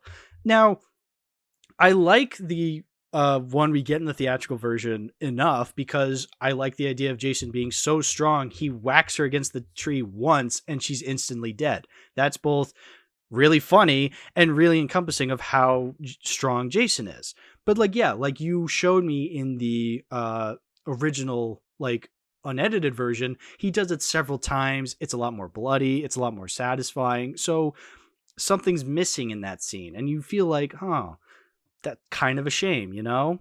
And like you'll notice other more awkward cuts. Yeah, there's a reason why it's so awkward, because there was more. Yeah, there's that scene when Ben, the black guy, he's like getting his head smushed. And I'm like thinking, like, as the scene was going on, I'm like, oh, you know, it'd be really cool is if he like completely flattened his head. Like that could be really fun. But no, he's just kind of squeezing it. You see a little blood and then it cuts away immediately. It's just like, oh, well, that's not satisfying. Like, he's just getting his head smashed. Like, we've seen this before. That's literally a kill from part 3, except part 3 was funnier because we had the eye poking out. And then I showed you the original footage.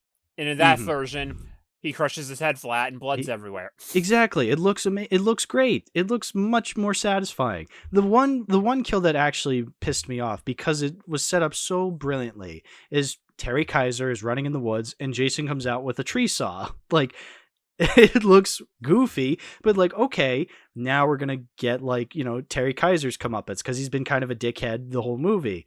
And Jason takes him, lightly scratches him, like in the scene that we see in the actual movie. Like, he just lightly scratches him, it cuts away, and Terry Kaiser's dead. It's like, you built up this machine that Jason's using, and you don't do anything with it. He's just like, zip, like a little slit, and then that's it. The guy's dead. In the unedited version you showed me, his guts actually spill out, and it looks a lot more painful and cooler. And a lot more satisfying. Quick, but it's better. Yeah, it's so much better. Again, little seconds are chipped away, and it actively ruins the movie. It's fascinating. It's utterly fascinating to me. And it's a shame. That's why it can't be too hard, because, like, you know they wanted to do it, but they just couldn't because of the MPAA. Yeah, so I get it. I totally get it. It just makes the movie more disappointing, if anything. But even then, like, there's still some pacing issues with the movie that I just can't get over. Because, again, like, I feel like we're just staying in the exact same spot. And it's like, okay, we have a girl with telekinesis. Do something with that, you know? It's like the one thing that I can give this movie credit for is with Jason himself. Because there's 2 points to talk about with Jason here. Please, yes. One, let's talk about just his design in this movie is incredible. So good. It's like he is barely holding himself together at this point, but he's still ridiculously strong. Yeah. Like, his clothes are completely tattered. The mask is missing a chunk. You see, like, the side of his jaw just sticking out from his head the whole time. You could see his back spine. Like, yeah. It's obviously fake, but you see it. Like, it's a detail that they add. In the final battle, the mask breaks and he just has this awesome looking zombie face. He looks like something out of Evil Dead. Like, it's amazing. And also, notably, this is the first movie to have Kane Hodder as Jason. Kane Hodder is, for a lot of people, their favorite Jason, and he's the only one to have played Jason more than once. He played him in 7, 8, 9, and 10. Nice. Yeah, and like the way he actually plays Jason is great, because it's like, he plays him less robotic. He like brings his whole head and shoulders into it just to make Jason look pissed off all the time. Yeah. He's great. I love this Jason. I know I don't know if you said it or if I heard it around, but like this being like the best Jason design, and I completely agree. It is a great Jason design. Like, probably the best out of all these movies, honestly. Which again is a shame considering the movie. But like, you know, at least we get the best part of Jason and his costume design like in the climax, which is when the movie starts to pick back up again, when, like, you know, all these annoying teenagers have died and it's just Tina and Jason, and like it gets a bit samey of like Tina just like using her telekinesis to like throw shit at Jason, but like at least something, like at least she's using her powers, you know? Like, you have a telekinetic character, let them use their powers, like, if you're gonna include them in this stupid movie. And she does kind of do it in the fight, at least not as well as you could have, but she does at least do stuff like she sprays him with gasoline, lights him on fire, she throws a house on him. Yeah, exactly. She throws nails at him, which are in the poster I use on Letterboxd. I like how her opening kill is, I'm gonna try to electrocute him. Yeah.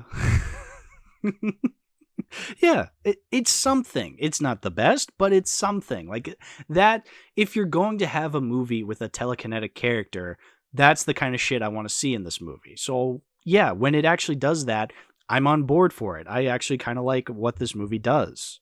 It's like, it's a reason people only really remember it for the opening and the ending. Yeah, like I said, the beginning is wacky, the ending is even wackier, but the middle is just so on autopilot. Not a bad thing, not a great thing. It's just on autopilot.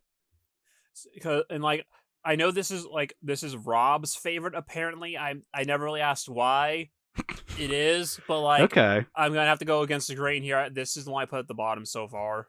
Okay, I mean, I'm still like, well, I mean, I do consider 8 worse, but that's just me.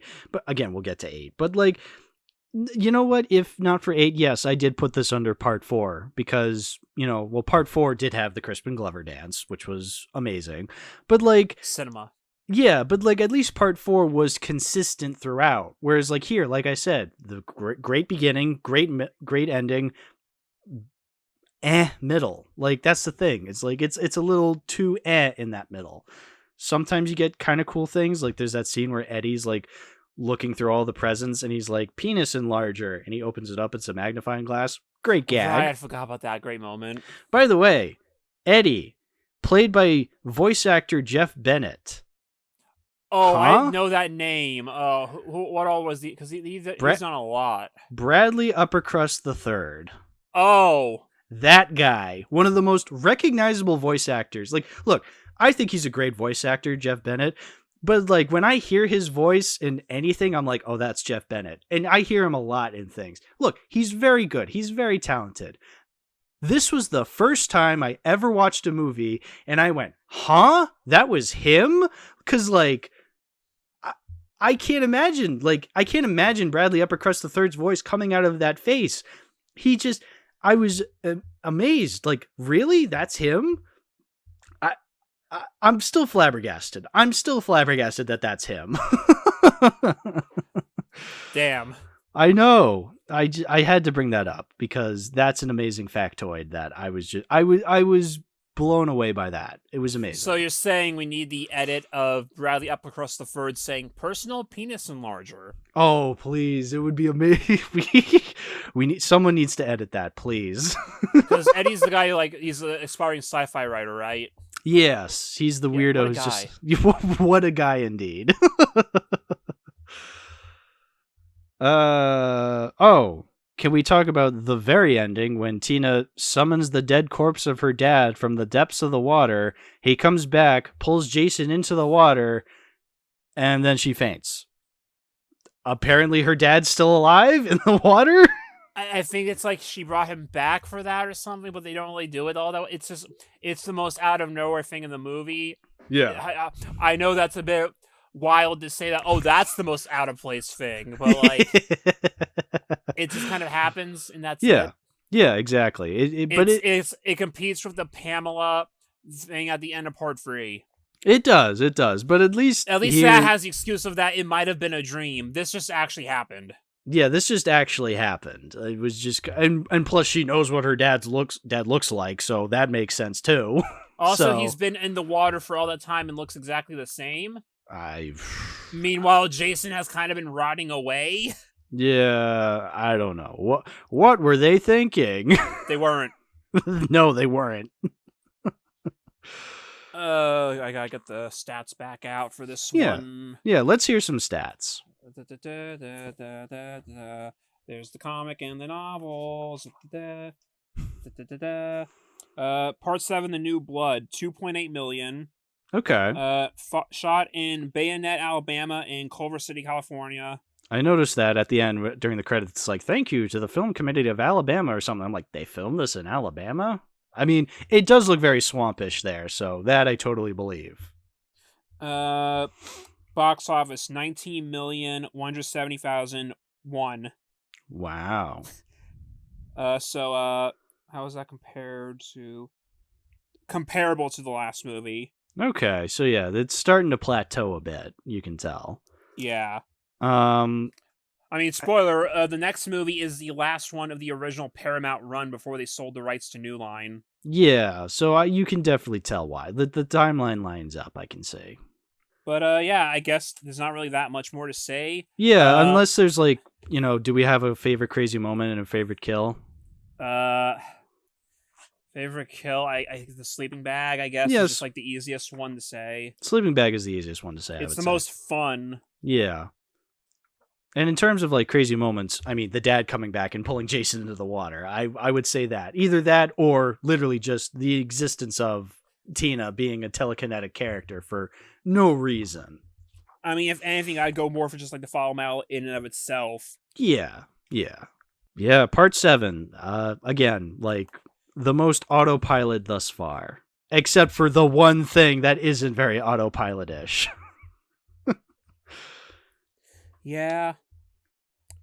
So anyway, we've had enough of Crystal Lake, honestly. It's getting really old. Let's go somewhere else. Let's go to New York. Yeah. Part 8. Jason takes Manhattan. Yeah, because everyone knows that Crystal Lake connects to the ocean. So that raises a lot of questions. I'm just going to say. Questions we don't care enough to answer. Yeah, but like, okay, how did they connect? So it's not a lake then, right? Because it connects to the ocean? If anything, it'd be Crystal Bay at this point. Exactly. It's like... The answer is don't think about it. You didn't need for Jason to be on the teenager's boat. Like, you could have just walked there to the other boat. Like... Because I guess, technically speaking, it's like, we've also known that he's left Crystal Lake before, like in part 2 in the beginning. Yeah.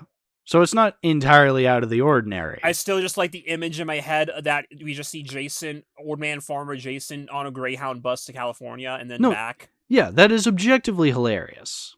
Honestly, though, like, originally when the director pitched the premise, he didn't even pitch New York. He just said, can we take Jason out of Crystal Lake? Maybe we can put in like a big city. And the producer just went, oh, Jason takes Manhattan. Oh, that's brilliant. Yeah. And then he's like, he envisioned like all these different things taking advantage of New York. It's like, oh, we're going to go to New York at the end of Act 1. It's going to be completely exploited and milked. There's going to be a scene in the Brooklyn Bridge, a boxing match in Madison Square Garden. He's going to go to Broadway and department stores. He goes on top of the Statue of Liberty. And then Paramount said, yeah, you're going to have like $4 million in film in New York for like a week. And that's the entire problem with the movie. So, yeah, this is when my patience were kind of thinning the most. So, here's the thing. What you just described of Jason going to all these places in New York, this sounds like it could have been my absolute favorite movie in the entire franchise. Like, and this then sounds you find amazing. And then you find out New York is incredibly expensive to film in. Of course it is. It's New fucking York. Like, I get that. So it went from Act 1 will be on the boat and then the rest of it in New York to, okay, half and half. And then it went to, okay, we're on the boat for most of the movie now. Yeah. Whoops. And we can only shoot in New York for 2 days and the rest is in Vancouver. Yeah. That is the biggest problem with the movie. Jason does not, in fact, take Manhattan. Now, he takes a subway. He takes a subway in Manhattan. That's the most taking he does in this movie. Now, look, you do bring up a very good point in your Letterboxd review and saying, okay, yes, he's not in Manhattan for most of the movie. He's on a boat. That still could make for an interesting horror movie, Jason on a boat. And I agree. But even then, I'm not a fan of the boat because, much like last movie, I'm not a fan of these characters we're around with most of the time. And that's my biggest thing. Like, okay, he's not in Manhattan for most of the movie. Fine. I'm fine with that. Okay, I'm not. But considering the movie, I'm fine with him being on a boat. Some of the boat kills are very good, actually. I like a lot of the boat kills. That's what saves it for me. Yeah, no. So I completely and I do sympathize with what you say in your Letterboxd review, how it's like, okay, this movie, we don't have Jason looking at the Empire State Building for the 7th time in I in, just like, saw a any hawk movies. fly past my window based. You don't see that in New York. You don't see the Twin Towers anymore either. No. Aw. Well, see, that's We the did thing. it! 9/11 joke! Well, if this movie's supposed to take place in the 2000s, considering the timeline. Oh my god, I can't believe it! Jason was an inside job. Mr. President, Jason Voorhees attacked the South Tower. I can't believe they're gonna have the next movie where Jason goes to Washington. Mr. President, he hit the Pentagon! Jason on the Pentagon. Oh, what will he do? Everything. Probably kill people, mostly. Guys, Mr. President, Jason Voorhees has the launch codes. Luckily, he can't read. But he's bound to get it sometime. He's just been smashing the computer. He's just smashing the keypad. Basically, that's what he usually does. Yeah. But you do raise a good point in your Letterboxd review where you say, like, okay, it's New York. Like, literally every movie takes place in New York. And I think I remember I might be making this up, but I think, like, when I was on Shiny Cast, when we were talking about Soul, you made it a point to point out that, like, even though that movie takes place in New York, it doesn't focus on the Empire State Building at all. Like, yeah, like it doesn't really go to any of the touristy areas. It just kind of like the actual part of New York people live in. Yeah, exactly. Which is so refreshing. Yeah, and this movie's kind of similar. Like, you don't see Jason going to the big. You don't see him going to the Empire State Building or the Chrysler Building or the Which Twin you were Towers. supposed to. Yeah, like if anything, he just goes to Times Square. And like I agree that is disappointing because like this would have been so much better if it did take more advantage of it. It's just that more like I understand why it doesn't. It's still disappointing, but like I still like enough of the material that's here that it saves it because like. Oh, we see a lot of things we haven't seen before. Oh, Jason kills someone by shoving hot coals down their chest. That's a good scene. The electric guitar kill, the scene like in the dance hall where like she's spinning around and doesn't know where he is. Yeah. The guy falls down and gets impaled. Yeah. That's the thing is like I would agree because like those are the highlights for me. Like those are good scenes in and of themselves. It's just that the stuff in between is a little less fun. Like again, we get another huge snobby bitch character in this movie who's not likable in the slightest, yet we spend a lot of time with her. Oh, which one was her? She was Tamara. She like hits on her teacher and tries to blackmail him, and that scene goes nowhere. Like you remember that? Like how she hired Wayne to like film themselves. Yeah, because they both die. Yeah, because they both die. So like it doesn't go anywhere. But the movie spends a lot of time on that, and it's like because like she's making out with Charles, and Charles like is making out with her for 30 seconds, and then he goes, "Hey, wait, stop this," which was funny, but like not in the way I think the movie thinks it's funny, you know? Right. No, I don't disagree with you on any of this. Yeah, I just think that the part where Jason shoves hot coals down someone's throat and then kills somebody bashing a guitar in the head is funny. Yeah, no, and I don't disagree with you on that either. Like, I completely agree. Those are great scenes. I think because this is part 8, like, it's starting to catch up to me. The fact that, like, we're 8 movies into this franchise. Like, by the time it's like, okay, I've seen Don't worry, this. by the end of the month, we'll be in 12 deep. Yeah, exactly. But even then, like, I'm not even going to say, like, this movie doesn't have occasionally great scenes. Like, if we want to talk about our favorite kills and favorite scene, like crazy moments in this movie, this is probably a movie with a twofer for me because the boxing scene with Jason, that is both one of my favorite kills and probably my favorite crazy moment. So all right, I'm good. He just fucking starts boxing with him, just hitting him in the head multiple times, and body blows. It goes for like a full minute. Yeah. So he just completely tired out. Like, all right, motherfucker, give me your best shot. Yeah, and then bet. Completely knocks Julius's head completely off his body, rolls down into a dumpster. The dumpster closes. Mwah. Like it's a scene that goes on for a long time. It is essentially the coffee making scene in the first movie, but It has This a one- punchline this time. This one has a punchline. This one has Literally. a point. This one actually ties into the movie. Like, it's amazing. Like, Because it's already set up that he's a boxer. yeah, exactly. It sets up that he's a boxer early on, and so then he goes in and starts punching, and he doesn't lay a dent on Jason. That's the funniest part. And what's funny is that Jason just lets him like punch him for a minute. It's so funny because like that is like at this point Jason would let that. Like if this was early movie Jason, like after the first punch, Jason would go right for him, but he's just like, you know what? Take your best shot, kid. And If anything, he's confused. Like, really? You're doing this? yeah, he's confused. Like, you do know I can just punch your head off in one foul swoop. Didn't you guys shoot me in the chest earlier?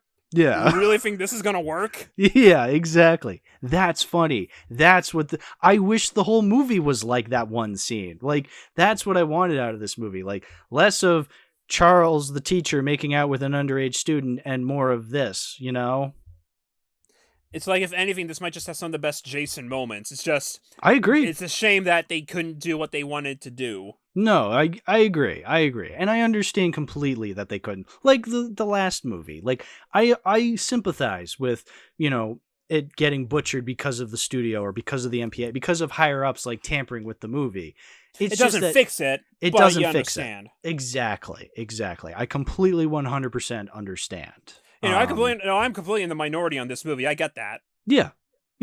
Even then, like, I still had fun with it. Like, I still think what it does, like, when he actually does get to New York, the first joke they do is he sees an advertisement for a hockey mask. The movie And doesn't he just really looks at the camera. He doesn't really have a the scene doesn't really even have a punchline, but like, I'm glad they put that scene in because it's just so funny because like it's just there.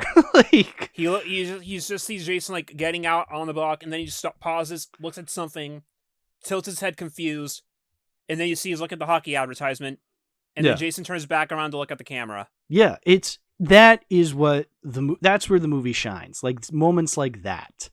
If only they could have done that the whole movie like they wanted to. Exactly. This is like the movie that I would love to see them try to do again with an actual budget to match. Yeah, if anything. Like, and I remember you were saying like Scream 6, which I haven't seen yet, so I can't judge it, but you were saying like it also takes place in New York, but it somehow uses New York less than because it's this like movie? it just takes place in New York. It Right. feels like they're not taking full advantage of actually being in the Big Apple. It's like we have our subway scene, and to be fair, their subway scene's better than the subway scene in here, but it's like it doesn't really feel like it matters.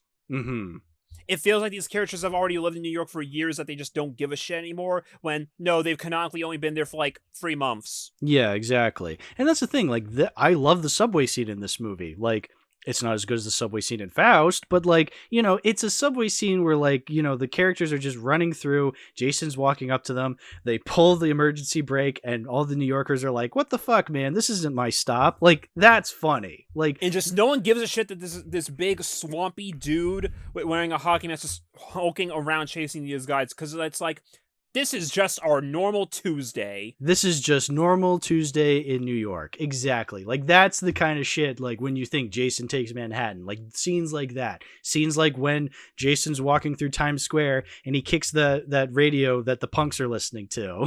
And Hey, you're dead meat. Turns Yeah. around, says nothing, lifts up his mask, puts it back down, and the kids just run away. yeah, that is like, again, that's a scene, that's another scene like the punching scene. Like, that is purely one of the best Jason scenes I've seen in any of these movies because it's in a part 8.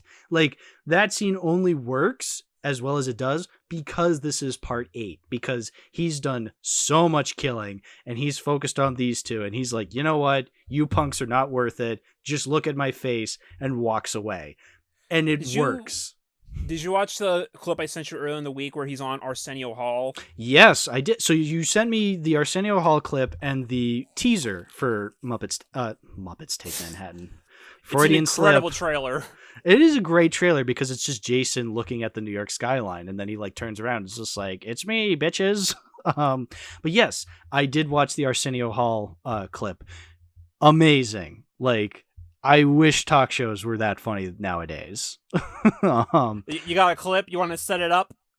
Yeah, and he's just because it's Jason and he doesn't talk. It's so funny. Like that's like that is an amazing clip. Like it's like the guy just couldn't believe. He's like, we have our special guest today from the new movie, Jason Takes Manhattan.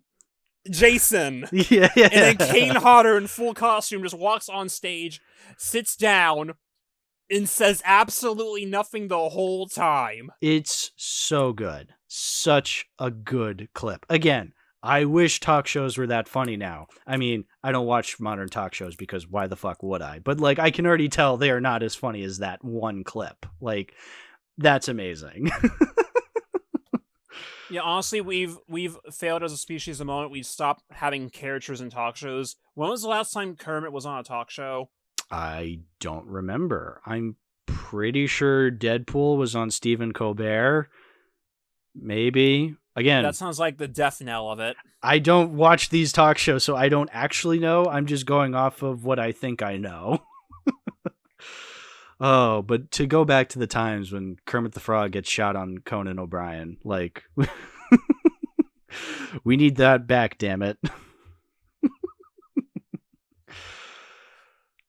But yeah, it's like the small moments for me at least work enough that like it makes it more fun enough. Yeah. So let's talk about the hot coal death scene. Like that's a great scene. Like so the boxer. So I want to establish. So this is a cruise ship they're on, right? Yeah. Okay, because like it looked like just some normal like tanker, but then there's like a spa, then there's like a dance hall and a hotel Damn, it's room. almost as if it was just a random tanker they could afford, and then they had different sets or something. Okay. So anyway, he's in the spa on the tanker, and he's just like, and Jason just walks in, and the guy thinks like, "Oh, it's you, Julius. How was?" Good boxing match, man. And Jason just takes a hot coal and shoves it in the dude's stomach. I mean, like, it's great. That's creative. I like that scene. Then there's, like you said, the Eva scene where, like, Eva's, like, running around, the dance hall and she can't escape, and then Jason comes up to her and completely chokes her. By the way, Eva, I know I've been doing this a lot where I'm just like, hey, this character is played by this person. She's played by Stacy from Phineas and Ferb. That's for all you Phineas and Ferb fans out there. Hey, it's like a thing that to note is that a lot of people got their start in horror across the board, like directors, like Spielberg started with Duel and Jaws. You have all these other actors who like got their start doing bit parts in Corman movies, and then they become huge stars later on. Yeah, well, it's fascinating. Everyone starts somewhere. It's fascinating looking at some of these actors, because like the majority of actors I scroll through on Letterboxd when it comes to these movies will mostly just be in like this one Friday the 13th movie, and then maybe a Friday the 13th documentary. Or some like TV horror movie, if anything else. And then there's like at least each movie has like that one guy who was in everything after that. Yeah, like Kevin Bacon, like Crispin Glover, like Corey Feldman, like Jeff Bennett for some reason. Like like the one person always sticks out. It's always fascinating every time. But yeah, that was a cool kill. There was there was the guitar, like that we hinted at last episode.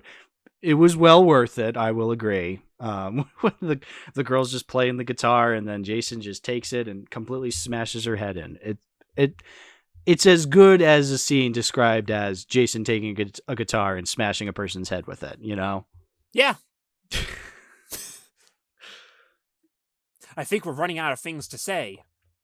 I mean, yeah, because again, like I said, the first 2/3 of the movie are just occasionally a really cool kill interspersed with this boring main character. Like, Rennie is not interesting. I'm sorry, Rennie is not interesting.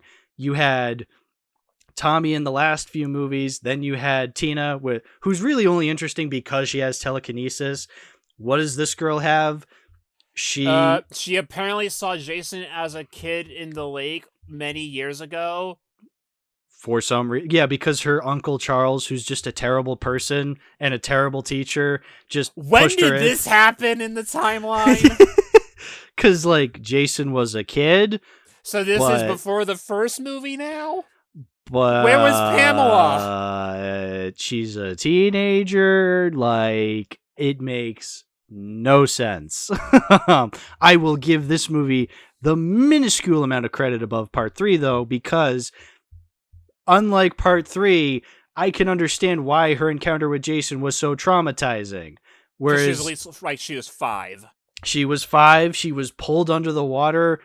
Like, her parents were already dead at that point. She was with her guardian. She has a fear of water. Like, I get it. Like, okay, I understand why you have a fear of water. You almost drowned being pulled by the spirit of Jason, maybe, probably. Like, I don't know. It's something more than just, I met Jason once. Nothing happened. Like, again, I give like, at least this movie, there's something to that first encounter with Jason. It's like, just that it makes absolutely no sense. And it makes absolutely no. But you know what? It's fine. It's fine. It's fine. We kill Jason by throwing toxic waste on him. It's fine. He turns back into a child for some reason.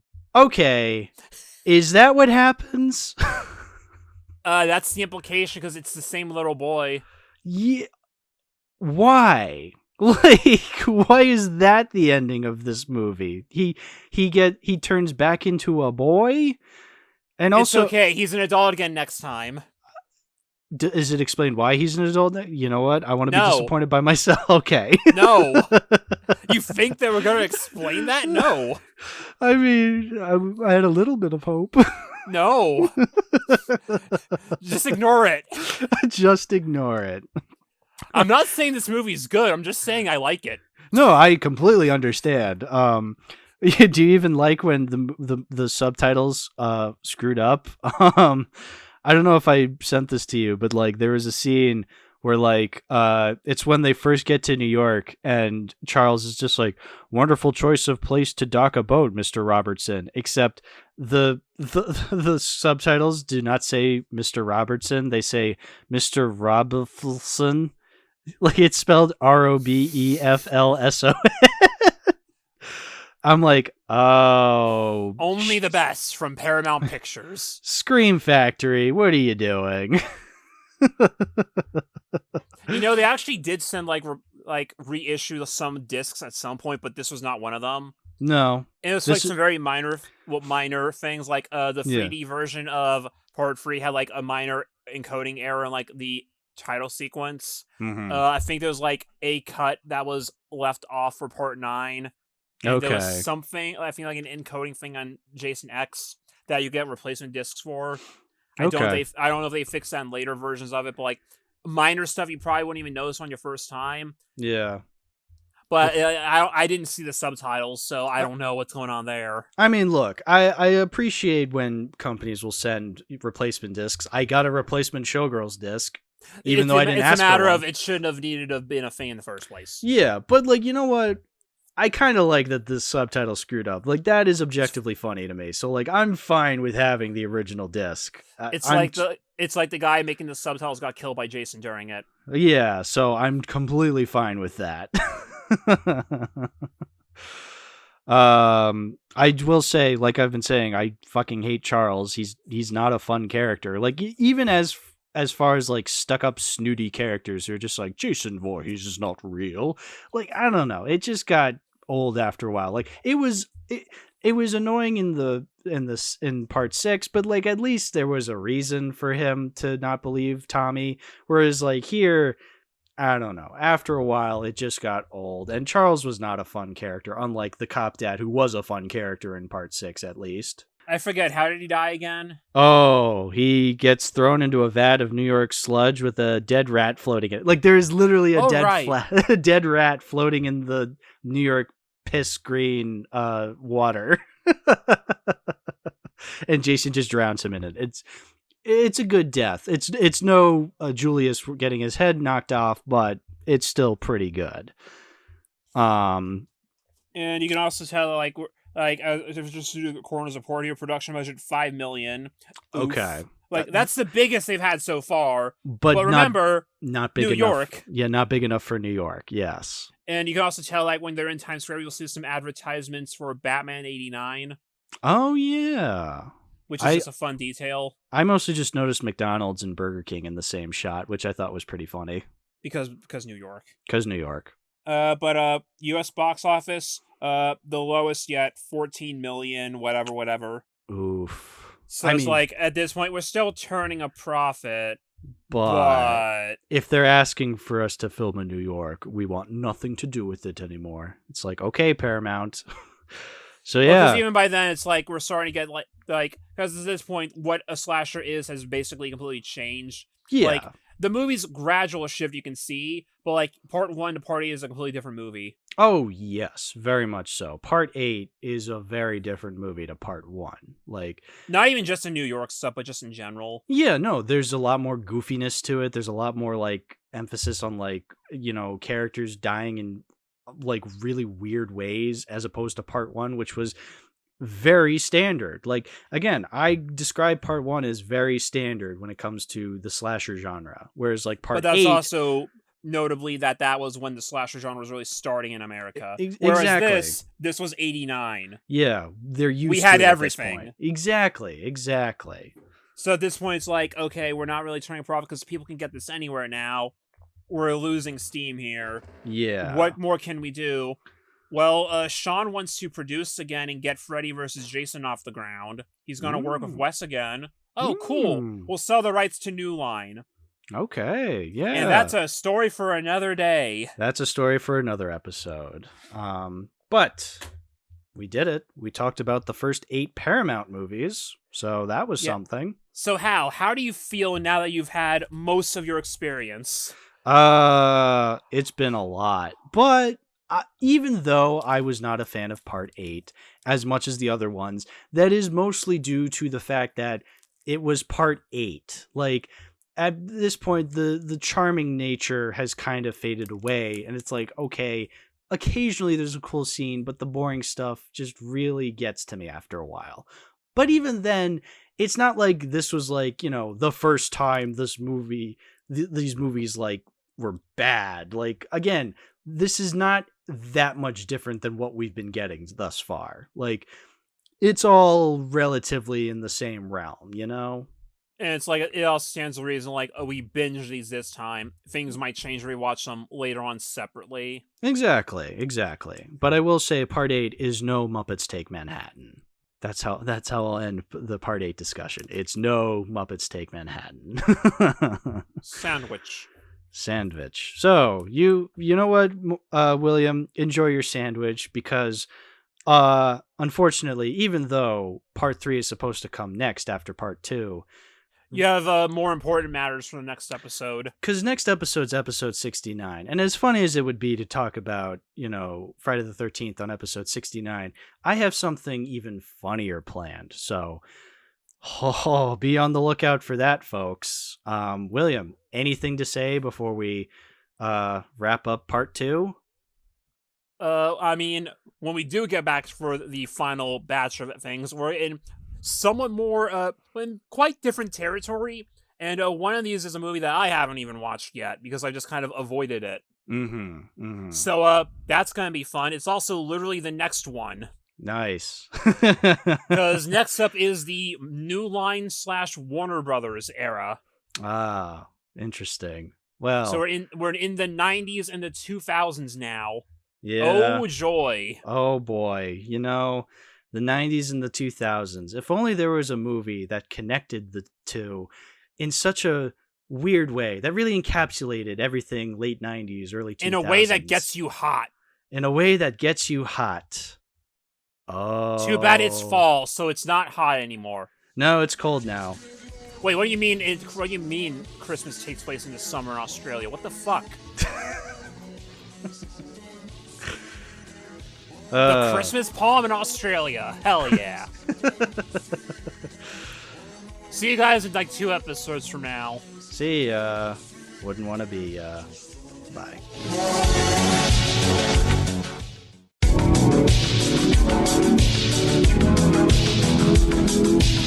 Hello and welcome to Too Many Movies, the podcast where we discuss DVDs, Blu-rays, and even the occasional VHS tape. I'm your host, Tal. I have William with me here, and this is part 3, the finale of our Friday the 13th horror movie marathon binge, whatever the fuck we want to call it.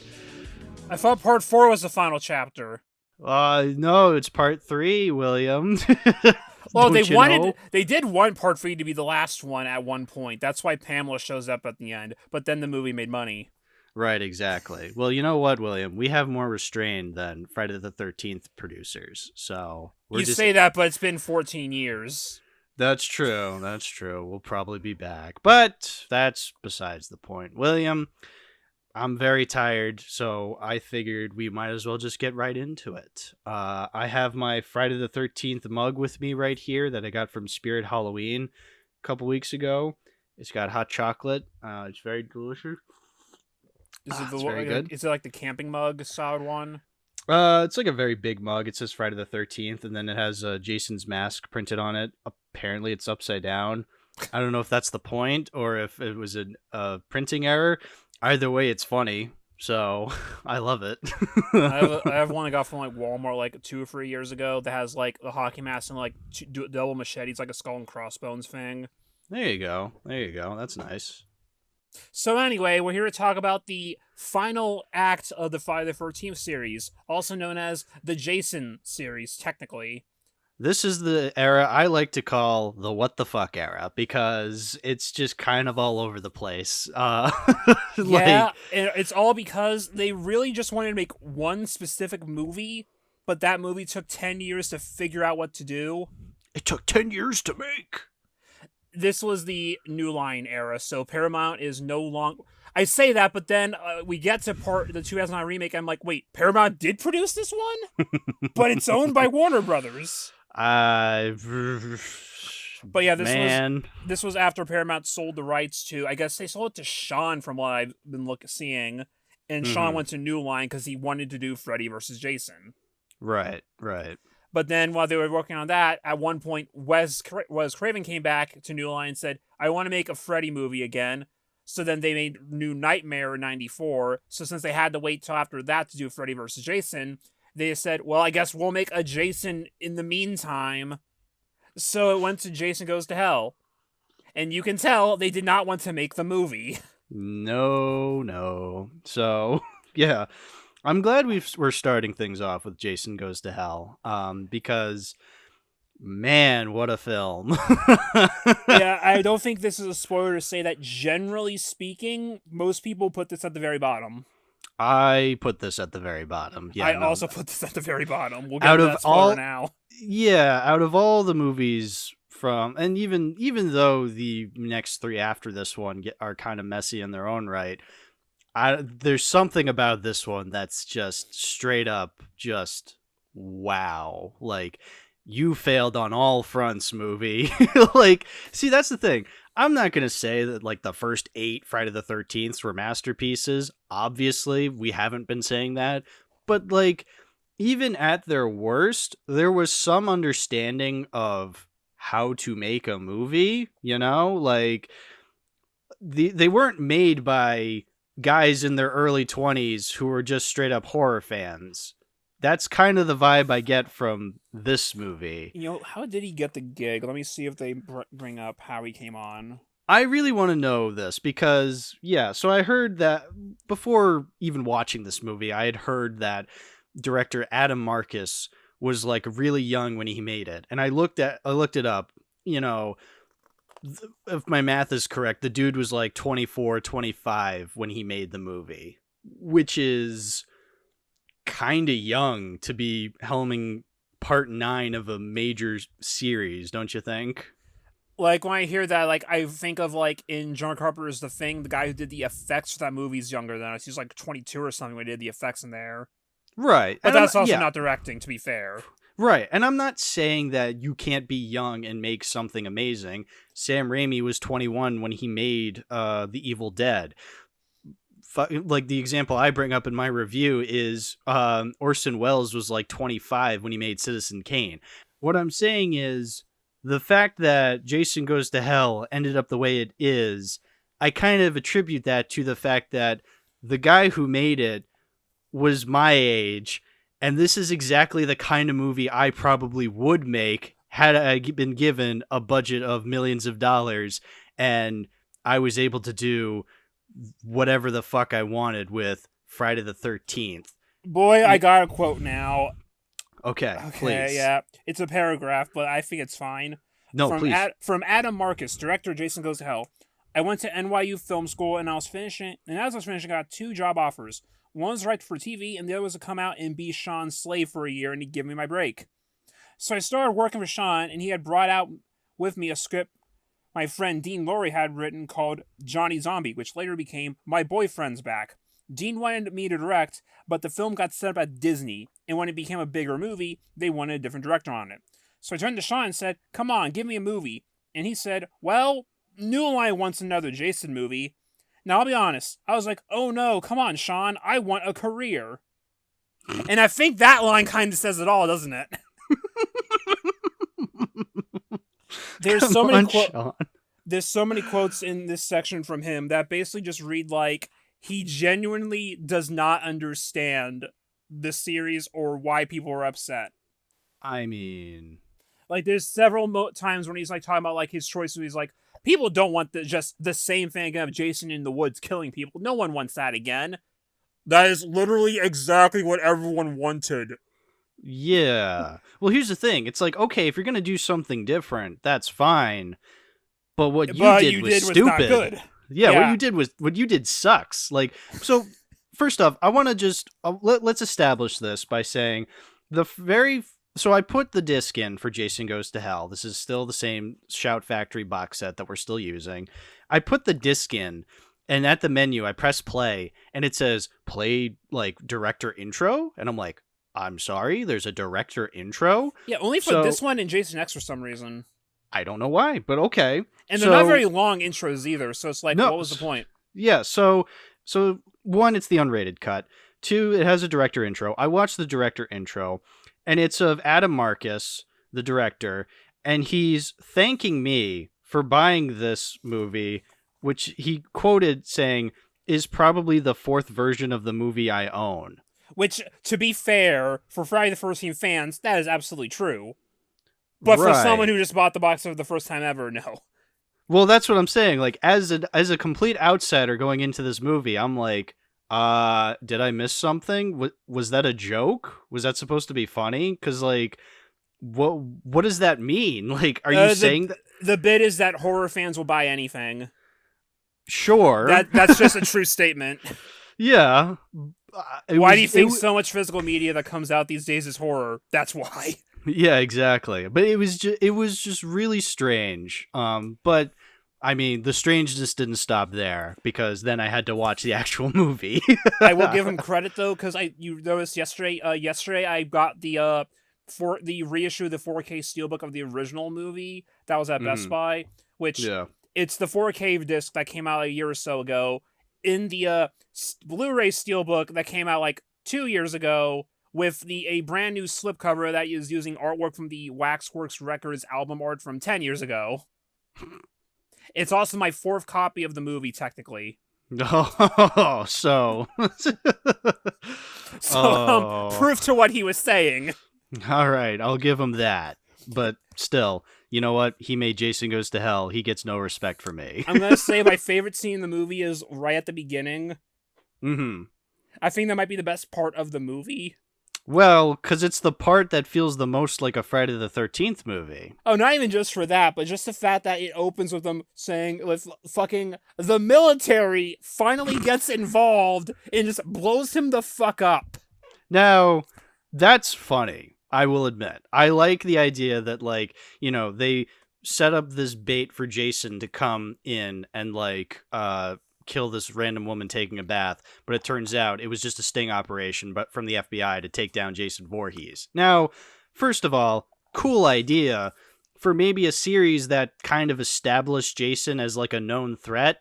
Like, the first 8 movies had, like, there were characters who had no idea who Jason Voorhees was, and then all of a sudden in 9 everybody knows who he is. Like, he's like this national phenomenon, like this national serial killer that people know about. It's like, where is this coming from? Like, this makes no sense. But you know what? I mean, logically, if there's a guy who's killed 200 people, it would be national news. It's just that's more of an issue with the other movies than this one. Sure, but still. Now, good. Now, granted, yes, I like when Jason blows up. when Jason goes boom, me likey. It was very fun. I do like the actual design they came up with Jason's normally he's just like literally rotting away. The mask is getting like absorbed into his skin. That's cool. That's a cool detail. Again, though, it doesn't make any sense from the last movie where he turned back into a child, but yeah, forget about it. Forget about it. Once again, the answer is don't worry about it. Yeah.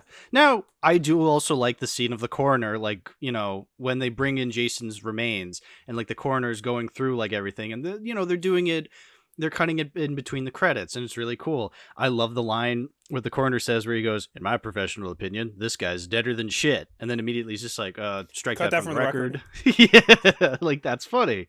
And then he devours Jason's heart for some reason. Now,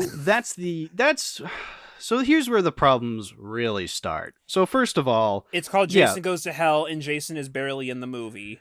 Jason's barely in the movie. Well, so I'll give the movie some semblance of credit with that, because their excuse for not having Jason, the Jason we see with the hockey mask and the big hulking guy, their excuse is that, oh, Jason is like pure evil and like he can just go into different people's bodies and possess them. And it's like, okay, so that's the Jason we see, quote unquote.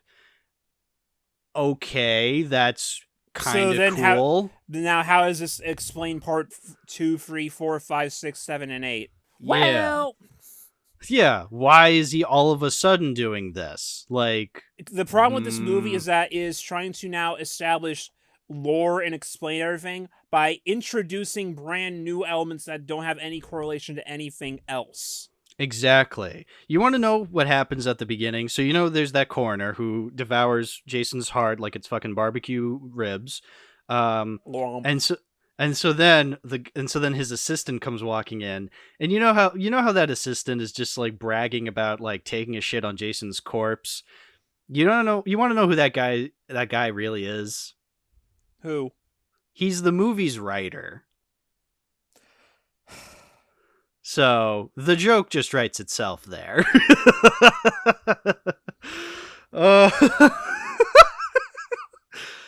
Now, here's my question. Do you think they were doing that on purpose, or are they so stupid that they did it unintentionally?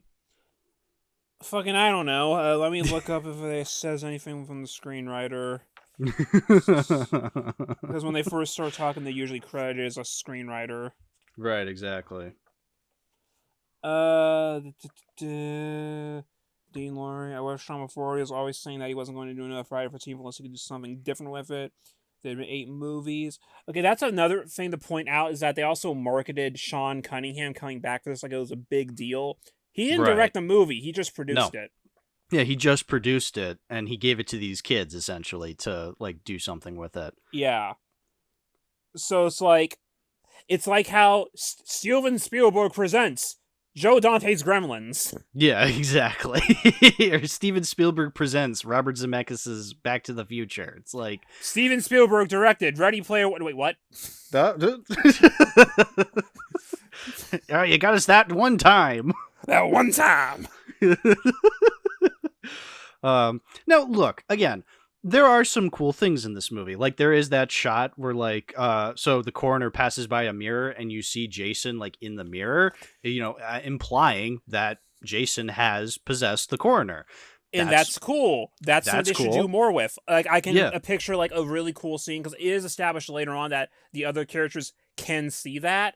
Yes. So, like, use that. Like, imagine, like, a scene like a hall of mirrors or something. We have, like, a group of people, you don't know what Jason is, and then you see the one guy standing there, and you just see a bunch of Jasons around. Do something cool like that. That could be really cool. They do, like, 2 scenes of Jason in the mirror, and that's it. Yeah, exactly. They only do, like, exactly. Just 2 scenes. And then we have the rest of the movie. So Jason is now a possessing salamander snake thing that, even though the coroner eats his heart and that's how he possesses him. But, like, how did the coroner know to eat the heart? Like, why would he do that if he wasn't possessed yet? This is very much a how do you know that kind of movie. I think the biggest example being a brand new character to the series, Bounty Hunter Creighton Duke.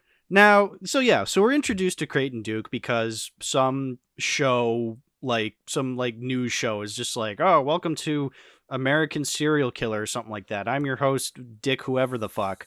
And I'm here with Creighton Duke, quote unquote expert on Jason lore. And it's like, oh, hi.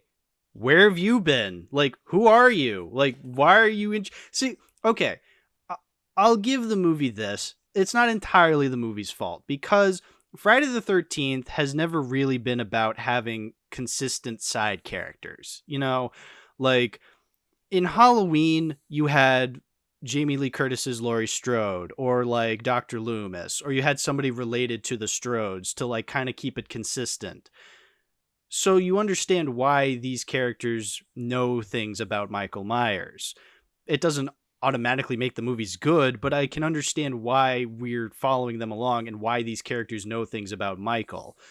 Here, there's not a single side character that remains consistent in the Friday the 13th series. There was, but he's not in them anymore. Right. So now you just have random characters coming up and being like, I know how to defeat Jason. It's like, okay, why? Now, I'll also give the idea of Creighton Duke. First of all, Creighton Duke, great name, great character introduction. Like, he seems like a really cool character. That's also wasted, but we'll talk about that later. I like the idea of this bounty hunter having like the idea that he can just defeat Jason because he's this cool bounty hunter. He's like, yeah, I'll kill him. Like, he's essentially the Robert Shaw Quint character from Jaws, where let's just like, I'll get your shark and I'll clean him for free. But the movie makes it he is not the main character. He's just a side character.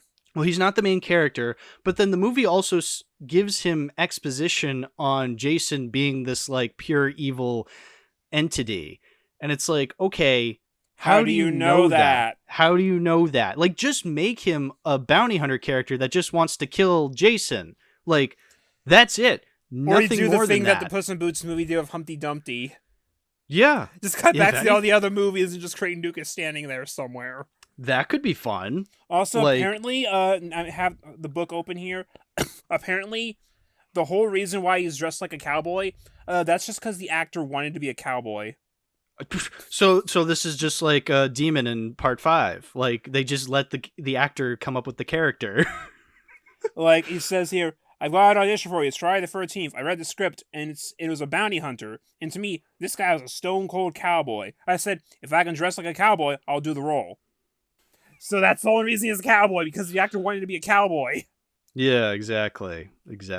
All right, so we've established Creighton Duke. It's like, okay, so we have this character. Is he the main character? No. No, the main character is actually, and I do need to bring this up now because this is something that I deliberately didn't mention until now because it's relevant. Sure, go ahead. Throughout the late 80s, Hal, were you aware of the Friday the 13th TV series? The what? Well, you didn't know about the Friday the 13th TV series that Paramount did in the late 80s? William, don't gaslight me. This is relevant because the actor for the main character was actually one of the leads in the Friday the 13th TV series. Look it up. Yeah. You didn't know about that one, did ya? No, I didn't. What the fuck do you mean there's a series? What?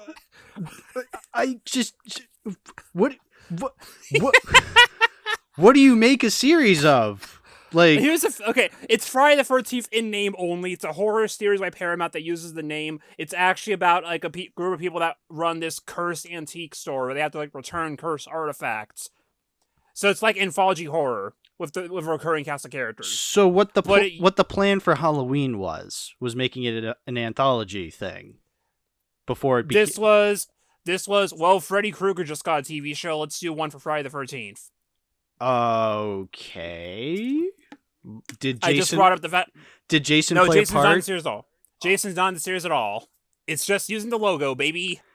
Okay. But the point is that the actor that was from that series graduated into one of the actual movies. So now he's the guy in the varsity jacket in this movie. Did he play the same character? Nope. But You know- yeah, you I know- just wanted to bring up to you that there was a Friday the 13th TV series. That makes me so mad for some reason. Because you know what? This scene where we're introduced to the main character, I need to dissect. So, first of all, it's so You dissected like the coroner did? yeah, I need to dissect it because it is everything wrong with the movie. So, first up, the scene starts off where like a waitress is watching the TV program like in the back of the restaurant, and then she looks like slightly horrified. And you think like, oh, okay, it's just a random waitress just watching the TV and just being horrified by the fact that Jason may or may not be out and about or whatever. Then she goes out to like, you know, be a waitress like out in the restaurant, and Creighton Duke is there randomly. Like, okay, he's there now. And so then he starts talking to her and like heavily implying that she's very important, even though the scene didn't establish that. Like, we have no idea who this lady is. William, you want to tell the audience who this lady is? Oh, the waitress in the beginning of the movie? Yeah, you want to know what part she plays? Yeah, it's the role of the all-important character of Diana Voorhees. Jason's sister. Yeah, you know, Jason's sister that we didn't know about until right now. Yeah, remember her? So I was only half paying attention when we were talking about that because I was reading this quote from one of the people in the movie that said that amounts that Adam Marcus is actually short. Adam Marcus wore lifts in his shoes, I'll tell you that, because he's short. And I only know that because I was in the wardrobe room and I was like, whose high heels are these that don't look like high heels? And they're like, shh, he thinks he's tall though. He would be like, I'm 5'10", and I'm like, honey, you're 5'8". Oh no, Adam. you're making yourself look worse by doing that. My man. But anyway, back to the dissection. So, Diana is like this character we've never met before. We don't even know that she's the sister of Jason yet, but, you know, because the movie doesn't feel like revealing that yet. Because, you know, when a movie withholds information and it's revealed later on, that's called good storytelling. So, anyway, then she's just like, Creighton, I'm not important, like, get out of here. And then some, like, other random cop, like, comes over and arrests Creighton for, I don't know, being a nuisance, even though he didn't do anything, but whatever. He's arrested now. And so then Diana goes over to this character at the bar and just starts spewing all this information to him. And I'm like, why are you talking to this random extra? Oh, wait, that's the main character of the movie. The movie does such a terrible job at establishing that Steve is the main character. I genuinely thought he was just a background extra. Like, you weren't supposed to pay attention to him. Like, that's how bad the movie is, okay? Not only does it not understand Friday the 13th because it makes Jason this, like, evil entity slug that can just infect people. It doesn't know how to tell a story properly. Almost like this movie was directed by a guy who's 24 fucking years old. It's also like people will make the comparison that because this is the first New Line film, that a lot of it feels more Freddy than Jason. Because Freddy's kind of done some similar things in his own movies. Mm-hmm. I don't think there's any Elm Street blood in here other than that, so it's mostly just coincidence. Yeah. But yeah, it really just feels like, well, they finally got Jason, and they're doing not Jason with him. Mm-hmm. Yeah, exactly. To the point where, like, since the actual Jason's barely in the movie, the role they had to give Kane Hodder real one of the guys guarding the coroner room. Yeah, the guy with the mullet. Yeah, the guy Pussy. That is Kane Hodder.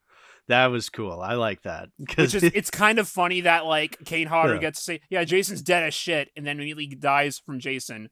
So in a way, he killed himself. Yeah, in a way, yeah. But yeah, do we want to talk about the actual scene at Camp Crystal Lake where a bunch of teenagers go to camp there because they're like, hey, Jason's dead, we can camp there now, which I'll give the movie that. Realistically, yeah, there would be people after a serial killer's gone, they could just be like, oh, we can go camping now then. It's like, okay, kind of cool. That makes sense why they're there. I need to double check, but I think it said, you know, that area too wasn't even originally in the movie, that they added it after like a test screening or something. Oh my god. So that was literally just put my in there God. to be like an actual Friday the 13th movie. Oh my god. Are you fucking serious? Oh my god. Oh, I love this movie. It's so good.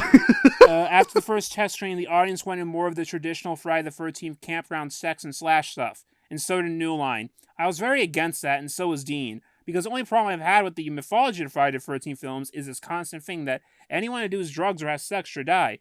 That's a very puritanical vision. It's a movie, you fucking idiot.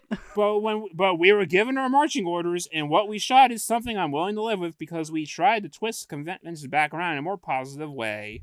I wanted to get as many guys naked as women.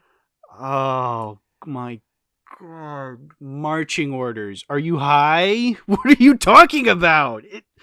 Yeah, that scene only exists because they said, guys, come on, it's Friday the 13th. You need to have at least one of these in here.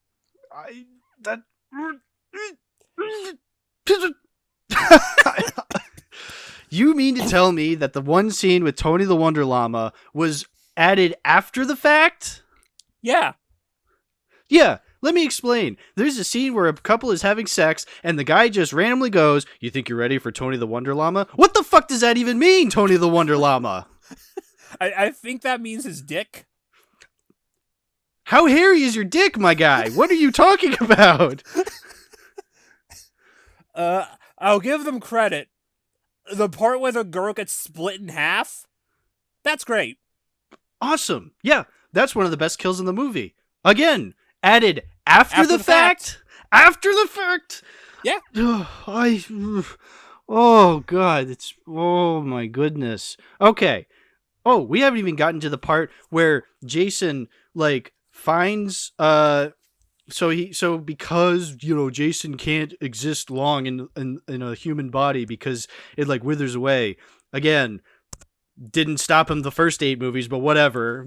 He needs to find different people to fucking possess and kill people. So he finds a random ass cop, finds him, and this is when I was like, okay, I know for a fact this movie gets everything wrong. Because first of all, Jason straps down this dude before killing him. And I'm like, Jason does not torture people. Jason goes right for the kill. He does not play around with people. He does not torture them. He goes right for killing somebody. So automatically, he doesn't do that in the rest of the movie either. Well, actually, he does, because later on, not to jump ahead, but like during the climax when he's fighting Steve, he's just whacking Steve with this like metal pipe. And it's like, all right, dude, like that's not Jason. Jason would go right for stabbing Steve like right in the chest with the metal pipe. He wouldn't be like hitting him around to like, piss him off. Like he'd go right for the kill is the thing. And it's like, he never does this in any other movie. Jason does not torture people. He does not play around with people. He goes right for the kill. Part specifically. I understand why they do it here, because Adam Marcus is a fucking moron and doesn't understand Friday the 13th. Like, I only started watching these movies this year, and it seems I understand more Friday the 13th more than he does. You watched them within a month. Yeah. Also, he does the torturing at the Voorhees estate. Remember the fucking mansion that the Voorhees had? Yeah, remember Pamela's fucking mansion? Yeah, they were rich. There's a fucking house that... Oh, God. It's... How about the fact that the Voorhees estate also has the fucking Necronomicon in it? Let's get right to that. Yes. Implying that they used the Necronomicon for something. So... this brings our Evil Dead episode full circle from last year. I mean, not only are we probably putting this episode out the same day that we put the Evil Dead episode out, that being Halloween, but like the fact that you brought up the fact that the Necronomicon shows up and Jason goes to hell, and this was a year ago. I'm like, oh, that's interesting. I don't really understand the implications of that. You know what I was thinking? I was thinking this was like similar to like when, I don't know, maybe I made this comparison back then. I haven't listened to the episode in a while, but I made the comparison, oh, the Necronomicon shows up. So it's kind of like, when an alien head is in the background of Predator 2. Like, it's an Easter egg. It's like, oh, isn't that funny? That means they're like in the same universe now. No. This is the main character picks it up and flips through it, implying that it has legitimate significance in the plot of it, meaning that it's actually implied that when Pamela brought Jason back to life the first time, she used the Necronomicon Ex Mortis, meaning that Jason has actually been a deadite this entire time. Kind of a lot to drop on us. Like, what? Like, where did this come from? Did it come from... It's because, okay, technically speaking, the whole reason it's actually in the movie is because they were, like, friends of one of the prop guys or something from Evil Dead. But still, the fact that he directly picks it up and calls attention to it. That's not how you make a reference in a movie. And also, because I brought the existence of these up, they wanted to make a sequel to Freddy versus... There were ideas for sequels to Freddy versus Jason that didn't get made, but one of them was actually going to be a additional crossover of Evil Dead, and while the movie didn't happen, they did make official comic series for that. Right. Which basically confirm what that is. Right. But again, that's not how you reference something in a movie. Like, right. You don't draw attention to it. That is exactly the problem with that fucking clock scene in Pinocchio 2022, where they just like put all the Disney references in the foreground. It's like, no, that's not what you do. References are supposed to be in the background. So you know what? You put the fucking Necronomicon like on a shelf and you don't draw any attention to it. That's the point. Oh my God, Adam, what are you doing? Now, let's just say Jason's a deadite for some reason. Also, why do deadites need a body swap? Why? That was never established. So then, oh God, there's just so much. What else do I want to talk about? I mean, if we want to do a positive quick, we can talk about the body melting effect.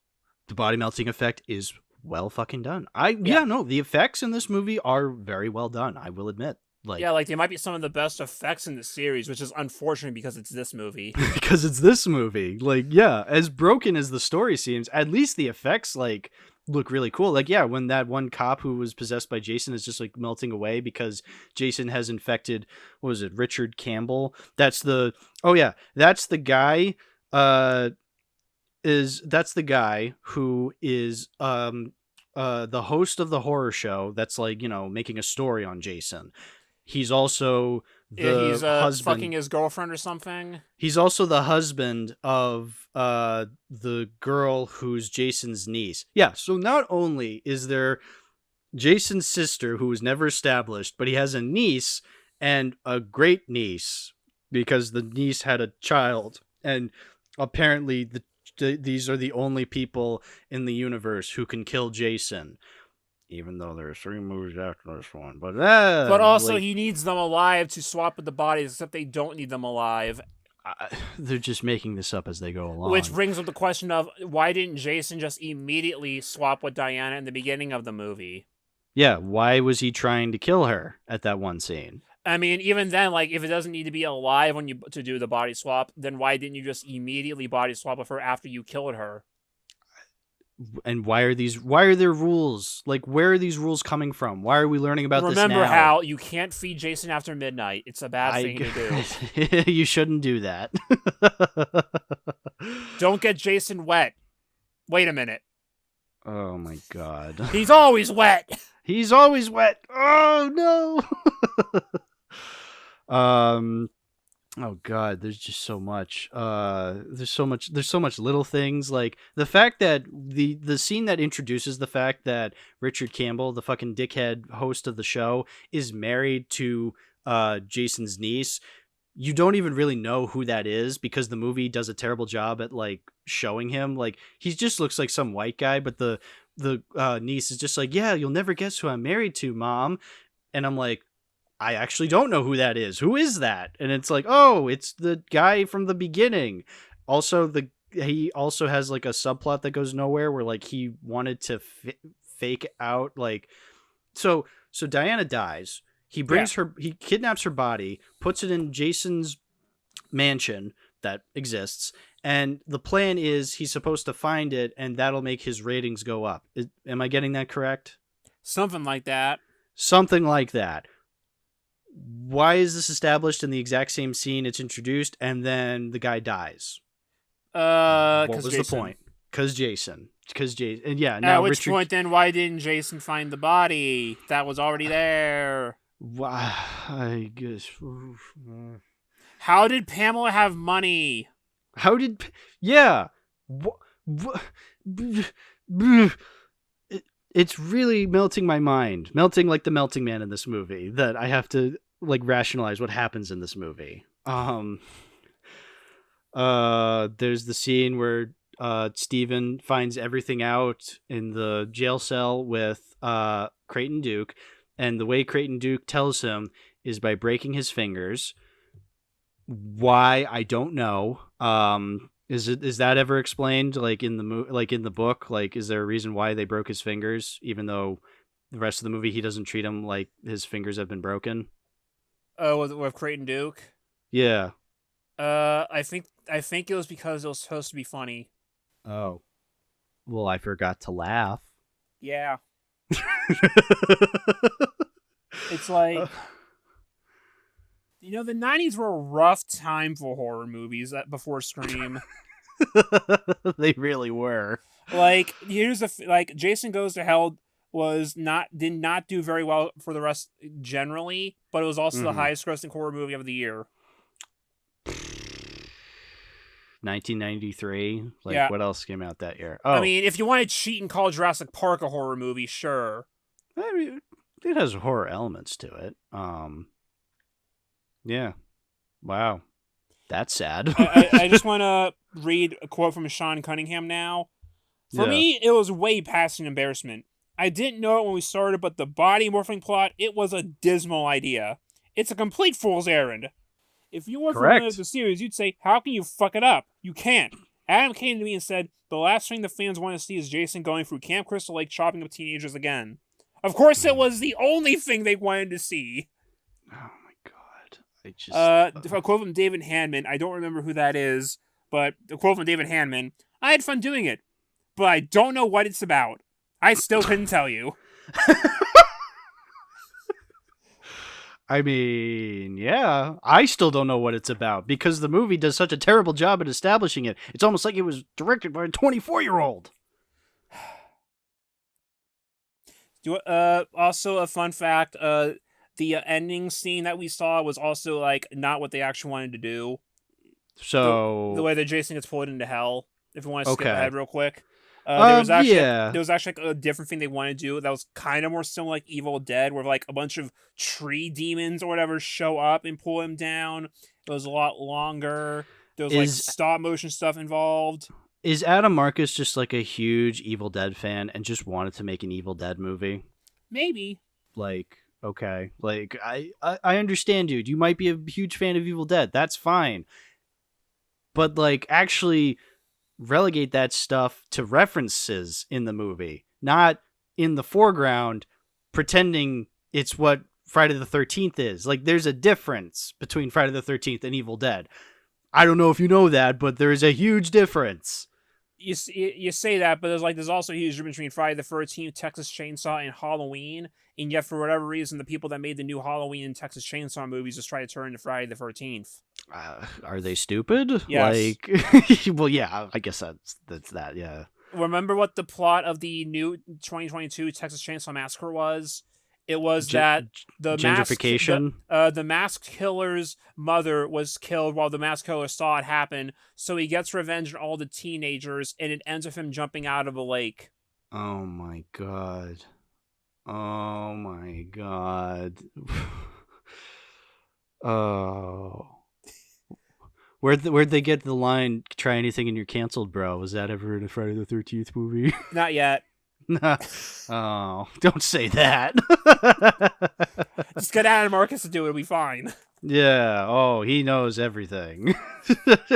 Like, oh, before we get to the climax, actually, I just want to mention another reference, that being the Creepshow reference the movie makes. That I did not catch. Yeah, so, fun fact, fun in quotations, there's a reference to Creepshow. Now, for those of you who've seen Creepshow, there's that segment called The Crate. That's the one where... the giant monkey demon. The giant monkey demon. The guy with his bitch wife. The guy with his bitch wife, yeah. So in The Crate, there's like a giant monkey demon in there. In this movie, the same exact crate is in the basement of the Voorhees mansion. Now, again, neat detail, but again, it's more than just a detail. The camera actively like pans by it and like focuses in on the crate before panning over to like Jason. No, what was it? It was like Diana's body like on the basement floor. And it's like, okay, again, I mean, it's a little subtler than just having the main character pick up the fucking Necronomicon, but it's like, again, like put it more so in the background. Like, I don't want to read what it says on the crate so then I know it's a Creepshow reference. Like, I should be figuring this shit out like years later, not immediately on my first watch. It's, oh god. It's like how in the 2005 King Kong, they have one of the crates on the ship in the background is like the Sumatran rat monkey thing from Brain Dead. But that's a subtle reference because it's just there, and not everyone knows what Brain Dead is. Yeah, exactly. That's something I should look up later, or I should catch on like my second or third viewing of King Kong 2005. But like, not. Oh god, yeah. The answer is that Peter Jackson knows what he's doing. Yeah, shocking, amazing, really. Oh, if we were talking about Elm Street right now, I would have a Peter Jackson connection to make right now, but I don't. Oh. Not yet, or... Well, technically, for Jason X, we technically could, because Jason X was shot in, like, 2000, but didn't get released until, like, 2002, because New Line had their hands full with Lord of the Rings. Oh, well, there you go. So, Jason X was delayed 2 years because of Peter Jackson. Something like that. Thank you, Mr. Jackson. Let Peter Jackson direct a Friday the 13th. He'd do a much better job than Adam Marcus. Yeah, well, I mean, he's done Splatter before. Yeah, exactly. So I know he could do it better than Adam Marcus. Not even just a matter of Peter Jackson's a well-respected, beloved director, just the fact that he's done the genre already. Yeah, we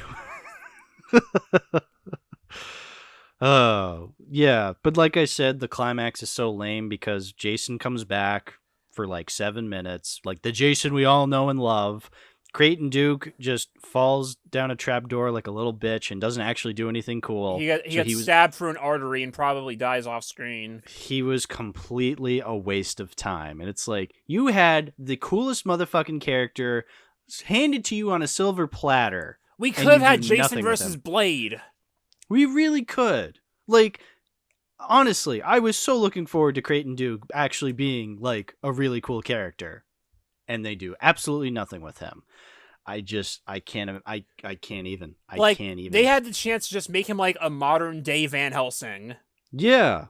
And they didn't. And they didn't. I can't even imagine like making something like this. Well, they wanted to have like the cool vines and demon stuff. What they actually end up getting is swampy rock monster hands that look like they're from a Nickelodeon movie. That was the funniest thing. How they're just like, we're pulling you down to hell because we stabbed you with the Evil Dead sword. Yeah, the Evil Dead sword is also in this. I'm like 90% sure that is the same fucking like dagger from the first Evil Dead movie. Because again, Adam Marcus is just a huge fan of the Evil Dead. Fine, I am too. I'm not going to put Evil Dead props in a fucking Friday the 13th movie and make them like part of the story. That, oh God. Yeah, that'd be like if they put the Freddy Krueger claw in this movie and with story implications. Funny you say that. So anyway, this has the first Marvel end credits scene. It really does, which honestly doesn't piss me off as much as the other things because it's like a fun teaser at the end of the movie. Like, oh, we're gonna do this now. It's the movie they actually wanted to make. Yeah, exactly. It's also like the one part people actually liked from the movie when they first saw it. Yeah, the last 5 seconds is the one part you like about the movie. It's one part everyone likes about the movie. It's like, even here, there's the quote. I stepped ahead to the Freddy vs. Jason section. Quote from Adam Marcus, director Jason Goes to Hell. Yeah. Back when we were making Jason Goes to Hell, Dean Lorre, Noah Cunningham, and I were trying to come up with more gags to put in the movie. And then I said, doesn't New Line own Freddy outright? And the wheels started turning. I called Mark Ordesky and Michael DeLuca at New Line and asked, can we have the claw? And it was very funny because they were a bit covetous of it. They asked nervously, what are you going to do with it? And why? And we told them our idea and they flipped. I remember the first test screening after we finished the film. When that moment hit, when Freddy's claw lunged out of the ground at Jason's mask, the entire test audience got up on their feet and cheered. It is a cool moment. I will give the movie that. It's the best scene in the movie, and it's the just best there to scene in the set up a movie. different movie. That wouldn't come out for another 10 years. Yeah. Wow. We'll talk about all that. We'll get to it. But, I mean, is there anything else we have to say about this movie? I mean, unless we want to bring up Rusty Schwimmer. Yeah, I guess Rusty Schwimmer. So, I don't know. When I was looking at the cast list and I see there's an actress named Rusty Schwimmer, I was like, oh my God, that is an amazing name. I've literally never seen a movie with her in it. I mean, unless I have before Jason Goes to Hell. I actually don't remember. I don't think we would have. I don't know. But like, I don't know. Just seeing Rusty Schwimmer is just it's just such a funny ass name. And she has one of the most confusing deaths I've ever seen in a movie. Oh, she was in the first Candyman and Guardians of the Galaxy Holiday Special. Look at that. But anyway, the point I'm trying to make, she has one of the most confusing deaths in the movie. Do you even remember what happens? Barely. So, what is it? Jason as Richard Campbell is like, so he takes Leslie Jordan, who's her husband. Leslie Jordan he was on Will and Grace. He's a very funny actor. He like takes Leslie Jordan, like starts like deep frying his head, and Joey, Rusty Schwimmer, comes up behind Richard Campbell and starts just like attacking him, like hitting him with something. And Jason / Richard like elbows her in the mouth. Her mouth like puckers inward like a cartoon, and she falls over. At least I think that's what happens. Because, like, again, the movie is shot and edited so terribly. I have no idea how she actually died. But, like, I think that was the implication that, like, she gets elbowed in the mouth and it puckers inward like she's fucking Tom from Tom and Jerry. But, like, the movie's lit so poorly that, like, you can barely tell. I rewinded, like, 3 times to see, like, how exactly she died. And I still don't exactly know what happened. What a movie. Oh my God. It is so pathetically funny. I kind of love this movie because of how broken it is. It is easily the worst movie we've seen in this franchise. And as I'll go over with, I'll have problems with the next 3, and I've had problems before with these movies, but this one is easily the worst because even from a storytelling perspective, it gets things wrong. Like, at least with the other movies, they had some sort of basic understanding on how to establish characters and their relationships with each other. This movie couldn't even do that. Like, that's how bad it is. It goes beyond failing as a Friday the 13th movie. It just fails at a straight up being a movie. That's how bad it is. You know, it's like compared to like the Elm Street movie that was being made at the same time, that was also going a different direction, Wes Craven's New Nightmare. That's generally regarded as like one of the better movies in that series. So it's like you have both of these coming out around that time, setting up for Freddy vs. Jason. Well, not really for that one, but you know, getting in the way of it. That's the one that it didn't make a whole lot of money, but it's generally regarded as one of the better movies of the franchise in retrospect. And then you have this one. Oof. Yeah, no. See, you can do things differently with movies in franchises. It's just, you can also do them horribly, horribly wrong. And that's this movie. It does things wrong. To point out, some fans complained that we tried to explain too much in Jason Goes to Hell, that there shouldn't have been so much of the mythology. I think that's a mistake. Here's the problem. Giving Jason a backstory isn't a bad idea. It's just that the backstory you gave him sucks. And he compares it to, like, the scene in Jaws of Quint, where he's like talking about the USS Indianapolis, and it's like, okay, cool, but that stuff's good and it adds to his character. Good. Oh my God! This is contradicting other movies. Oh my God! He really brought up the Quint scene in Jaws. That is, you do not bring up the Quint scene in Jaws when trying to defend Jason Goes to Hell. That scene is way fucking better from every angle you look at it than your entire fucking filmography, you piece of shit. Like, you do not compare yourself to the fucking Quint scene from Jaws. You do. It's like it says, I think Norman Bates isn't frightening if Norman Bates doesn't have a mommy problem. And Michael Myers was a kid when he murdered his sister. That's important to know, you know? Yes. But those are good backstories. Jason being a body-swapping worm isn't a good backstory. I can't even. Oh my god.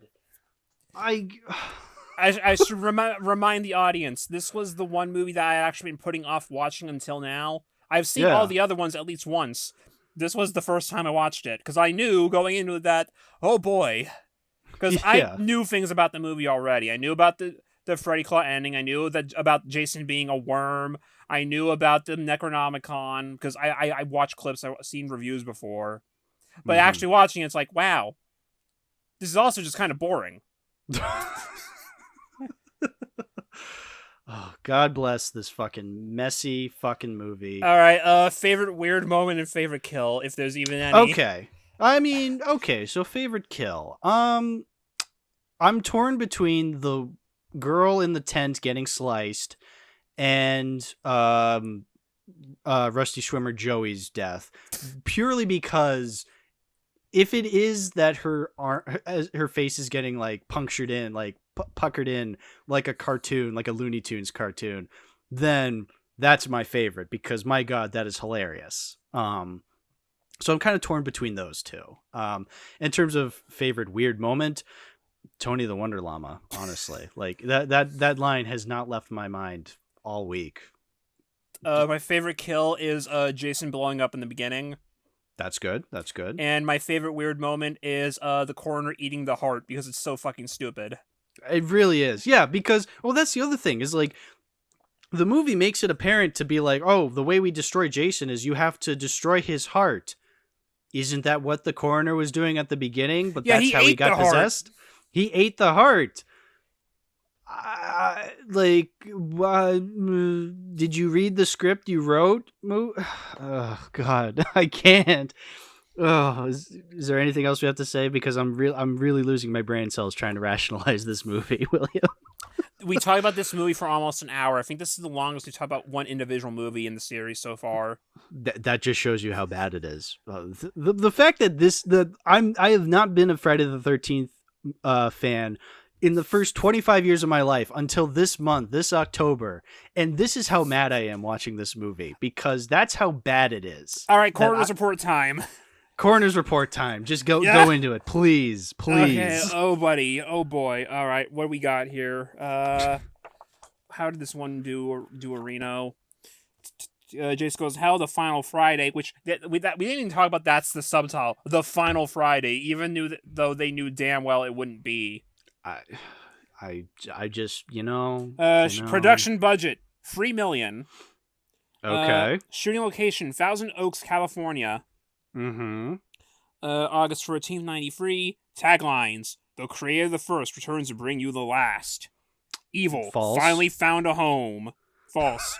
Horror has many faces. Death wears many different masks, but pure evil wears just one.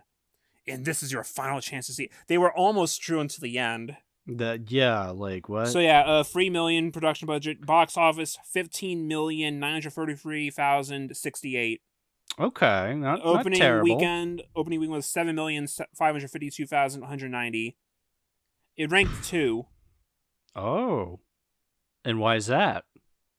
What did it open against? Let's check what it opened against. Yeah, I'm curious to know what it opened against. Let me see. Movies in August 93. When my computer will let me. Yeah. August 13, 1993, movies. It's a good thing we had the power of editing for this. Yeah. Weekend box office chart for August 13th, 1993. The numbers. The Fugitive was number 1 that weekend. Okay, that makes sense. Harrison Ford and whatnot. Yeah. Which I think that was already out, because it says -6%. So like that was already in like its second weekend. Oh. The Fugitive was number 1 2 weekends in a row. So that's an oof. Jurassic Park was also still in theaters at this time, number 7. Okay. And that was its 10th weekend. Yo, Free Willy was also in theaters at this time. Wow. All the best stuff in 93. God, you're never going to guess what number 10 was that weekend.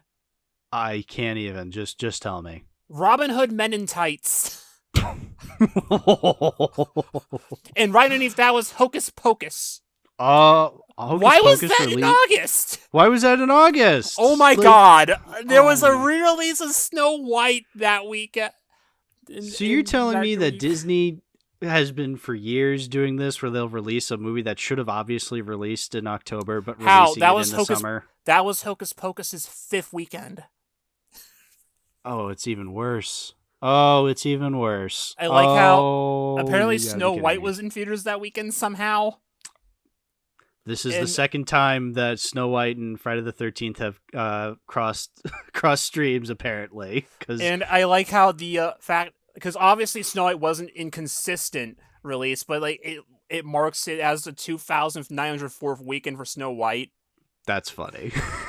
Not accurate, but still.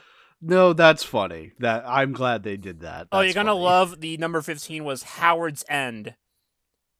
I don't know what Howard's End. Well, we saw Howard's End. It's not Howard Harold. Never mind. Harold's I keep forgetting Harold's name. Oh yeah, I was gonna say, how could you forget Harold? How could I forget Harold? Because there's Howards and there's Harolds in this world. Yeah, there's also Jason X's. Which that's a different beast entirely. Do you want to get into it now? Okay, Jason X, also known as the movie that they made because Freddy vs. Jason was taking too long.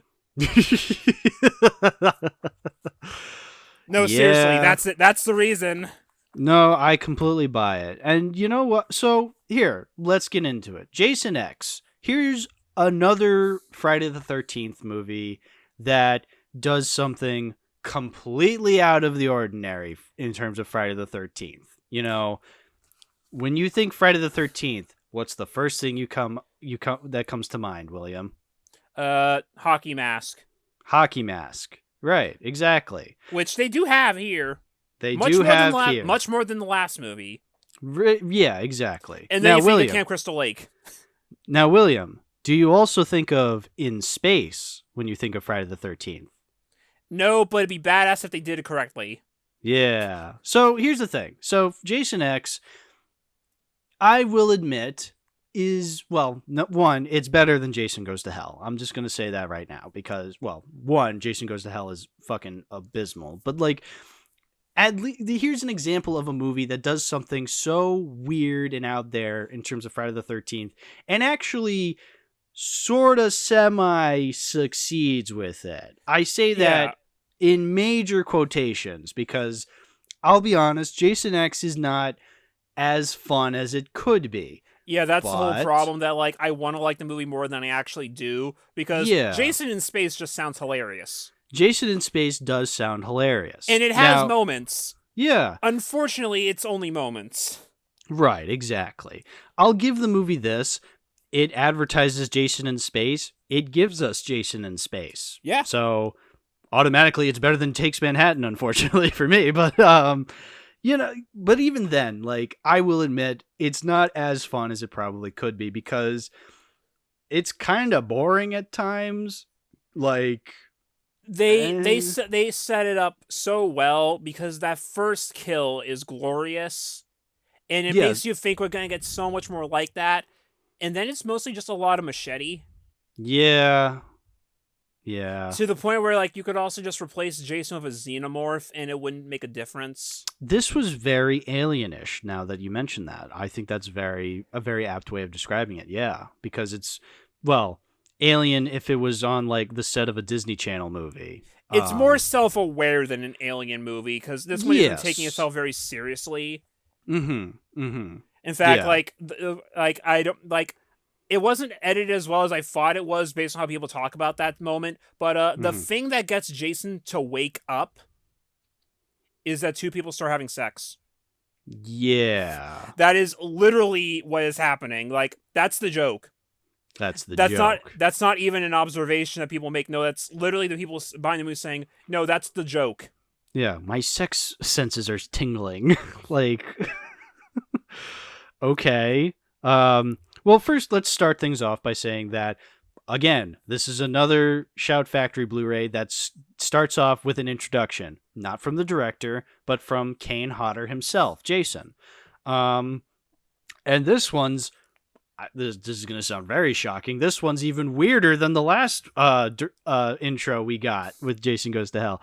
So in this one, Kane Hodder is just like, thank you for watching Jason X. It's a pretty fun movie. Now enjoy the film or I'll kill you. And I'm like, what? Yeah. And then he goes up to the camera and starts choking it out for like a couple seconds and then like throws the camera on the floor. And he's like, now stay down. Now lie there. Yeah, that's what he says. Now lie there. Thank you, Kane. Very cool. I'm just like, what? Okay. Sure. Why not?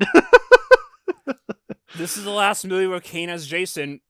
So, yeah, I kind of get that. They would have him like introduce this one, but even still, it was the way they executed it was just really out there for me. I'm like, what the actual? So anyway, funny. the movie starts and Jason is no longer in hell. Apparently. Okay, apparently, whatever. You just headcanon say this takes place after Freddy versus. Yeah, sure, I'm fine with that. And he's like in the Crystal Lake Research Facility. Sure. Because that's a thing. Okay. And then David Cronenberg approaches. Yeah, David Cronenberg is in this movie for a couple of seconds. He's like a doctor who wants to cryogenically freeze Jason. So then he doesn't kill people anymore. Like they've tried everything. They've tried every way of trying to kill him, and he will not die. And so they think, all right, just cryogenically freeze him, and that'll be that. But then, womp womp, he escapes. And so then Lady, who apparently is the Jason expert of this movie, again, never explained who this lady is, but she's now the main character technically because she's the Jason expert. Well, she's only the Jason expert on the grounds that she's from the same time period as him, whereas everyone else is from 400 years in the future and has no idea what the hell Jason is. Except for that one guy in the video call is just like, you have Jason Voorhees, he's worth a fortune. It's like, how do you know who he is? Oh, it's never explained. I guess because he read a book somewhere that would mention him. Yeah, but the professor who didn't. I can buy it more in this movie than in Jason Goes to Hell. Sure. Well, see, the thing in Jason Goes to Hell is like all of a sudden everybody knows who Jason is. Whereas in this one, yeah, at least in this one, nobody really knows who Jason is, except for some people. But that's just because it's been years since he's been relevant. Like, it's literally in the year, like, 4255 or some shit like that. Something like that. Real far off future that we will never live to see, like, realistically. So, like, I can buy that, like, oh, she's only the Jason expert because she was actually from the time and no one else knows anything about him. That makes more sense, at least because of that. Whereas, Crane Zoo, how do you know anything? Right, no, exactly. Again, this movie is back to not getting everything right, but it's getting some basic things right, because it's almost like the director knows how to direct a movie, right? Okay, let's establish this. Mission statement of Jason Goes to Hell was to do something completely different with the series. Sure. Questionable, but that was the point. The mission statement of Jason X was, fuck it.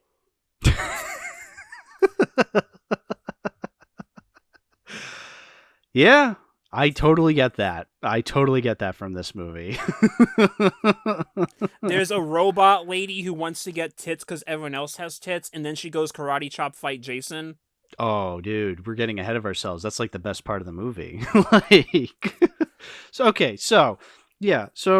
Jason is like killing all these people, and then he's cryogenically frozen, but it doesn't go well because he like stabs his machete through this thick metal door, and it almost kills a lady who knows about Jason. It cryo-freezes the whole room. It cryo-freezes the whole room. Then she's there. They're like trapped for 4 centuries. They're then discovered by a professor and his students on like a field trip of sorts. To the first Earth, because now there's a second Earth, because we fucked up and ruined the first Earth because we're terrible human beings. Which we never see second Earth. Well, we see at the very end. Oh, that's what that is. Right. We see a campground. Oopsie doodle. Yeah, oopsie doodle. I really got to bring this up. Hockey is banned in 2024 in this universe. That line is so funny just because of the timing of it. Considering that we're watching this in 2023. Guys, we have only a couple more months before hockey's banned. Hockey will be banned in 2024. Enjoy it while you can. Go Bruins. I can't believe Gritty would do such a thing. Oh. Okay, so Jason and past lady are now in the future. Okay, sure. To some people, it's the present. To some people, it's the present. I actually really like the first technical like slicing Jason does when he gets out of cryogenics. When he gets out of he doesn't even do anything. He just my man isn't even awake yet, and he's already back to business. Exactly. He slices a dude's arm off, and the dude is just like, "What the fuck?" And like all of them are just like, "Dude, it's okay. We'll just give you we'll just grow a new arm because again, the future, you can grow a new arm now." It's like, okay, that's kind of cool. Like, I like how that establishes that we're in the future, and it shows like, oh, the kills in this movie need to be really extreme if they want to they really want Jason to fuck these guys up. And the first actual kill is just like that. Yeah, so let's talk about the first kill. I mean, this is skipping ahead a little, but again, between when Jason is discovered and when he actually starts doing shit, it's 20 minutes of nothing. It's like skipping the first 20 minutes of fucking Shark Side of the Moon. You're not missing anything. Honestly, we should know from experience. So the first kill is Blonde Lady, where Jason takes her, shoves her head into a vat of liquid nitrogen, and then pulls it out and smashes it on the table. He cryo freezes her face in seconds and just smash. Oh yeah, amazing! Great kill. It's exactly what you want in a movie like this. Yeah, and it sets up expectations that the rest of the movie then doesn't deliver because most of it's just Jason with the machete again. Yeah, which can be fun sometimes, but then other times you're just like, it needs to be it needs to be one or two kills. This is over half of them. Yeah, exactly. I mean, it gives us a really good line of dialogue later on. Guys, it's okay. He just wanted his machete back. Yeah. That's a good line. Again, the middle of this movie starts to lull a little because we get this subplot where the professor. The middle of a Friday the 13th movie starts to lull? No, never. So the professor guy is this huge asshole who really realistically just wants to keep Jason around for money because this dude he has a video conference with is just like, a box of DVDs is not a gold mine for me. And I'm like, what? For me it is. Box of DVDs, I'll take that for the podcast. You put Adam Sandler movies in the museum in the future. Look at these priceless relics from the 21st century. Yeah, Jack and Jill on DVD. You just you go to this big display case that's heavily guarded and everything, and just in the center of it is a copy of Freddy Got Fingered in full screen. Amazing. That's the future I want. But anyway, he just wants to keep Jason around for money. But again, much like any other subplot that goes on in these movies, it goes absolutely nowhere because that dude dies halfway through, which I'm glad because that dude was a total asshole, and I was far more interested in lady who knows about Jason and Lieutenant what's his face, the bald guy who looks like Tony Todd, but the sergeant not Tony dude. Todd. Yeah, there's a BFG in this movie, right? He does name drop BFG at some point. The gun from Doom. Yeah. Again, it's a reference, but the movie doesn't call that much attention to it, unlike the Necronomicon and Jason Goes to Hell. I just realized because of who our fan base is, we actually have to establish what a BFG is, because some people are probably thinking of the fucking giant dude. Oh, yeah. Yeah, and for some reason they're not thinking of the gun from Doom like they should be. No, yeah, they should be. Yeah, the BFG. The big fucking gun. From Doom. I've never played a Doom in my life, but even I know what that is. Yeah, well, you'd think people would know that information. You'd think people would know Jason's not the killer in the first movie by now, but apparently they don't somehow. No, they don't. They're not very smart. Guy just turns off the podcast right now. Yeah. Bye-bye. Stop. No, come back. Okay, here's a really cool kill, actually. It's when the Space Marines, yes, because there's Space Marines in this movie. Because it makes sense for them to be space. Again, I wish makes they were sense. the main characters and not these fucking high school students, but whatever. I get it. Teenagers in a Friday the 13th movie. I get it. But anyway, it's when these Space Marines are like trying to find Jason, and one of them gets like stabbed through in the drill and he starts like twisting around. Like that was really fun. And then like the other Space Marines find him and they're just He's screwed. He's screwed. I love that. I'll allow that. That's a nice pun. Like you guys set that up. How is he? He's screwed. Yeah. Like, the delivery of it is, like, so half-hearted, but come on. Yeah, no, it's great. I love that. Even when Brodsky, that's the sergeant, he's just like, it's going to take more than a poke in the ribs to take down this old dog. And then he pokes him, stabs him again. He's like, yep, that'll do it. And that's not even his death scene. That's how badass that character is. And I wish he was the main fucking guy we because he's along. also the one that, spoiler, technically beats Jason in the end, right? Yeah, exactly. He grabs Jason and, like, flings him into the atmosphere. Yeah. Sacrificing himself. Yeah. Fucking Iron Giants that shit. This is what Creighton Duke should have been. This character, Sergeant Brodsky. Like, this is the guy, okay? He does everything right to be this badass dude taking on Jason. He does everything Creighton Duke could have been. The virgin Creighton Duke versus the Chad Sergeant Brodsky. But yeah, like, a lot of the kills, though, just after that are just kind of machete. Like, there's some decent setups, like the two guys playing the video game. That's cool. Kind of cool. That's kind of a fun gag. He just kills both of them pretty basic ways, unfortunately. Yeah, at first it's kind of cool because he, like, slices through the dude and he's like, oh, he, like, slices that one dude's head off and it's still a simulation. Like, it's not really explained very well why he's in the simulation, like, and why he can do that. But don't worry about it. Future technology, I get it. Because if I was playing the game, I would be a Jason main. Yeah, you would. Oh God, what else is there to talk about? Because I don't want to go right into the KM stuff, but I really just don't remember that much happening in this movie. Is the thing. Like the sets are well done. It looks like a space station. It looks like a space station. Yeah, I'll give it that. They do all that correctly. Yeah. It's lit like a Disney Channel movie, like I said, but like, I kind of like that. It's different. I'll give it that. The movie shows the decade it was made in. Oh, yes. 2001. It looks like a movie from that era. I showed you the trailer for this movie. Guess what song they play in the trailer for the movie? Completely unironically. I actually don't remember the song playing. Bodies by Drowning Pool. Oh, yeah, that's the completely unironically. Let the bodies hit the floor. Let the bodies hit the floor. Yeah. Oh, God. Why can't the movie be that funny? Like, that's the thing. Is like, there's so many boring scenes to get through to get to the fun stuff.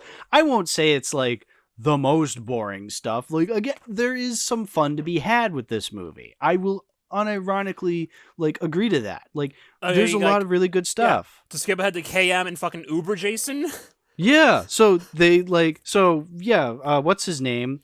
His like the nerd upgrades dude. The nerd dude upgrades his sex bot KM to be like this badass, and I like at first how like he like stabs her, like Jason stabs her, and she's like, "Oh no, I'm down for the count, sucker." Just kidding, and she starts like shooting at him. It's like, yeah, that's really cool. And she actually does defeat him. Like, she blows his fucking head off. Yeah, exactly. Like, that's really fucking cool. And then nanobots show up. Just 'cause. And then Jason comes back as a cyborg called Uber Jason. I like the idea that his mask is, like, infused into his face. It's better than the mask infusing in Jason Goes to Hell.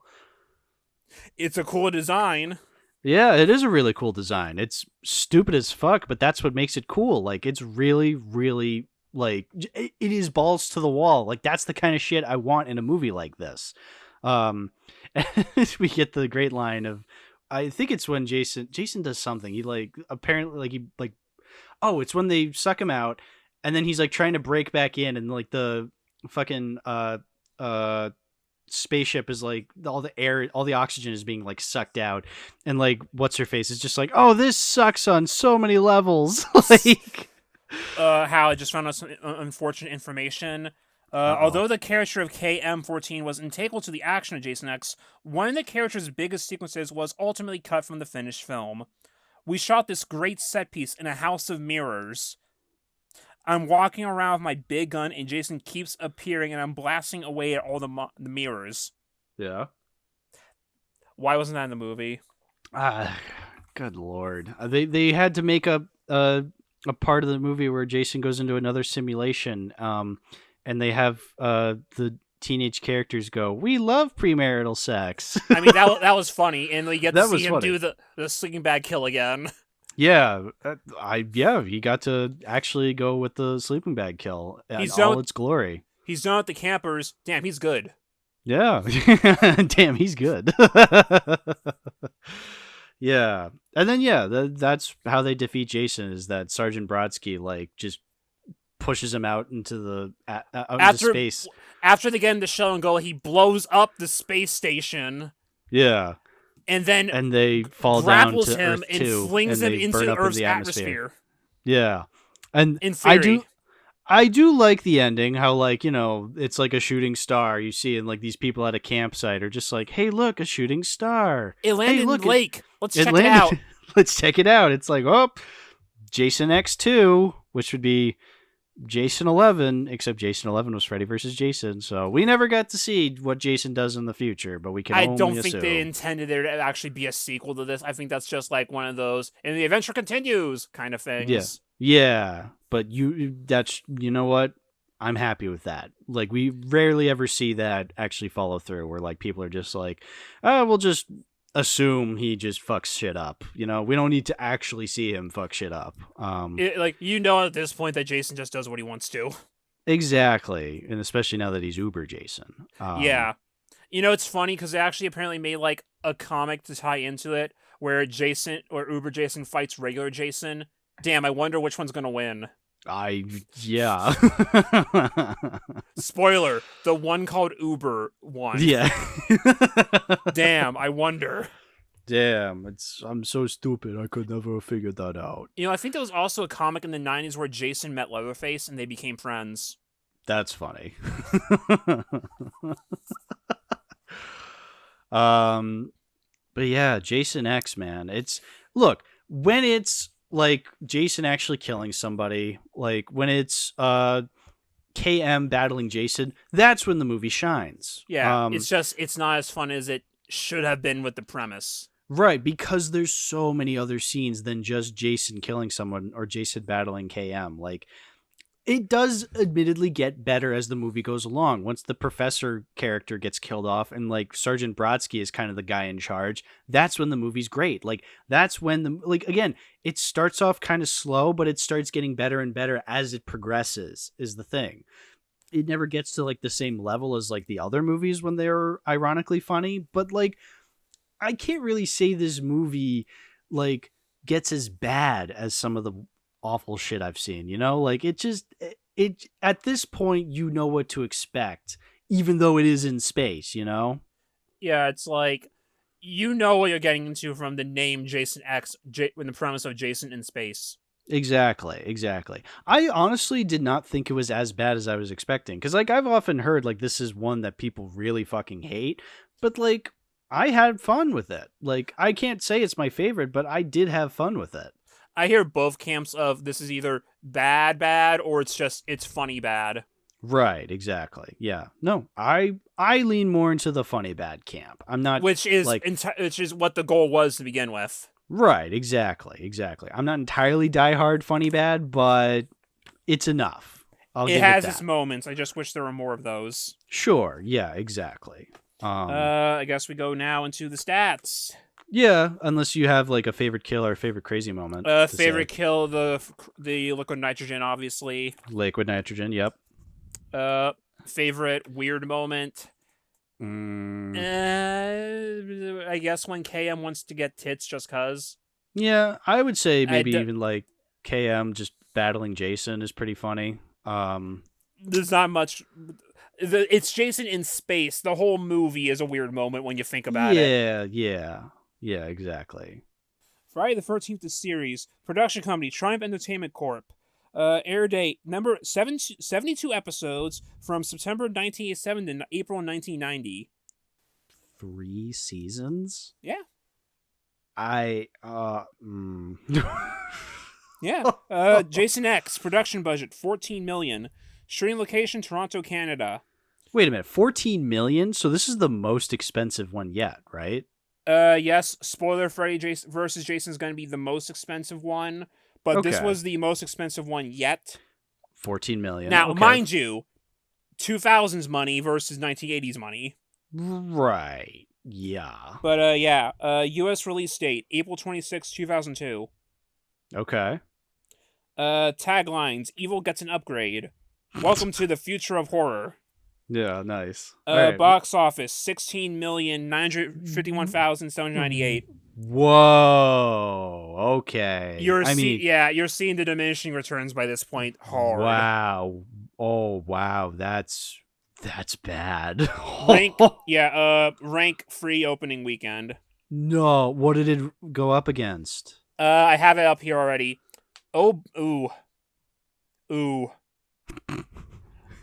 It was rank free. It lost to number 2 was Changing Lanes, which I don't know what that is, but it was by Paramount. Okay. And that was in its 3rd weekend. Oh. Number 1, The Scorpion King. In its 2nd weekend. Jason. Ice Age was in its 7th weekend, and that was number 6. Oh, Jason, you've been replaced by Manny the Mammoth. Oh no. Damn. Dwayne Johnson Scorpion King spinoff did better than you? Wow. In its 2nd weekend. That is almost, but not entirely, Black Cauldron embarrassing. I flipped. It gets worse because I flipped ahead to the next weekend. Oh, okay. You want to know what movie came out that next weekend? I need to know. Spider-Man. Oh, it's entirely. Oh, it's so Jover. It's so Jover. Yeah, Jason went down to number 9. Oh no, 9? Yeah, it dropped to 9. Oh, we are so Jover. Spider-Man's out. It's over. Oh my god, that's insanity. That is setting it up to die. Oh, you never stood a chance, Jason X. I feel bad now. Wow. Yikes. God, that might be worse than Streets of Fire releasing in between Star Trek, Ghostbusters, Gremlins, and Indiana Jones. They never stood a chance. That's also like UHF bad. We're releasing the summer of 1989 up against literally everything else that summer had to offer. Yeah, like 89 and 84, those are hell of a year. What the fuck was 2002 doing? You had Spider-Man and that was it. But you still dropping to number 9 against Spider-Man. Yikes. That's rough. You know what? Still, I'm glad I saw Jason X, though, because, I mean, it's no Spider-Man, but, like, there is fun to be had. So I would still recommend it. Like, I still think it's a fun movie, even though it's not quite as fun as it could be. But, man, wow, I feel bad now. Jeez. Yeesh. Like, okay, Spider-Man, obviously you're going to lose to that, but damn, the Scorpion King. The Scorpion King. And this was before Dwayne Johnson was, the Dwayne Johnson we know now. Like, yeah, this is when he was still just a wrestler. Oh my god. Wow. So, I guess we can now go ahead to the movie they actually wanted to make. Yeah, this is the one we've been building up to. The ultimate crossover event. William, take it away. Yeah, because this is the climactic moment for both the Friday the 13th franchise and the Elm Street franchise. This is the movie they've been trying to make for 10 years. And you hear it, like, yeah, that just sounds so simple. How did it take so long to make? Well, spoiler, there's an entire book of just Freddy versus Jason you can get, going over all of it. Nice. I don't think they cover that version in this, but I have a different book called Untold Horror that talks about a lot of unmade horror movies that were just like in production hell or just didn't get made. And it spotlights one specific version of the movie, and it shows this awesome image of a Freddy and Jason fusion. Oh, dude. There's like one version of the movie that was going to end with them going to hell and meeting Pinhead from Hellraiser. Okay. That didn't happen because of the obvious reason of they don't own Pinhead. Right, exactly. But it's like there are so many fucking weird versions of the movie, and it's like, how could it... And like, the issue they had stems from the fact that, wait a minute, both of these guys are villains. And then they realized, well, they can't be the main characters then. Fuck. So that's what gave them the trouble, and like, there were so many weird versions. Like, the big version they were trying to make for the longest time dealt with like this cult called the Fred Heads, who were trying to bring Freddy back. So the good guys are trying to bring Jason back specifically to fight Freddy. And it's like there was just so many weird things. There was one version of the movie where Jason had a defense attorney and went on trial. It sounds like I'm making this shit up. I'm not. I 100% believe you. Like, I think in one of the documentaries, they even show an image of Jason standing in, like, the confession booth or whatever at, like, on a trial. But it's like, incredible. What the hell, guys? Wow. So the actual plot they went with, like probably the simplest thing they could have done. Mm-hmm. Still a little convoluted, but, like, the simplest they could have done. Well, so, yeah. I think we should preface this, though, just overall, that one thing with the movie is that because of the fact that Jason can't talk, Freddy kind of is the one that gets more spotlight generally. And overall, this is less a 50-50 Friday in Elm Street and more of like a, I would argue, 70-30 Elm Street Friday.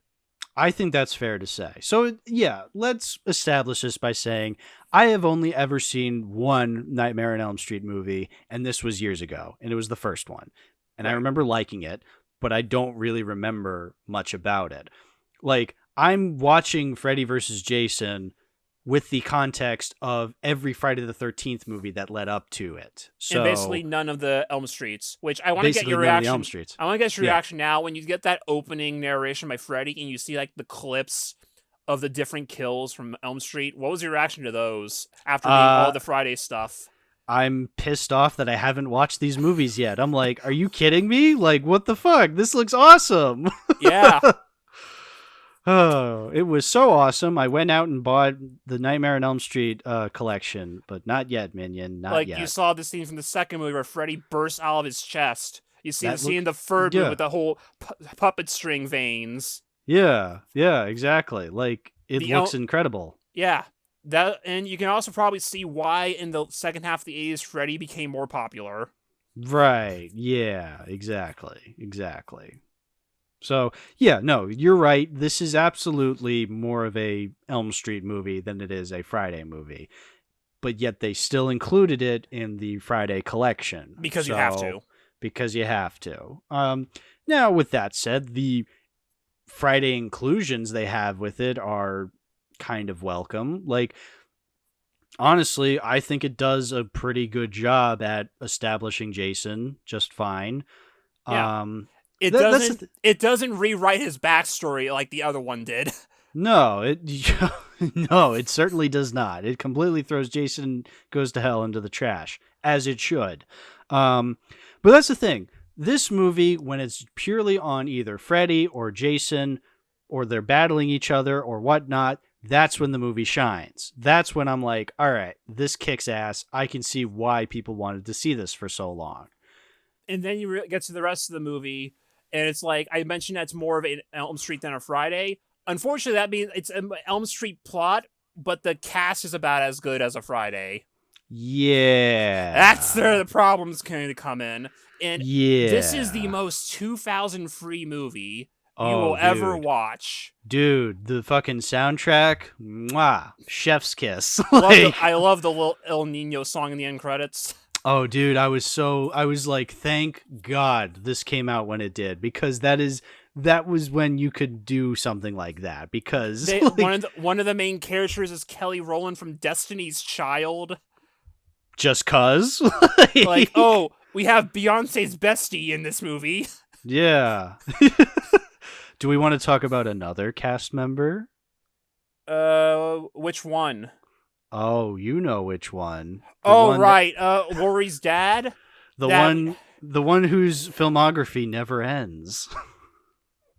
Yeah. Hal told me this when he was watching the movie after I already finished. The actor who plays Laurie's dad is fucking the Olive Garden guy from Sonic 1 and 2. Yeah. Because like I'm like watching the movie, I see his face, I go to the cast list and I go, Olive Garden guy? I didn't catch that until you brought it up, but that's just so funny that we got to see Olive Garden guy try to stab his wife. Yeah. It was so funny. I was just like, my God, what are you doing here, actor who's in movies? Oh, the other Sonic connection, Gary Chalk plays the sheriff, and he's also in the first Sonic movie. Which role is he? He was some like general, like in that scene where they're just like, okay, gentlemen, we gotta call Dr. Eggman to go check out that disturbance in the Northwest, and they're like, not Dr. Eggman. Like, yeah, he was one of the generals. Okay. Yeah, I forget which one, but yeah, he was in the first Sonic movie. Great. Oh, Canadian actors, man, they're everywhere. If we want to go back to production real quick, when sure. the guy, apparently, because like one of the issues with the movie is like that and the incredible dialogue. Fun fact: when they first wrote the script for the movie, it ended up being like 130 pages, which roughly in a script, 1 page is 1 minute as a rule of thumb. So this was over 2 hours, was almost 2.5 hours when they first wrote it. Ew. And then they said, let's not do that. So they had the guy who wrote Blade come in and redo it to make it an hour and a half. So like all the key scenes still happen. It just happens much faster, which means the dialogue has to be changed. Yeah. So we have the guy who wrote Blade to thank for some of the incredible dialogue in the movie. Oh, please give some examples. I forget. Well, I mean, honestly, that should be pretty telling. The only line that I can really remember is like apparently was also something that was mostly just apparently that whole confrontation between Kia and Freddy towards the end, that was apparently like written at the very last second, not even by the actual writers, or was like improv or something. So that's why that's just so out of nowhere. Apparently, like that dark meat line was just Robert Englund riffing. Wow. And it's like, because Kia went up, Kelly Rowland said, I want to have like a moment where I'm like yelling at Freddy and like staring him down. Okay. And then they had some other guy write it for them. So no one likes the fact that she says that word. Right. Yeah. Obviously. Again, This is the most 2003 movie ever. Yeah. This is so much edgier than any of the other movies. Oh, very much so. But it also the good part about that though is that it's also the bloodiest in the series. Oh, yeah, no, you made it a point to point that out. Like, yeah, this is absolutely the bloodiest of any of the movies beforehand. Good. And that's because it's rated R, but in 2003 terms, not in 1980s, which is so they're actually allowed to do what they want to do. Exactly. Yeah. It gets brutal and bloody, and it's great. Dude, so much so. I love the fucking violence in this movie. Like, one of the first kills that Jason does is he just, like, completely fucking stabs the shit out of a dude in a bed and then folds the mattress. In half. Yeah, that was great. That was awesome.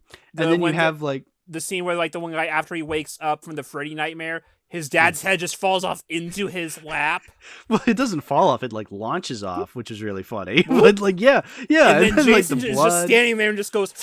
And you see the blood splatter everywhere. It's amazing. Oh, dude. And then you get, like, the scene towards the end where, like, Freddy and Jason are actually fighting. And they're just like, fucking slicing each other. Through the mask. Yeah. It's like, yeah. Everyone is coated in blood at that point. It's great. it's amazing. We're getting ahead of ourselves, but yeah. Yeah, no, but like you're absolutely right. It like some of the kills in this movie are fan-fucking-tastic. Even the ones that aren't bloody are really fun. Like there's that scene where Jason's in the cornfield and these two jocks. The entire corn cob scene. Yeah, so these two jocks are like messing with him, and Jason just takes one of them and completely like turns his head like 180 degrees, and then it's just backwards. Like I'll spoil that now. That was like before the rewatch. That was my favorite kill in the movie. Because of just how abrupt it is and just the fact that he cuts the guy off. Yeah. And you were invited. Yeah, exactly. And then he just slightly pushes him over. It so works. And then there's that, and then like that other jock just like starts like dousing him in beer, lights him on fire, and Jason's just like, whatever. Okay. And just starts dudes. Walking through the entire corn cob on fire. Yeah. Like, that might be, like, one of the best Jason moments in the entire franchise. I know. Yeah. Seeing Jason, like, on fire, still slicing teenagers in a cornfield, like, it's so good. It is so indicative of what Jason is. And like, just the fact that this is happening in a fucking corn cob rave. Like, why are you holding a rave in a corn cob? I know that Springwood is in Ohio, so what the hell do people in Ohio do for fun? But, like, that's just so random. That might be the most Friday the 13th thing in the movie, in all honesty. Yeah, that's strip monopoly worthy. Corn cob rave. Corn cob rave. Hosted by a guy who looks like Jay from Jay and Silent Bob. Oh, yeah. There's a funny bit in, like, I think it was in Never Sleep Again, the Elm Street documentary, where they actually have Jason Mewes come on set to talk about the movie. Oh, yeah, Freddy vs. Jason, like, hey, wait a minute, I wasn't in that fucking movie, and they just get some and leave. Yeah. Because the one dude looks just like him. Yeah, exactly. The fact that they actually got him to do that just for the joke. That's awesome. Oh, another funny casting I want to bring up, casted person. So Mark, so the main characters, well, at first the two main characters are like, Will, played by Jason Ritter, who's in... Wait a minute.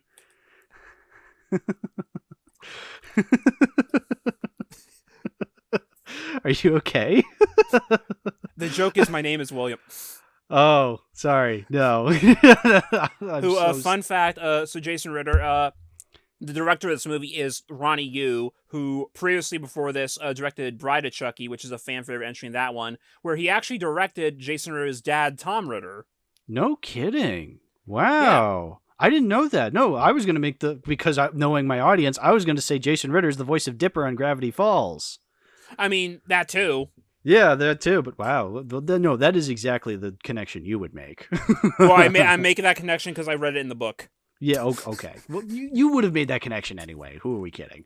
I haven't seen all of Bride of Chucky yet.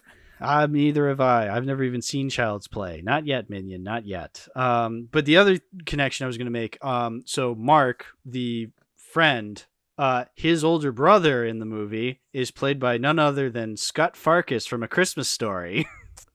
Amazing. So when he's like in the bathtub and his fucking wrists are bleeding, yeah, that's Scott Farkus. Incredible. Oh my god.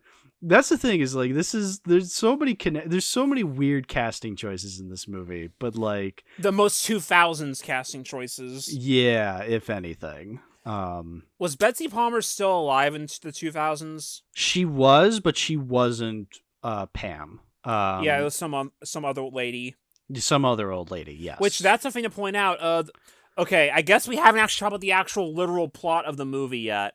I mean, okay, no. So okay, setup. So, okay, to get into this, I guess I have to talk about who Freddy actually is.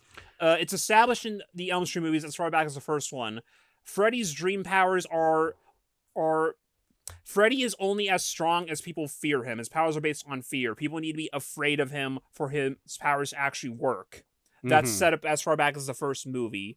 Sure. After the sixth movie, they finally found a way to like cover him up, and people forgot he existed. Which right. I can kind of believe that more than people not knowing who Freddy is than Jason, just because Freddy technically doesn't exist. He's only in your dreams. Right. So it's more, I can believe it more when people try to cover him up and not know who he is. That makes more sense. Yeah, exactly. So no one remembers who Freddy is, so he has no power, so he can't come back and kill again. So of course, end of Jason Goes to Hell, Freddy pulls the glove underneath to hell, does the hint, so it's implied now Freddy is going after Jason. Freddy has Jason come back to life because Jason can kind of just do that. Sure. He gets him on his side by pretending to be Jason's mother, Pamela, which that's nice. That shows that Freddy knows what he's doing. Smart. So he gets Jason to come back to go to Elm Street. So now Jason gets on the Greyhound bus again to go to Elm Street. because Camp Crystal Lake is in New Jersey and Springwood is in Ohio. We'll bring that back up again later. Okay, yeah. So Jason goes to Elm Street to kill, to make people think it's Freddy doing it so people can become afraid of Freddy again. Solid plan. Yeah. Makes sense. So we get to see Pamela again, which is a nice detail. Mm-hmm. The problem is, Jason is just kind of gonna kill because he wants to kill, because it's Jason. Yeah.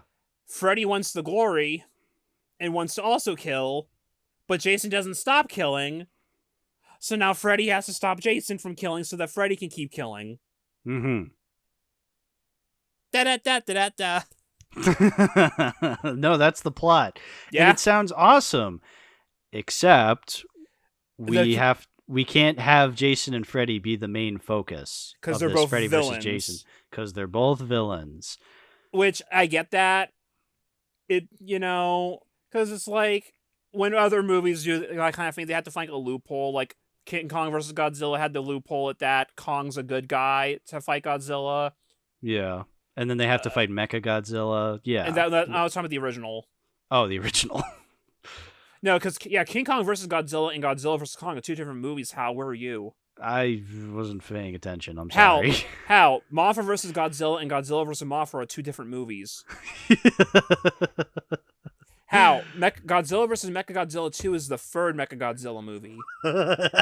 Also, it has no continuity with the other two Mechagodzilla movies. Hey man, I'm having trouble as it is keeping track of the continuity of the Friday movies. Give me a break. The continuity doesn't matter. But yeah. I bring up the problem is that like it's an Elm Street plot with a Friday cast. Yes, and that's a problem because the Friday casts aren't very good. They're just there to die. Yeah, no, I do not care for any of these characters. Look, I like Jason Ritter. I like him as Dipper because I like Dipper in Gravity Falls. But just because I hear Dipper from Gravity Falls does not make me connect with this character. I think the two leads are fine. They're not great, but I think they're fine. Yeah. Oh, well, even then, he's not even the main character. Technically, the main character is Lori. Right.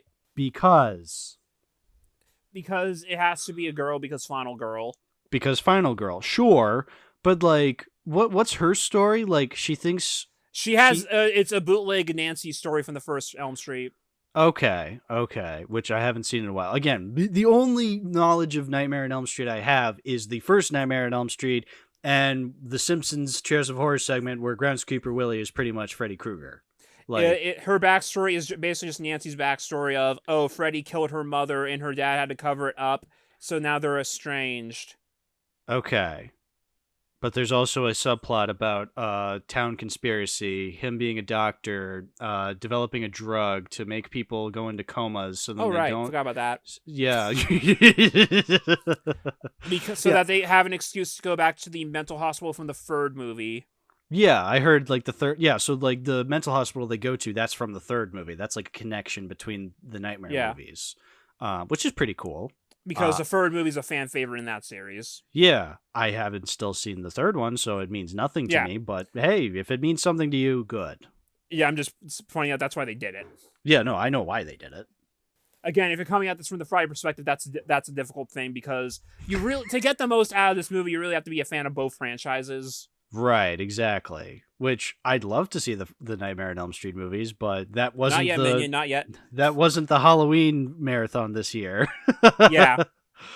So I can only judge this movie coming from the Friday the 13th perspective. Oh, no, And I'm not yes, disagreeing with you. I'm just saying that's what it is. Yeah, no, I'm just explaining to the audience that, like, yeah, that's how I'm approaching it. You obviously have more information with this movie because, like, you're going at it with both franchises in mind. So and also, like, I also have to, like, put this in perspective because, like, I don't get to talk about Elm Street very often for whatever reason. Generally speaking, I prefer Elm Street and Freddy to Jason and Friday. Yeah, I think that was interesting when you let that slip in your review on Letterboxd. I'm just like... That's like, I have to remind the audience that, because it's like, I don't get to talk about that very often. I don't get to talk about Little Shop of Horrors very often, but that's one of my favorite things. Yeah, exactly. But I think that's really interesting that even though you prefer Freddy and Nightmare above Friday and Jason, you still have had, like, a ton to say about Friday and Jason. Like, that just shows you how much you fucking love Nightmare on Elm Street then. Like, you know? I love both franchises. There's that, so that's that.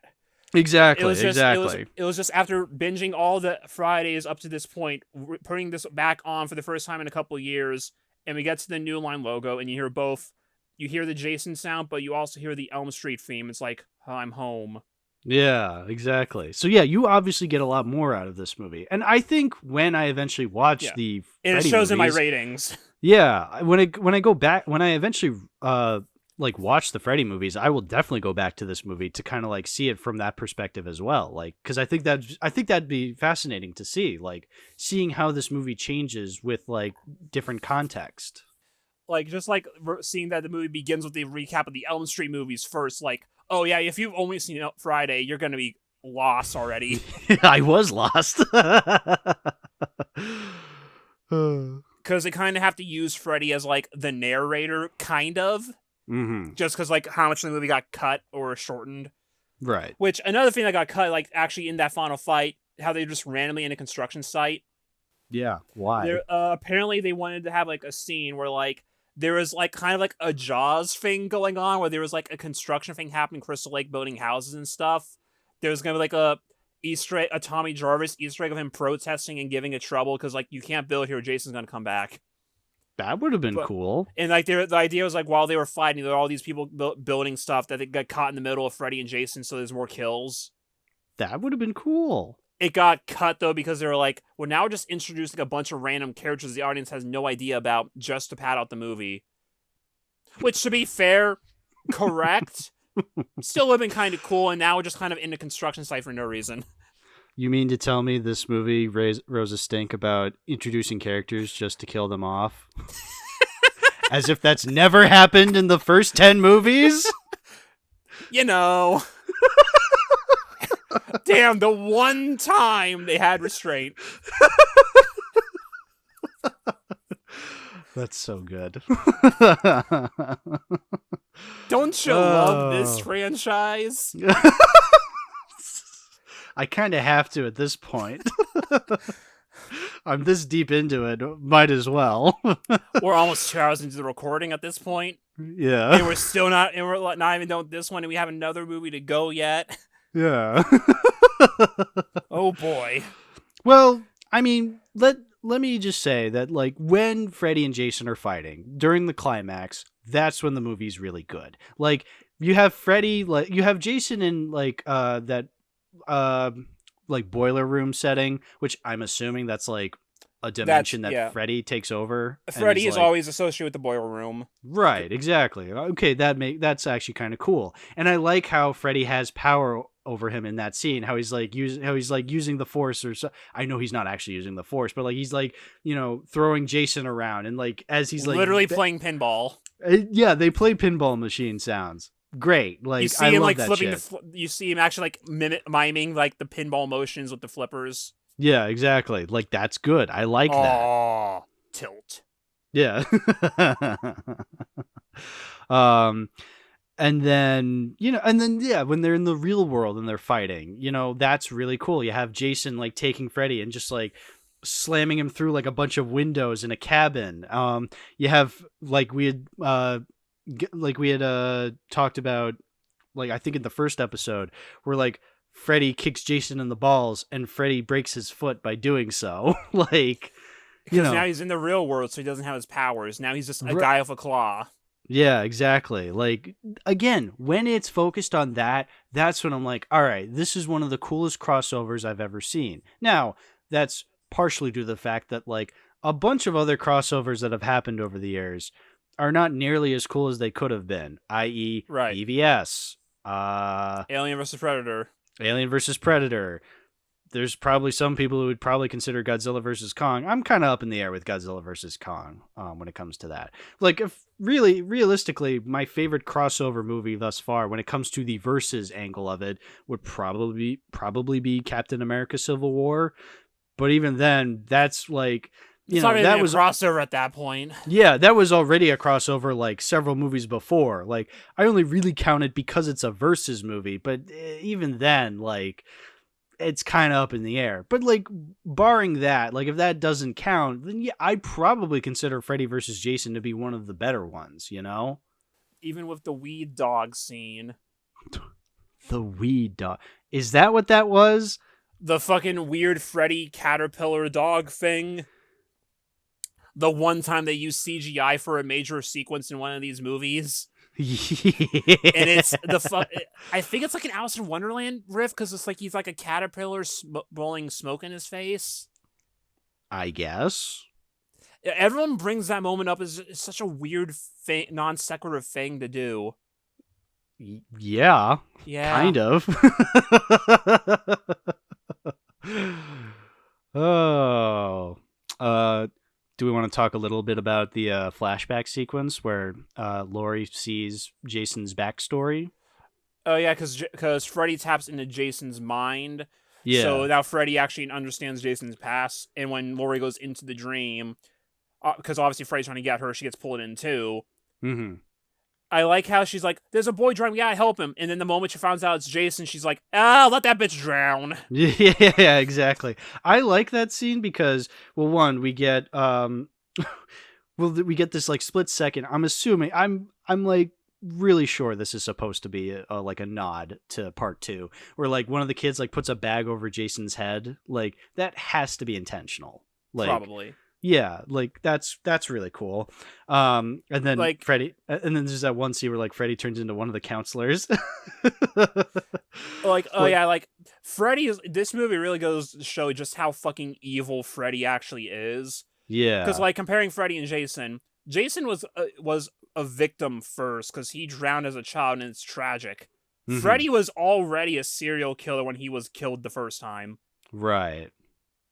So yeah, you can definitely tell. I also just love that scene because Laurie goes up to the counselor. It's just like, why aren't you coming? And well, they're having sex. I'm coming, all right. It's not my fault the bitch is dead on her feet. You know, like I saw it earlier today. It popped up in my recommended. There's like someone who made a supercut of every time Freddy says bitch in the series, which that's like a big running thing that people think about with the movies. Like how, Freddy always says bitch all the time. It was only 30 seconds long for all the movies in the series. And half of them were just Freddy versus Jason. That's funny. So you're telling me Justin Roiland lied to me when he made Scary Correct. Terry? I think Scary Terry may actually say it more than Freddy actually did. Yeah, because every line Scary Terry says is bitch. Like, he literally says it every line. Yeah, so reality is that they never watched the movies. No. Oh, are you telling me somebody parodying something didn't watch it? What is Damn, this? I can't believe they didn't actually know what they were making fun of. It's almost like they were being malicious for the sake of being malicious. Yeah, it's almost like Rick and Morty's not very well written. Damn. Crazy. McDonald's has new Mambo sauce. Oh, there you go. It's got some kick to it. It's fine. That's cool. Yeah, anyway, Freddy versus Jason. The end of that, there's like the beginning part of that flashback where like before it goes to like his actual backstory where you just see Jason in Crystal Lake just endlessly killing campers and taking them back to the cabin as if it's like, this is all I am. Yeah, that was an interesting like little bit of psychoanalyzing Jason that was it's just kind of sad. It's just kind of sad, but like the movie doesn't really do anything with it. Like, it doesn't really do it. Like, that could have been the dream sequence, but they instead decided to just go right into a flashback, and that's the dream sequence. There was probably more to it in the original script, but they got cut down. And then like the cool thing with that flash reveal is at the very end after Jason wakes up, where Freddy just goes full demon mode. Mm-hmm. Like the makeup changes, he just glows red. He looks like he is fucking demonic as hell, and it's great. Yeah, that was really cool. I like that. I really like the air canister scene where like Freddy's just like fire the torpedoes. Yeah, and like Jason's just moving out of the way. Like that's cool. Like that's a really cool sequence. And for the record, the whole idea of pulling Freddy out of the dream to bring him into reality, that generally is tied to Freddy's lose condition in the other movies. Okay, cool. That's how Nancy beats Freddy in the first movie. I believe they kind of do something, not quite in the third movie, but a similar thing with like his physical bones and body. Mm-hmm. I think they had to pull him into the real world in the sixth movie. I'd say they have to do that in the seventh movie, but technically the seventh movie takes place in the real world the whole time. Right. But yeah, that is like an actual thing from Elm Street that happens. Okay, that's cool. Yeah, and I mean, the movie ends on a gigantic explosion. Technically, because that's when they just explode everything. Well, actually, there is the final kill. Well, not the final kill, but like when Freddy, Jason gets Freddy's arm because he sliced it off. We gotta talk about that whole sequence because like okay, cool start at the beginning. It's so cool that the final attacks each of them do on the other is with their own weapon. Yeah. Because Freddy grabs the machete and just like stabs it all the way in through Jason during that final conflict before the explosion. And then like after Freddy gets out of the water and survives, you just see like the two kids, Lori and Will, terrified that someone's walking there. You just see their legs. You don't know which one it is. You see the machete. It's like, oh shit, it's Jason. It keeps panning up. It's actually Freddy holding the machete. Yeah. He's about to do the final attack, and then Freddy's glove bursts through his chest. Jason grabbed the severed arm and just slammed it through him. That's the thing with Jason is like he's so strong in this movie. Like to go back a little, there's that scene where he like takes his machete and hits Kelly Rowland's character, and rather than just slicing her, he just launches her into a tree. Launches her into a tree, and that's how she dies. Like that's how strong Jason is. And like, I just love the little bit before that while she's smack talking him, Freddy just doesn't give a shit. Yeah, he's just like because he sees Jason coming in from behind, so he's just like, he just motions like, you want to turn around real quick? Yeah, amazing. Like that's where the movie shines. Because Freddy's just such a smartass. Yeah, he really is. Like, he's the welcome to prime time bitch guy. Yeah. Freddy's the one who, like, popularized the slasher villain with an attitude, with a personality. Yeah, Without Freddy, we don't have Ghostface, literally. We don't have Chucky. It's like, he's literally, like, where that got popular, and that's kind of, like, where the conventions of slasher movies that people know nowadays come from. Right, exactly. It's kind of fitting because like you have Jason who's like the one who kickstarted the initial glut of slashers, and then you have up against Freddy, his big rival, who's the one who basically popularized the second half of that decade's slashers. Yeah, so it's really interesting, like the timeline when you think about it. Especially because the final chapter came out the year the first Elm Street came out, which is just funny to think about. The final chapter. Yeah. Oh, and then the final Friday. Yeah, okay. Even though they already knew that wasn't really the end. The movie tells you it's not the end because they set up this movie in that movie. Oh my god. We already shit talked Friday. That's okay. We can keep doing that. That's true. We can. Everyone does. I know. Actually, a last minute casting I want to bring up. So the guy who plays Jason in this movie Ken is Kirzinger. Ken Kirzinger, right? Kirzinger? Yeah. He was actually in Jason Takes Manhattan. Yeah, he doubled for Kane in a couple shots. Yeah, but he was also the chef who you remember that scene in Jason Takes Manhattan where in the diner. He runs into a diner, and then like this really big guy comes out from behind the kitchen. He's supposed to be like the chef. That's Ken Kirzinger, who's just like this really huge guy, and he goes up to Jason. He's like, "Hey, man," and then like Jason just totally punches him like behind the bar. So it was Jason versus Jason in that one scene. Fun fact. Nice. Yeah. So yeah, he had a connection to Friday the 13th before this movie. That is like a bit of the controversy before the movie, though, obviously, because we're getting into it now. Jason X and Jason Takes Manhattan, Freddy versus Jason, the 2000s. We had this handy dandy thing called the internet now. Yes. So fans let them know about. There was a lot of immediate fan backlash online during the production movie when it was announced Kane wasn't Jason. Kane was not happy about it because Kane did get a script at one point beforehand, but then Ronnie decided that he wanted someone else for the role for whatever reason, and that's where Ken came in. Yeah, is it ever like really explained why Kane didn't do it? Like, it's why Ronnie just wanted someone that looked bigger. Like, he wanted someone with more expressive eyes. Do you even really see Jason's eyes that often? There's like in this movie? 2 shots where you see him through the mask. I guess they just wanted to play it more Jason being more sympathetic, if anything. I guess. Well, I mean, like, look, I like Ken as Jason. I think he does the role really well, actually. Yeah, it's just disappointing that Kane couldn't come back. Right. If you're Luckily, Kane does technically come back in one fashion. He did all the mocap for Jason in the video game a couple years ago. Okay, that's good at least. Yeah, like, honestly, like, but that's the thing is, like, this is the movie for the fans. Like, they called it Freddy versus Jason. Like, this is a movie for fans. Like, you want to be as fan servicey as possible if you can. So, like, I don't know. I mean, the fact that this random director just came up with this, like, I don't know. I don't know. Whatever.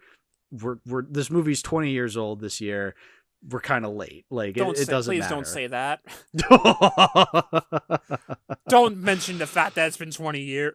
This book came out for the 25th anniversary of the series. And also, fun fact, this is also the last movie that's covered in the book. Okay. This book predates the 2009 film. Yeah. So is there anything else we have to say about Freddy versus Jason then? I mean, have we said our favorite kill and favorite weird moment? Well, there's the very ending of the movie because it's a crossover, you can't kill off either character, so you kind of have to be slight ambiguous. Yeah. So and obviously, depending on how you read it, though, you could read one over the other, and you could probably make the case for either way. Yeah. So the ending of the movie, what happens? Jason comes out of the lake like he usually does, and he's holding Freddy's severed head from the end of the film. Mm-hmm. So it looks like, oh, Jason won. And then it pans over to Freddy's head, and he winks at the camera. And you hear him laugh, like, have like an echoey evil laugh. Yeah. So now it's debatable of, is Freddy still pulling the strings? Did Jason get the win? And I want to note, because in both so Ronnie Yu does come up in both documentaries for the movie, for Crystal Lake Memories and Never Sleep Again. And it's so funny because in Crystal Lake Memories, he gives it like the ambiguous thing of like, it's for the fans to decide who won. In Never Sleep Again, he says, yeah, we kind of do it ambiguous, but in my head, Freddy always won. Thanks, Ronnie. Thanks, Ronnie. But in my head, Freddy won. Yeah. Thanks, Ronnie. I mean, like you said, it's kind of hard to like really have a winner because like that's the thing. Like you can't really kill off both characters. That's kind of their point. There's also a really fun quote from him. That he says, like, he wanted Freddy and Jason to fight, like, as if it was Godzilla and T-Rex fighting. Are they going to hold back? No, they're going to go at each other. And I just want to pause there and go, like Godzilla and a T-Rex fighting. Godzilla. Like Godzilla, who in his smallest incarnation is 164 feet tall, versus a T-Rex, who is, on average, 12 feet tall. I don't think that's a fight. Ronnie, you had a perfectly good crossover with Godzilla gift wrapped for you. And it's like, it's like, at first I hear that, okay, it's a slip of the tongue. No, because that same quote then shows up in, like, in this book and in everything else. So he keeps repeating himself on that. Godzilla and a T-Rex. Ronnie. Ronnie. What do you mean he did a Phantom of the Opera movie, but he was still in Hong Kong? Ronnie. Okay, so favorite kill. Favorite kill. I'm gonna go with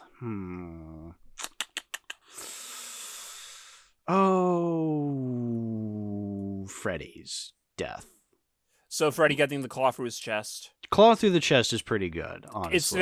It's really satisfying. Yeah. Now, if I had to go with like one of like a real death, I'm gonna go with the mattress folding death. That one's pretty cool. For me, if not the actual finale of the film, then it would be the neck snap in the corn cob. That's good too. And as far as weird moment goes, just the entirety of corn cob rave. Yeah, I'm good with that. Like that, if we want to be more specific, I would go like Jason on fire slicing up people. Like, oh, that's not a weird moment. That's just a badass moment. That is badass. Okay, yeah, but I'm just talking about the fact that these random Ohio teenagers. Oh my god, I forgot to bring that up. We'll get to that after. Just about these random Ohio teenagers holding a big drunk party in a corn maze. Yeah, it was very strange. But yeah, you want to bring that up? The fact that yeah. So, okay. So after at the hospital, the whole point of going to the hospital so they can get the hypnosil pills so that they stop dreaming, so that Freddy can't get them, so that they only have to worry about Jason. Mm-hmm. Of course, one of them falls asleep, so Freddy manages to take control of him and uses Trank to put Jason to sleep so that Freddy can get in Jason's dream to fight him and kill him. Mm-hmm. So, with Jason asleep, the teenagers decide that, okay, we gotta get Jason back to Crystal Lake for some... I forget what the reason actually was. Like, he'll have home field advantage, they said it like that? Yeah, something like that. I guess. So they put Jason in the back of their van and to head to Camp Crystal Lake. So, they go from Springwood, Ohio to Crystal Lake, New Jersey in the span of one night. Yeah.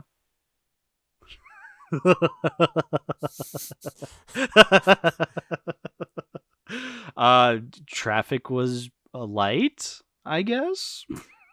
There's an entire Pennsylvania in between those two states. Pennsylvania is very wide. Oh, dude, you don't need to tell me twice. You know what? Okay, I'm gonna... What is like a popular city in Ohio? Cleveland. Okay, I'm gonna... The place where they released all those balloons? Oh, yeah. Yeah, the worst ecological disaster ever. Thanks, Cleveland. Thank you, Cleveland, for Balloon Fest. Imagine you're those two guys on the boat and you die because you drowned because no one could find your body because a bunch of balloons showed up. It's okay. Cleveland's no longer the butt of jokes. Okay, Cleveland, Ohio. Directions. Yeah, swap that. Blair, New Jersey, because that's where the first Friday took place. Blairstown, New Jersey. Blairstown, New Jersey. Okay, driving. If you don't stop and manage to somehow take the fastest route, even though they'd have to pay tolls, that is 6 hours and 6 minutes. If you ignore tolls, that route also has tolls. Never mind. So yeah, roughly 6 hours to get there. That is half your day.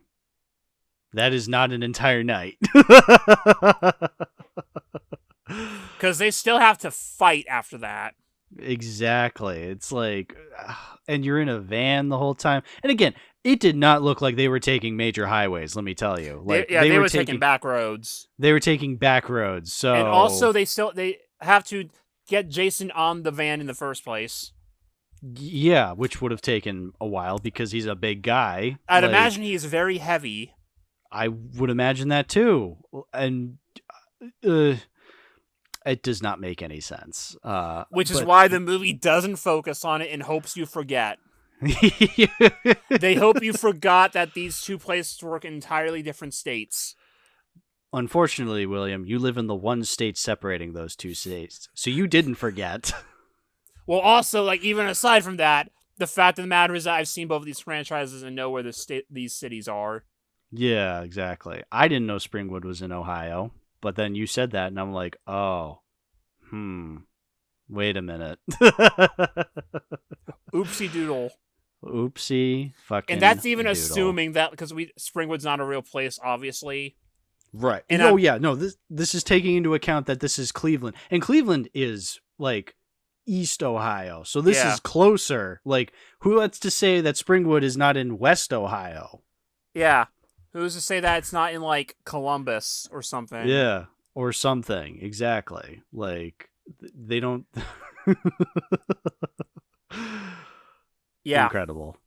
Yeah, exactly. At least they don't go to Haddonfield, too, in this movie. Oh, no. And, like, I can't use, like, an actual Ohio state that they filmed... Ohio City that they filmed in as a substitute, because I'm pretty sure the first Elm Street was filmed in California. I would bet good money it was. I think most of them were shot in California. I think so too. Yeah, I would not be surprised. But yeah, Mm-hmm. so just pointing that one out for you. But favorite kill, the neck snap, and the corn cob rave. Coroner's report time.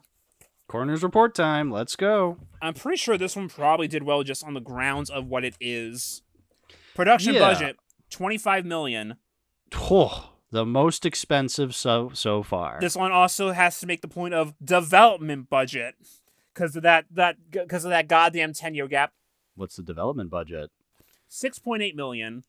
Whoa. Because they had to write all those scripts and stuff beforehand. The development budget on this one already is 2 of the other movies combined. That's so funny. Probably more than that. Probably more, yeah. Principal shooting day is September 9th to November 22nd, 2002. Okay. Shooting locations, Vancouver, British Columbia. Yeah. Taglines, winner kills all. Evil will battle evil. And on the DVD release, Slicer, Dicer. Because like one would be under Freddy, the other would be under Jason. Does Jason dice? I guess. Okay. He slices, he dices. So Worldwide box office. Mm. It makes a point establishing both of those. Okay. Worldwide, 114,326,122.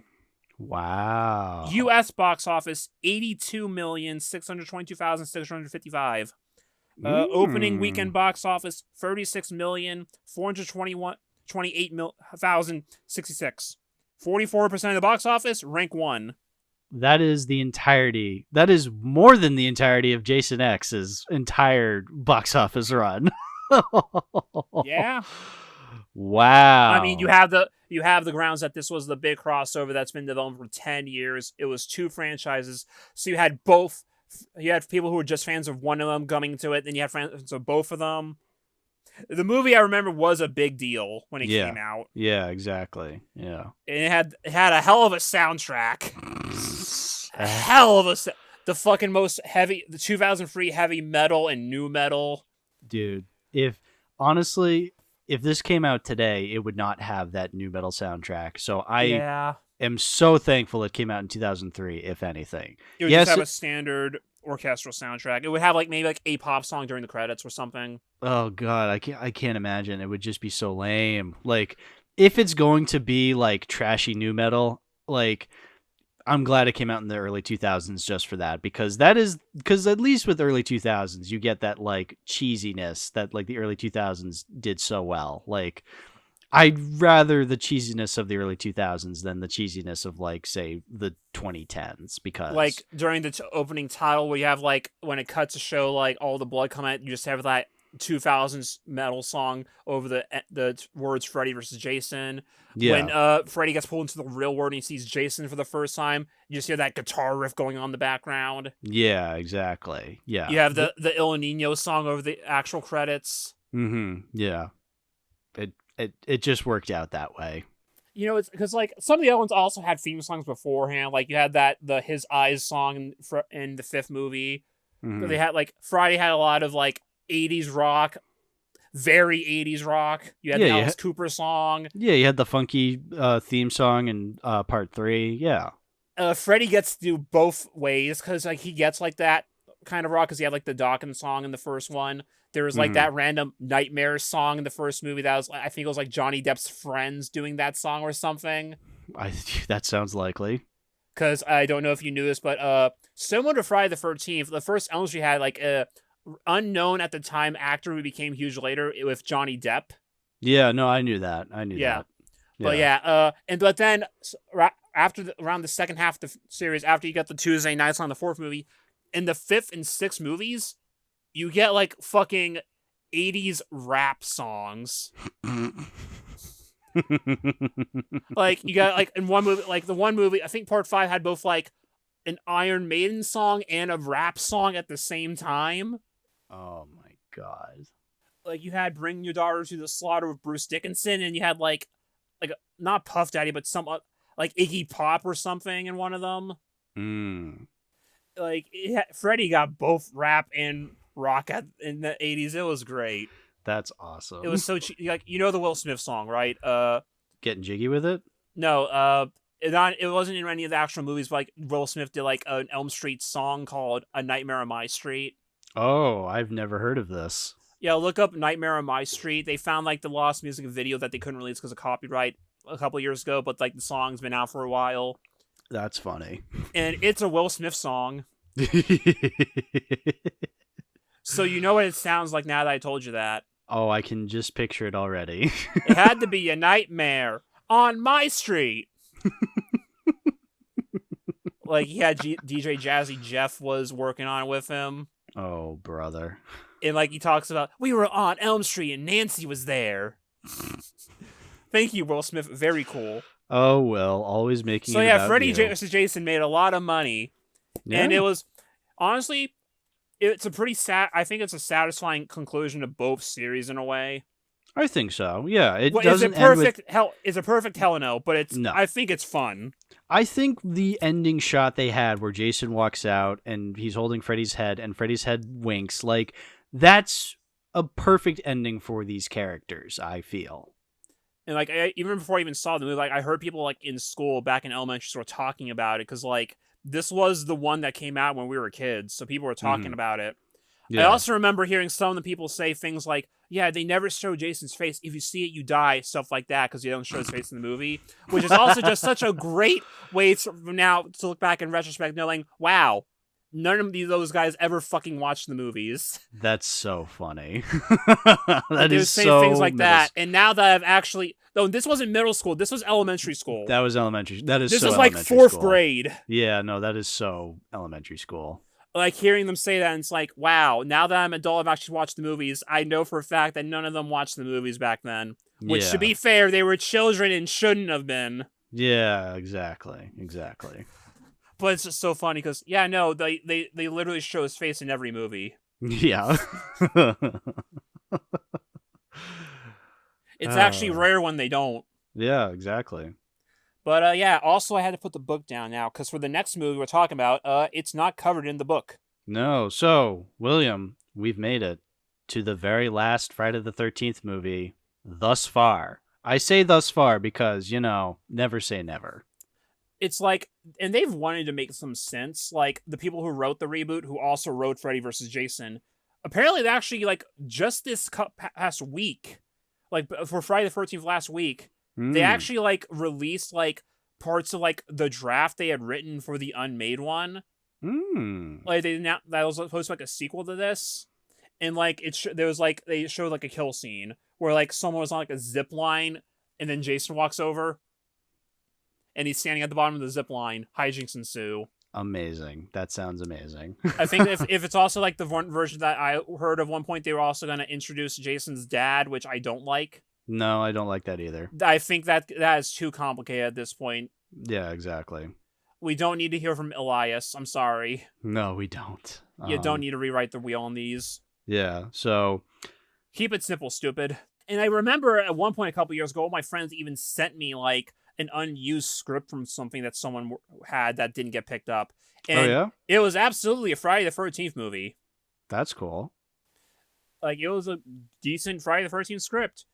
But, of course, the actual reason to get into why there hasn't been another one, because once 35 years passed, there's that thing where, like, certain rights go back to the original writer. Mhm. So some rights went back to Victor Miller. This caused problems with Warner Brothers and with Sean Cunningham. And there was, like, a big legal issue battle that went on that I think only just ended recently. And, of course, there's been no movement yet. Right. And it's like, it kind of put a stop to so much stuff because, like, merch got canceled. The video game got support pulled because of it, where they couldn't add to it. So DLC got canceled. That's why Jason hasn't shown himself like Dead by Daylight. It kind of just put a stop to a whole lot of things. Yeah. It was actually kind of a miracle that this box set even came out. Yeah. Because, like, I'm not sure, like, what gray zone it worked under. Because I guess since it was just releasing the movies. But they did make new special features for it, which is, like, kind of, like, the weird thing about it. Because, like, I didn't think they were allowed to make new stuff at this point. No, I didn't think that either. Yeah, well, that's the thing. They did. But here's the weird thing about these last two Blu-rays. Yeah, that's the thing. Because I was going to mention it, but I guess we can mention it here. So, you can mention it here. These two movies, Freddy vs. Jason and the 2009 film, due to licensing with Warner Brothers, they were not actually allowed to make new discs. So the two discs that are in this box set are just the discs that already existed for both movies for a while. So if you already funny. owned the movies on Blu-ray beforehand, it's the same version you already own. Like, I had a steelbook of 2009 from 2019 for the 10th anniversary that I already had before this, and it is the exact same disc. That is so funny. I don't know why Warner Brothers did that, because they were allowed to do it for Jason Goes to Hell and Jason X. There was new stuff on those discs. Yeah, like Jason Goes to Hell had a new transfer done, and there were new interviews with Jason X. So why couldn't they do anything for these two movies? I don't know. I don't. Warner Brothers. Know. Be consistent. Like, it's lame, but the alternative was that they wouldn't have been in the box set at all. Yeah, and you know what? I'm glad they were included, so then we could talk about them. Yeah, because like that's the conceit that Shout Factory had to make. Like, okay, well, we still want to include the movies in the box set because the whole point of this is to get them in there. Because that's the thing, that the box set is kind of a miracle. Because like Halloween, the rights are split. Paramount owns the first 8, Warner Bros. Owns the second half, the other 4. Yeah. So you're never going to get, on most occasions, an actual box set of all the movies because of the rights. Which makes this box set all the more special. Because they were able to get the contract cleared for both to have both parts of the franchise together. Mm-hmm. So I'm glad they at least managed to work that out, even if they have to like reissue discs. And that's fine because I also still didn't own Freddy vs. Jason on Blu-ray yet. I had it on DVD because of the one Elm Street DVD set. Mm-hmm. So I'm glad that to get the Blu-ray plus the Elm Street Blu-ray set for some reason doesn't include Freddy vs. Jason. Mm. Like that, the Elm Street Blu-ray set only has the first 7 movies. It doesn't have the Freddy vs. Jason, and it doesn't have the remake. Yeah, which granted, strange. I don't care about the remake. Yeah. Well, I care about this remake, though. Well, see, that's the interesting thing. So, before watching these movies, I'll be completely honest, I think this remake was the movie I was least looking forward to watching. Because you hear about it's a remake from that era. Yes. It has Michael Bay's name flashes like 5 times in the opening credits. Oh, dude, when I saw that, I almost spat out my drink because I was like, wait a minute. When they say from the producers of the Texas Chainsaw Massacre, oh, no. Yeah, they mean the 2003 one. And when this first came out, like, people did not like it when it first came out. I think mostly just on the grounds of horror reboot. Yes. But recently, people have been watching it again as the years went on and reevaluating it, and most people now feel like it's not bad. It's pretty decent. And watching it, yeah, it's not bad. It's decent. Oh, yeah, no, definitely. This is not the worst one by far, obviously, because Jason Goes to Hell is the absolute worst. Yeah. But even then, like, just watching this movie in a vacuum, it's honestly not the worst. Like, it does have elements to it that kind of weigh it down, and it's, it is a remake, and like everything. And it shows the area was made in again. Yeah. as opposed to the early 2000s, this is the late 2000s, which is very, very different. Early GPS, the tech dude blasting Sister Christian as he's walking to the weed farm. Yeah. I have not heard that song in years. God, yeah. So, well, I bring up the Texas Chainsaw Massacre, the 2003 one, because not only is it produced by Michael Bay, who produced that movie, it's also directed by the guy who made the Texas Chainsaw movie with R. Lee Ermey, which also kind of made me fearful because, my God, I hate that Texas Chainsaw movie. It is so boring and so terrible. I've only seen 2 Texas Chainsaw movies, and they're the only 2 worth watching. Exactly. No, wait, no, I've seen 3. I forgot. That's right. You did watch the 2022 I watched one. That's right. I did watch 2022. I made a reference to it earlier in this video. Well, isn't that very enlightening? Telling. It's very telling. Damn, the 2 I've seen, the ones I've seen and own are the ones I own in 4K. If that tells you anything about those movies, exactly. That they got 4Ks released. Well, let's talk about the Friday the 13th remake. First off, I want to say something that really threw me for a loop, even more so than the Michael Bay credit. They make a specific reference to Blue Velvet. Like, I what? haven't seen Blue Velvet yet. What happened? So what happens? So in Blue Velvet, there's a scene where Dennis Hopper is the main villain, and he's like toying with the main character, and like he asks somebody like, "What beer do you drink?" And the character goes, "Heineken," and Dennis Hopper says the brilliant line of, "Heineken, fuck that shit, Pabst Blue Ribbon." And so in this movie, the dudes surrounding the campfire specifically say Heineken, and they say, "Fuck that shit, dude. Pabst Blue Ribbon is where it's at." And I'm like, wait a minute. Did they just reference Blue Velvet? That's funny. What a weird reference to make. Again, this is a franchise for the people. More subtle than the fucking Necronomicon. Because you'd have to have seen that movie to know that. Yeah. Oh, and also, because they make a joke about how Heineken tastes like piss. And one of the girls goes, "For the record, you will never drink my piss." And one of the guys goes, "That's what you think." And I was like, what? Yeah, that's 2000s. These are college students in the 2000s. Yeah, so the movie starts off with like a flashback showing Jason actually witnessing Pamela having her head sliced off, which kind of implies that the first movie still happens. Right. This movie was ahead of the game. Yeah.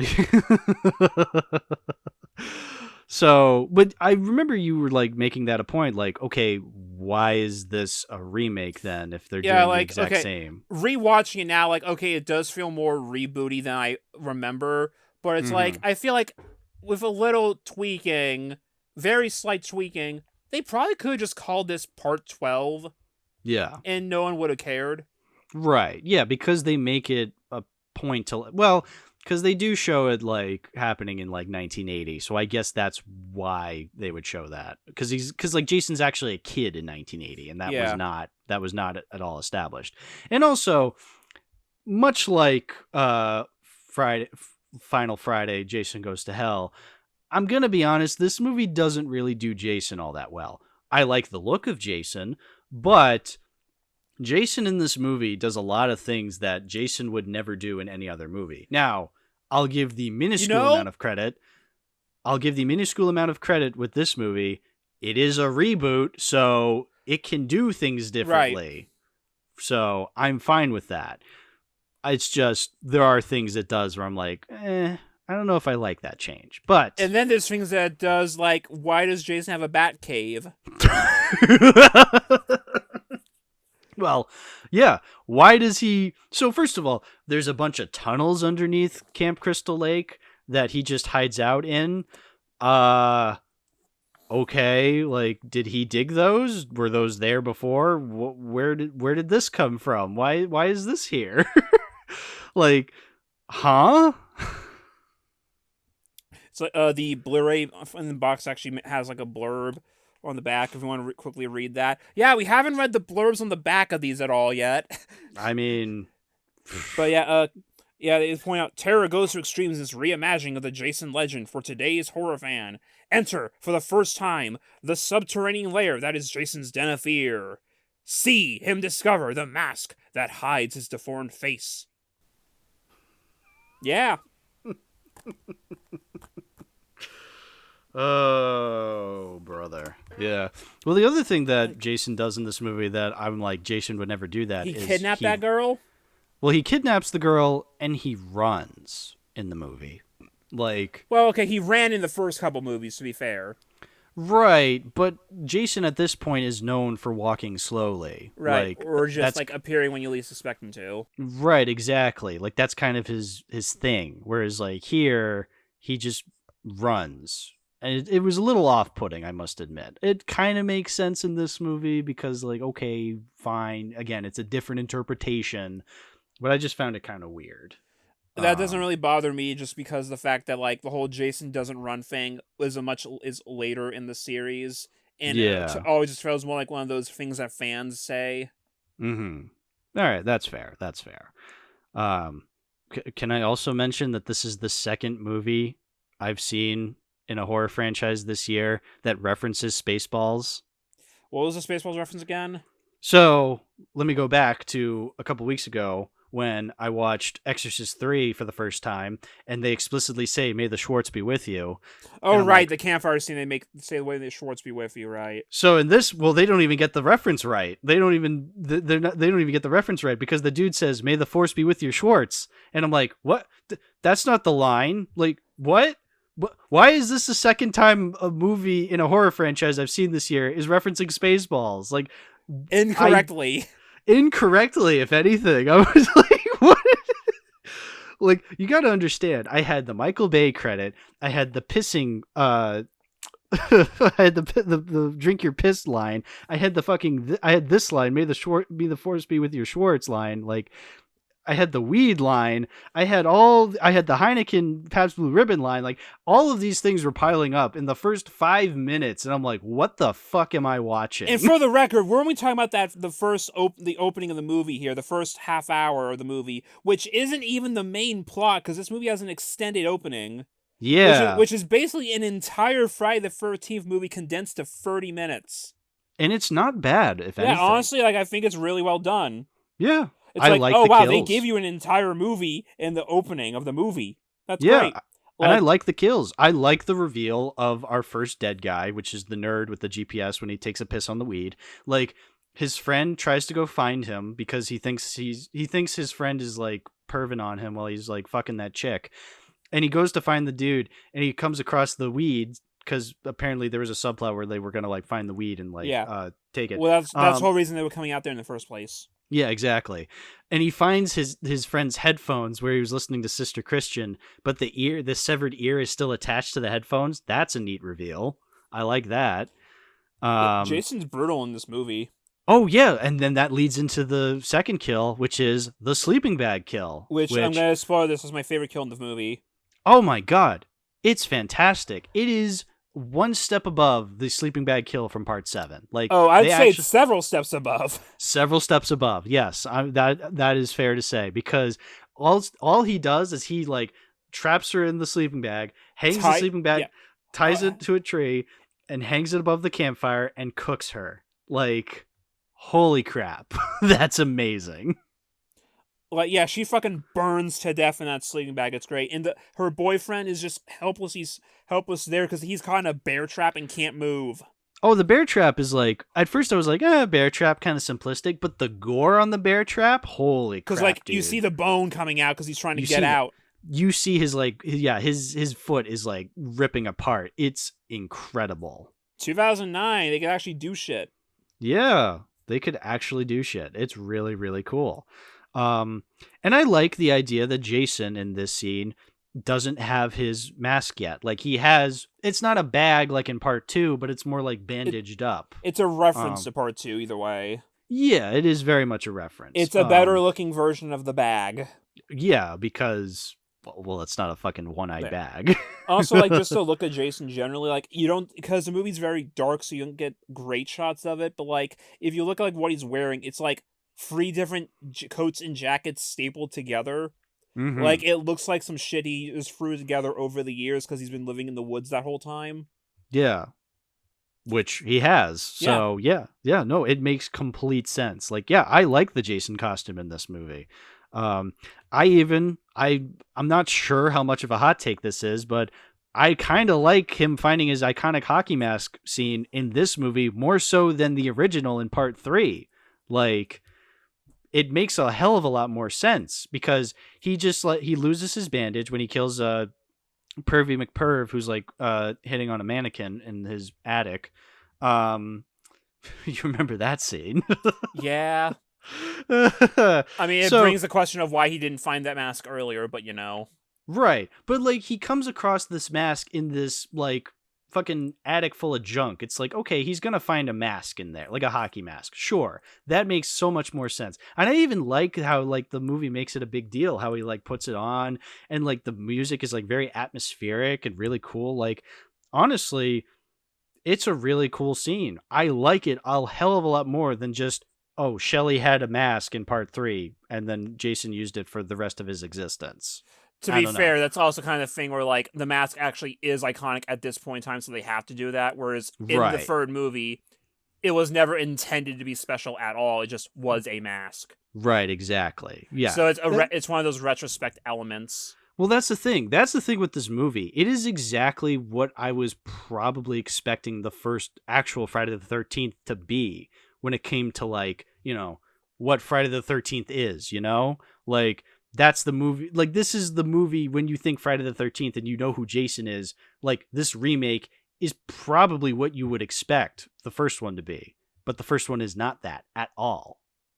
Right, because again, we brought this up in the past. So it's like Friday the 13th is kind of like that thing where it's like its reputation precedes it, and that's a problem because what its reputation was built up over the course of like 2 decades.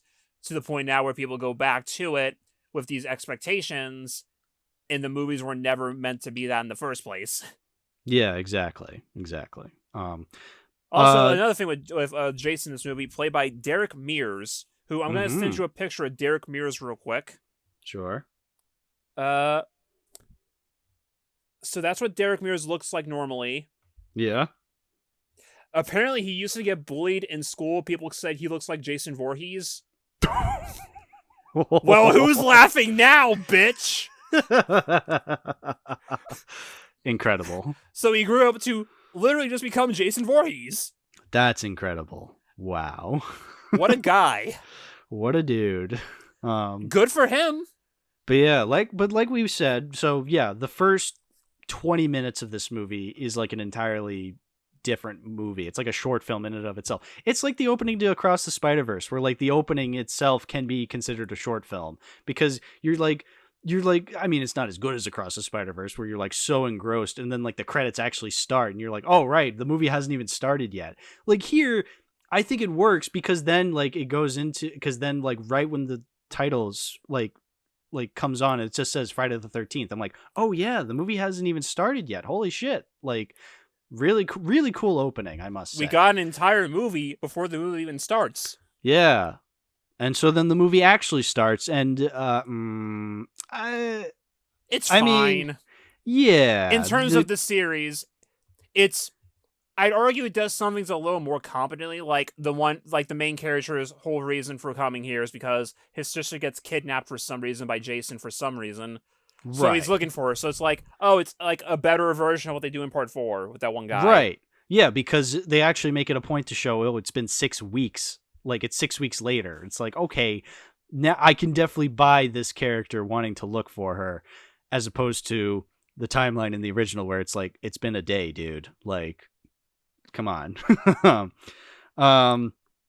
Yeah, but I will say, it's like, because like, I like the main character enough because I like that he has some motivation, but like he's also more likable than the rest of the characters who are only here to die. Well, why do they hate him so much? Like the movie makes these characters out to be so unlikable because they're such a piece of shit to him for No really reason. no reason. Like that Trent dude is just like, hey man, lost your sister or something like that, or it's just like, dude, like why are you such a dick to this guy? Like you have no reason to hate him. Like, Yeah, it's okay. He's only there to die. why is the Asian character named Chewie? Because Star Wars reference. That's what I was saying. Like, yeah, me being a massive Star Wars head, I'm like Chewbacca? Like, why is that your name? Like, what is happening? It probably isn't actually his name, but that's just he goes by, so it's technically his name. Sure, I guess. Oh, and also, Layla from Sky High is in this movie. Danielle Panabaker. Is she like the girl that Trent fucks or something? She's the girl who's the only decent person to Clay. Okay, so she's the main girl until she's not the main girl anymore. Until she's not the main girl anymore. Okay, yeah, something to point out about this movie, real quick. Mm-hmm. Jason fucking wins. Yeah. Jason wins. Yeah. They don't stop him. They don't. You think they do because they put him back in the lake. He immediately bursts out, grabs him, freeze frame, credits. Freeze frame credits. Jason wins. I was a little worried at first because I'm like, oh, they defeated Jason. But then I'm like, no, wait, this is a Friday the 13th movie. He always comes back. And yeah, he bursts out, probably killing them in the process because, I mean, really, what else is going to happen in that situation? Left. They have nothing left. Like, yeah, no, that's when I knew, like, okay, this movie isn't perfect, but it understands what Friday the 13th is. Even more so than Adam Marcus. But we've beaten that dead horse. He blew up a dead horse. But yeah, like, just the fact that, because, like, the main girl, like, she helps the guy get his sister back, and then Jason immediately stabs her while she's still there.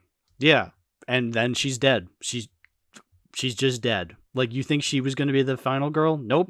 She's also dead now. It was the sister from the first part of the movie. Like, yeah. And then she gets caught by Jason in the end. Oops. Yeah. So there was there a final girl? Technically not. No. They have nothing left to do. Like, we don't see either of them actually die, but, like, what are they going to do against Jason at this point in time? Exactly. It is the perfect ending for, I mean, considering this is the final Friday the 13th movie we've gotten, it's kind of the perfect ending for the character if they were to never make another movie again. I mean, again, I have no idea if they ever are going to. Like I said, never say never. But, like, you know, like, for the time being, it's exactly within character for Jason to just come back and still try to kill people. It's not a bad conclusion. It's a pretty decent remake. It's pretty basic, I'll say. Like, yeah, the characters are forgettable, but, like, yeah, it's this franchise. I remember certain aspects about the characters. Like, that one guy has a shirt that says "Fuck Christmas." Yeah, that's weird. I don't know why. Fuck Christmas. You have that one girl with the stupendous tits. You have the black character who's like, why do you assume I'm making a rap label just because I'm black? Like, that's not what I can't like Green Day. It's I'm like, sorry. no, so what music are you making? Rap. Yeah, it's and then he tries to jack off later to a woman in a Sears catalog, the winter edition. This will have to do. Yeah. It has those weird moments, at least, the series is known for. Oh, yeah, no, there's a lot of weird moments. There's that scene where Chewie is, like, walking around the shed drunk as fuck, and he's just like, Trent, you're such a douchebag. I'm drinking your wine. This is a great place. I'm just like, dude. And then Jason kills him. Like we were all seeing that coming. Like, come on, there's a scene, like, where they're on the jet ski listening to Tick Tick Boom. Yeah. Which is a song you haven't heard in a decade. No, I have not. Like, I listened to it a couple days ago because when I watched this movie, I don't even remember what it was. Yeah, that's a song I haven't heard in years. Yeah. And you hear that, the jet ski scene ends, and the one guy gets shot in the head with an arrow. That was cool. And at first I thought it was like a spear gun or something again. No, that was an actual bow and arrow. Yeah, because he has the bow. It's like, damn, Jason, like, fucking slammed that arrow in his head.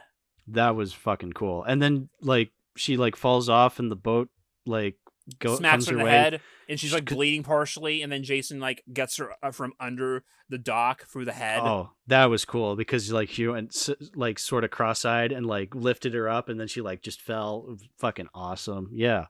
Yeah, again, it's the little things this movie gets right and is really cool. It's just the whole picture is not terrible. It's just It's I don't too know. clean. That you are completely 100% right. It is way too clean. It's too slick. Like that whole era of like horror. I feel like the only one who really gets it right is Cabin in the Woods, which is, a parody. Mm-hmm. It's like it's too clean. It's too slick. Like there's no grit. It feels a little sterilized. Yeah. Which makes like the parts where nothing's happening a little more apparent. Yeah, very much so. Because we don't get funny strip Monopoly moments. I mean, we get occasionally funny lines, like when Chewie's just like, they don't call me the Wood Wizard because I masturbate a lot, which is funny, but like, It's not as funny as Tony the Wonder Llama. It's not as funny as Tony the Wonder Llama. But yeah, the movie's just decent. Well, that's the thing is like I feel like we're kind of struggling to like really talk about this movie in greater depth that we have with the other movies, but it's just because like it's I don't so know. similar in a lot of ways, and like where it is different, it's like there's not much to dissect about what's different. Yeah, and I can't really even say this is like a secret masterpiece. Like I'm shocked I liked it as much as I did, but I also can't really say this is like some secret like good movie, like cuz it's also not that. Like it's not great, but it's not as bad as I was expecting it to be. Like I have a lot of respect for it, I must say. It's fine. That's about all I can really muster to say about it. Exactly. It was better than the movie I watched after it, which was Last House on the Left that night. Yeah, I watched that just to like break up the movie to see something else, and like, oh hey, Sean and Wes actually worked on this together. Let's see what this was like. Oh, this is pure 70s exploitation. There is nothing here. Nothing at all. I'm gonna watch 2009 now. Yeah, and then after watching 2009, I was like, oh, William watched Last House on the Left with Wes and Sean working on it. Let me watch this. And I watched it, and I was like, wow, this is horrible. Like, this isn't even like, you can't, like, there's nothing to it. Like, Last House on the Left, like, probably the worst horror movie I've watched all October. Like, even worse than the new Exorcist movie. And that was really bad. Yeah, there was nothing to... That was very much wow, this is our first movie. Yeah, so made me appreciate... the book does bring it up saying, like, yeah, it was just shock for... The Crystal Memory says it's just shock for shock value. Yeah. Because that's what it is. It's pure exploitation. It's just for shock value. Like, aren't these people horrible? Yeah. They killed 2 girls for no reason and are now dicking around with their parents. Yeah. Okay. And the one time it was trying to get interesting was revealed to be a dream sequence. So it's like, oh, cool. You don't even know how to do that properly. Great. Awesome. Fantastic. There is one interesting connection I can make. Someone named Janie Lee used to make these webcomics called Camp Counselor Jason. That was, what if Jason was an actual counselor at Crystal Lake and he was good, and he basically just turns him into a himbo. Oh, it's cool and funny. She's done like comics where like he does like goes to like other horror characters, like you see him with Michael like at a Halloween party. He's going on a date with Carrie.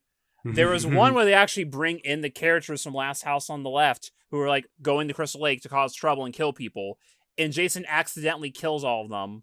That's funny. Like, and one of them, the main guy, Weasel, gets killed the same way Roy did in part 5.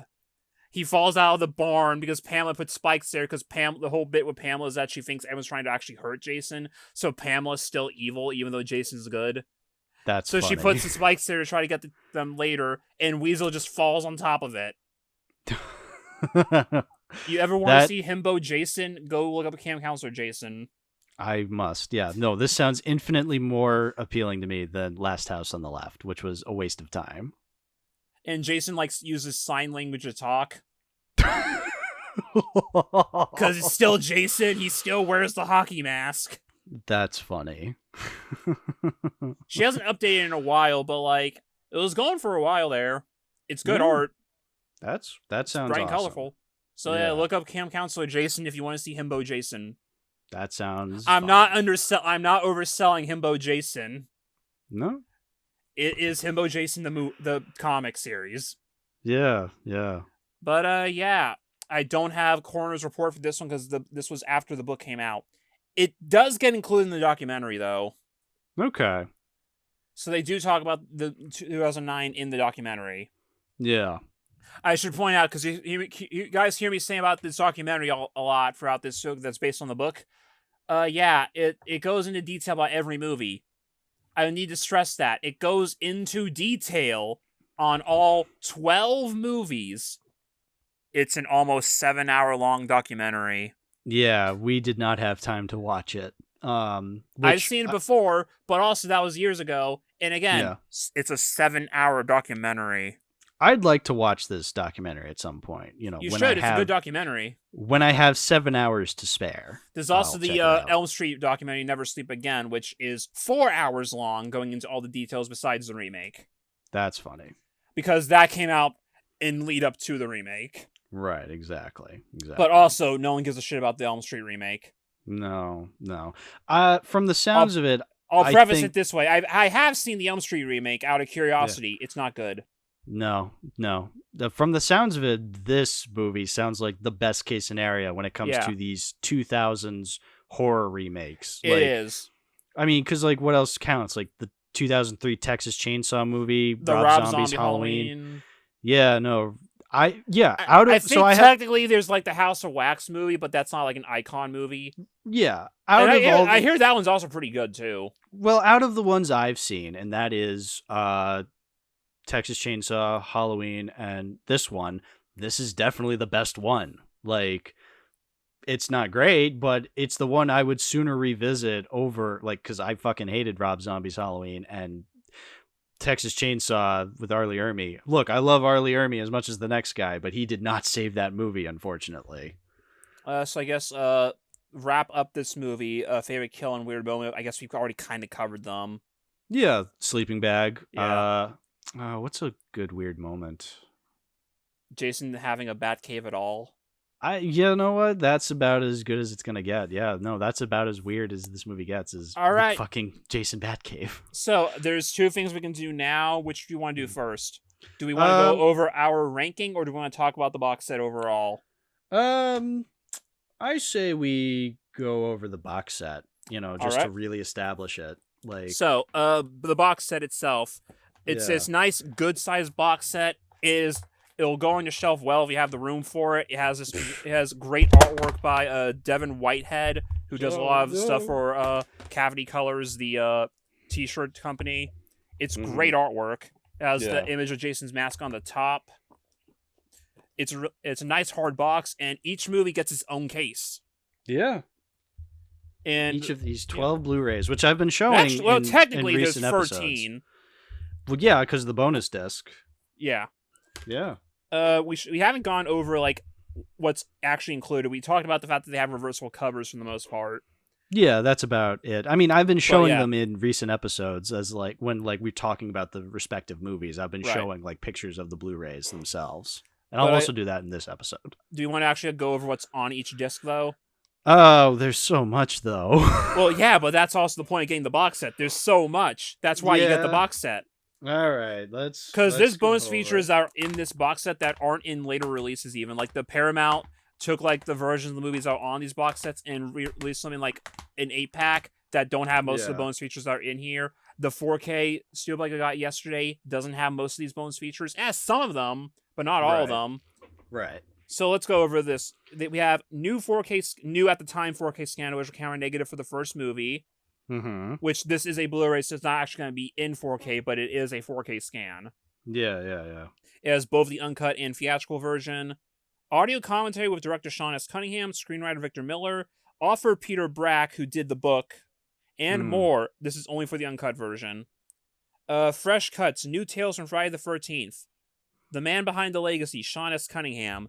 Theatrical trailer, TV spot, radio spot, still gallery. Yeah. Part 2. Oh boy. Again, new 4K scan. Inside Crystal Lake Memories, the book. Oh, that's cool. Friday's Legacy, horror conventions. So, like, going to, like, conventions and seeing how it lives on there. Yeah. Podcast interview with Amy Steele. I believe she was that's Ginny, right? That must be Ginny. It has to be, yeah. Theatrical trailer, TV spots, radio spots, still gallery. Part 3. Another new 4K scan and a new 3D transfer. That was a big deal. Audio commentary with actors Larry Zerner, Paul Kratka, Richard Brooker, and Dana Kimmel. Yep, Larry did a commentary, baby. Oh, Shelley. Fresh cuts 3D Terror, not Taylor. Yo, it's a Taylor in 3D. You get your suit for free. You get your suit for free. Comes right out of the TV. Oh, there you go. Legacy of the Mask. That's funny. Given the context. Given the fucking context. In that there isn't any. Yeah. Theatrical trailer, TV spot, still gallery. Part 4. New 4K scan. Audio commentary by director Joseph Zito, screenwriter Barney Cohen, and editor Joel Goodman. Fan audio commentary by filmmakers Adam Green and Joe Lynch. Slash scenes of audio commentary by Joseph Zito. Jason's Unlucky Day, 25 years after Friday the 13th, the final chapter. The Lost Ending. So, like, the uncut version of the ending sequence. Right, exactly. Theatrical trailer, still gallery, and more. And more. And we're only at part 4. Oops, I can't show you the rest because I'm not going to put this in my player at this point. Yeah. Part 5. New audio commentary with actors Melanie Kinnaman, Deborah Voorhees, and Tiffany Helm. Old audio commentary by director, co-screenwriter Danny Steinman and actors John Shepard, who played Tommy, and Shavar Ross. Fan commentary with filmmakers Adam Green and Joe Lynch. New Beginnings, the making of Friday the 13th Part 5, A New Beginning. Lost Tales from Camp Blood Part 5. So, okay. On various random releases, there are these things called Lost Tales from Camp Blood, which are like mini snippets of like a fan film or something for Friday the 13th. Oh, no kidding. I watched one of them. It's like not Jason, but a guy in a mask still. And it's like a new thing that takes place in Crystal Lake or something. I don't know. I didn't see the first one because it's so sporadically included on things. That's funny. It's weird. The Crystal Lake Massacres Revisited, Part 2. Wait a minute. Theatrical trailer, still gallery. 6. We're halfway there. New audio commentary with actors CJ Graham, Tom Matthews, Vincent Guastafera, Carrie Noonan, and Cynthia Kanya. Audio commentary with director Tom McLaughlin. And a different audio commentary with Tom McLaughlin, Vincent Guastafera, and editor Bryce Green. Bruce Green, yeah. Wow, that's a lot of the same people in all 3 commentaries. That's funny. Wow. Fan audio commentary with Adam Green and Joe Lynch. Jason Lives, the making of Part 6. Lost Tales of Camp Blood Part 6. The Crystal Lake Massacres Revisited Part 3. Meeting Mr. Voorhees. Slash scenes. Theatrical trailer, still gallery. Oh boy. Part 7. Here we go. Audio commentary by director John Carl Beekler and actor Kane Hodder. Audio commentary by John Carl Beekler and actors Laura Park Lincoln and Kane Hodder. So the only difference is that one of them has Tina in it and the other doesn't. Okay. Jason's Destroyer, the making of Part 7. Slash scenes. Mind over matter. The truth about telekinesis. I was very tempted to watch this because I was like, oh, is this going to be like how Showgirls included like a lap dance tutorial? I hope so. Makeover by Maddie. Need a little touch-up work my ass. Theatrical trailer, still gallery. Yeah, there you go. Alright, Manhattan time. Manhattan time. Audio commentary with director Rob Hedden. Audio commentary with actors Scott Reeves, Jensen Daggett, and Kane Hodder. New York has a new problem making a Part 8. Slash scenes, gag reel, theatrical trailer, still gallery. Yeah, it's a gag reel that time. Yeah. Oh, you mean the movie? Jason Goes to Hell. There we go. Both unrated and theatrical versions. That's something you didn't mention, that like Jason Goes to Hell is the first time that since it was the 90s and VHS was a known thing, and also Laserdisc, that they were like able to like, okay, we'll release the R-rated version in theaters, but then we'll put the unrated one specifically on VHS. Yeah. So that was like the first time they didn't really have to like worry about stuff getting lost, because like, yeah, it's fine, it'll just be all on VHS then. Yeah, so I watched the unrated version, I believe. Same. Because why wouldn't you? I mean, it didn't help much because it's Jason Goes to fucking hell. New 2K scan of the Inner Positive. New audio commentary by director Adam Marcus and author Peter Brack. New interviews with Adam Marcus and actor Kane Hodder. Additional TV footage with new optional commentary by Adam Marcus and Peter Brack. Oh my god. Audio commentary with Adam Marcus and screenwriter Dean Lorey. All right, we get it, Adam. You have a lot to say about this movie. Theatrical trailer. But no still gallery. Nope. No. Damn. Jason X. New interviews with Sean Cunningham and Noel Cunningham. And Kane Hodder and Christy Angus. Audio commentary with director Jim Isaac, writer Todd Farmer, and Noel Cunningham. The Many Lives of Jason Voorhees, a documentary on the history of Jason. By Any Means Necessary, The Making of Jason X. Yeah, that's the name of that one. By Any Means Necessary, which I think tells you about Jason X. Yeah. Theatrical trailer. Evil gets an upgrade. I like these slipcovers for Jason X because the only difference between the two is that the spine is different. Oh, is it? Oh, That's the only difference between the two, is that the one has the red text and the other just has the logo. Oh, interesting. I like the red, if I'm going to be honest. Well, that's it. The red keeps it uniform with all of them by default. Yeah. I just have it as the default, as the regular logo, just cause. Yeah. And like the only difference from the Jason Goes to Hell reversible is that the one has the tagline instead, and I guess also the actual logo on the spine. Yeah, no, I think I kept it as the red, just because I just like it that way. Freddy vs. Jason. Special features. These are all the archival stuff from the original Blu-ray, I guess. That's something else we didn't talk about. That both of these last two autoplay, and they also have trailers beforehand. Yeah, the trailer before Freddy vs. Jason was for The Cell 2. And I'm like, also, they made a second one? And also, it's, for whatever reason, it's cropped weird. Yeah, 4:3. I was like, oh, I'm home. I'm assuming it's because it was probably put on both this and the DVD version. Yes. But yeah, special features. Commentary by director Ronnie Yu, Robert Englund, and Ken Kersinger. So you get Ronnie, Freddy, and Jason doing the commentary. Deleted alternate scenes, including the original opening and ending. Featurette gallery covering the film's development, art direction, makeup effects, stunt work, and more. Visual effects exploration with the creative team. Publicity promotional vignettes, which there's, if you look it up, there's like a fun bit they did to promote the movie where they actually had Freddy and Jason in Vegas, where they're doing like a WWE style weigh-in where they shit talk each other. Oh my god. Il Nino, How Can I Live music video. Theatrical trailer and TV spots. Incredible. 2009. College Kids... I'm not going to read that. Both the original theatrical version and extended unrated cut. Hacking back, slashing forward. Terror trivia track with picture-in-picture. That is such a 2000s bonus feature. Holy shit. Oh my goodness. Wow. The 7 best kills. The rebirth of Jason Voorhees / scenes. God, the Michael Bay credit. Yeah, that's every movie. But wait, there's more. There's one more disc case here, which is just bonus materials.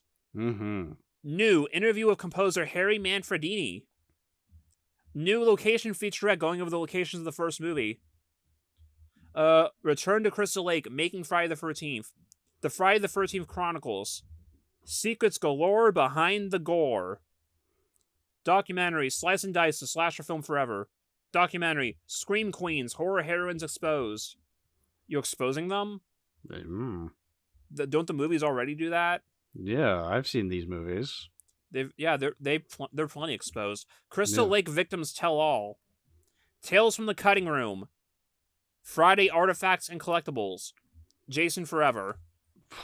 And I don't think that's every single bonus feature on these 2 discs, because I did watch the Harry Manfredini interview. It was really cool listening to him talk about the music and, like, you know, how he views scoring the movies. But then I also watched an interview with Harry Crosby, who's the actor from the first movie, who is Bing Crosby's son. So, and that was funny to watch. They don't advertise that on the back of this one. There's also a booklet at the very end as well included. It's a nice bound booklet, and it just goes over every movie. Oh my god, yeah. I just want to mention this booklet. I started reading it. I have not finished it, but I just want to mention it does go into detail over what Gene Siskel did in response to the first movie. And I remember you had mentioned, like, on like a past episode, like mentioning that, like, you how said, they doxed like, Betsy Palmer. Well, you said, like, you know what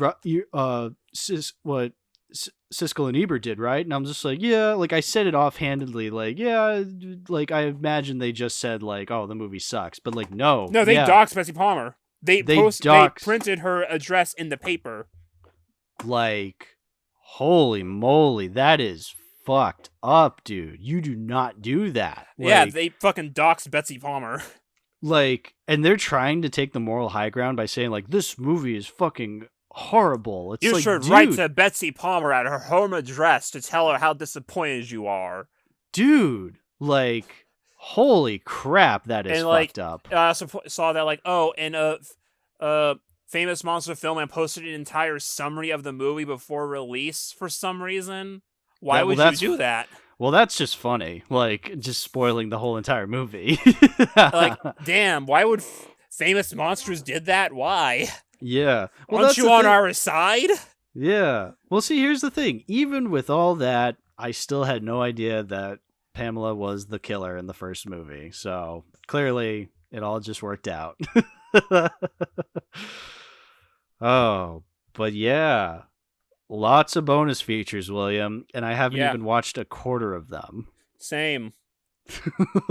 And, like, other releases don't even have all of these either. And, like, this, I think, doesn't even have everything from all the other past releases, because these movies have been released so many times. Yeah. Like, this is not the first time these movies were released on Blu-ray before. There was, like, that 10 collection back in, like, 2014 or whatever. There's, like, the famous DVD collection from Crystal Lake to Manhattan had all the Paramount ones for the longest time. Right. There's, like, the ones you can get, like, double pass you can get for, like, the Warner Brothers movies. Yeah, this is just Friday the 13th up the wazoo, man. They did steelbooks for, like, the anniversaries recently. They just put the first movie on actual 4K like a year ago.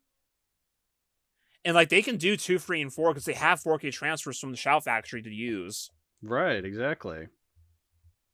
So yeah, when Paramount needs more money, they'll do it. Oh my god, yeah, they will. Paramount loves to re-release Friday the 13th 1 through 8. Yeah. So yeah, it's a really nice box set if you can get it for a good price.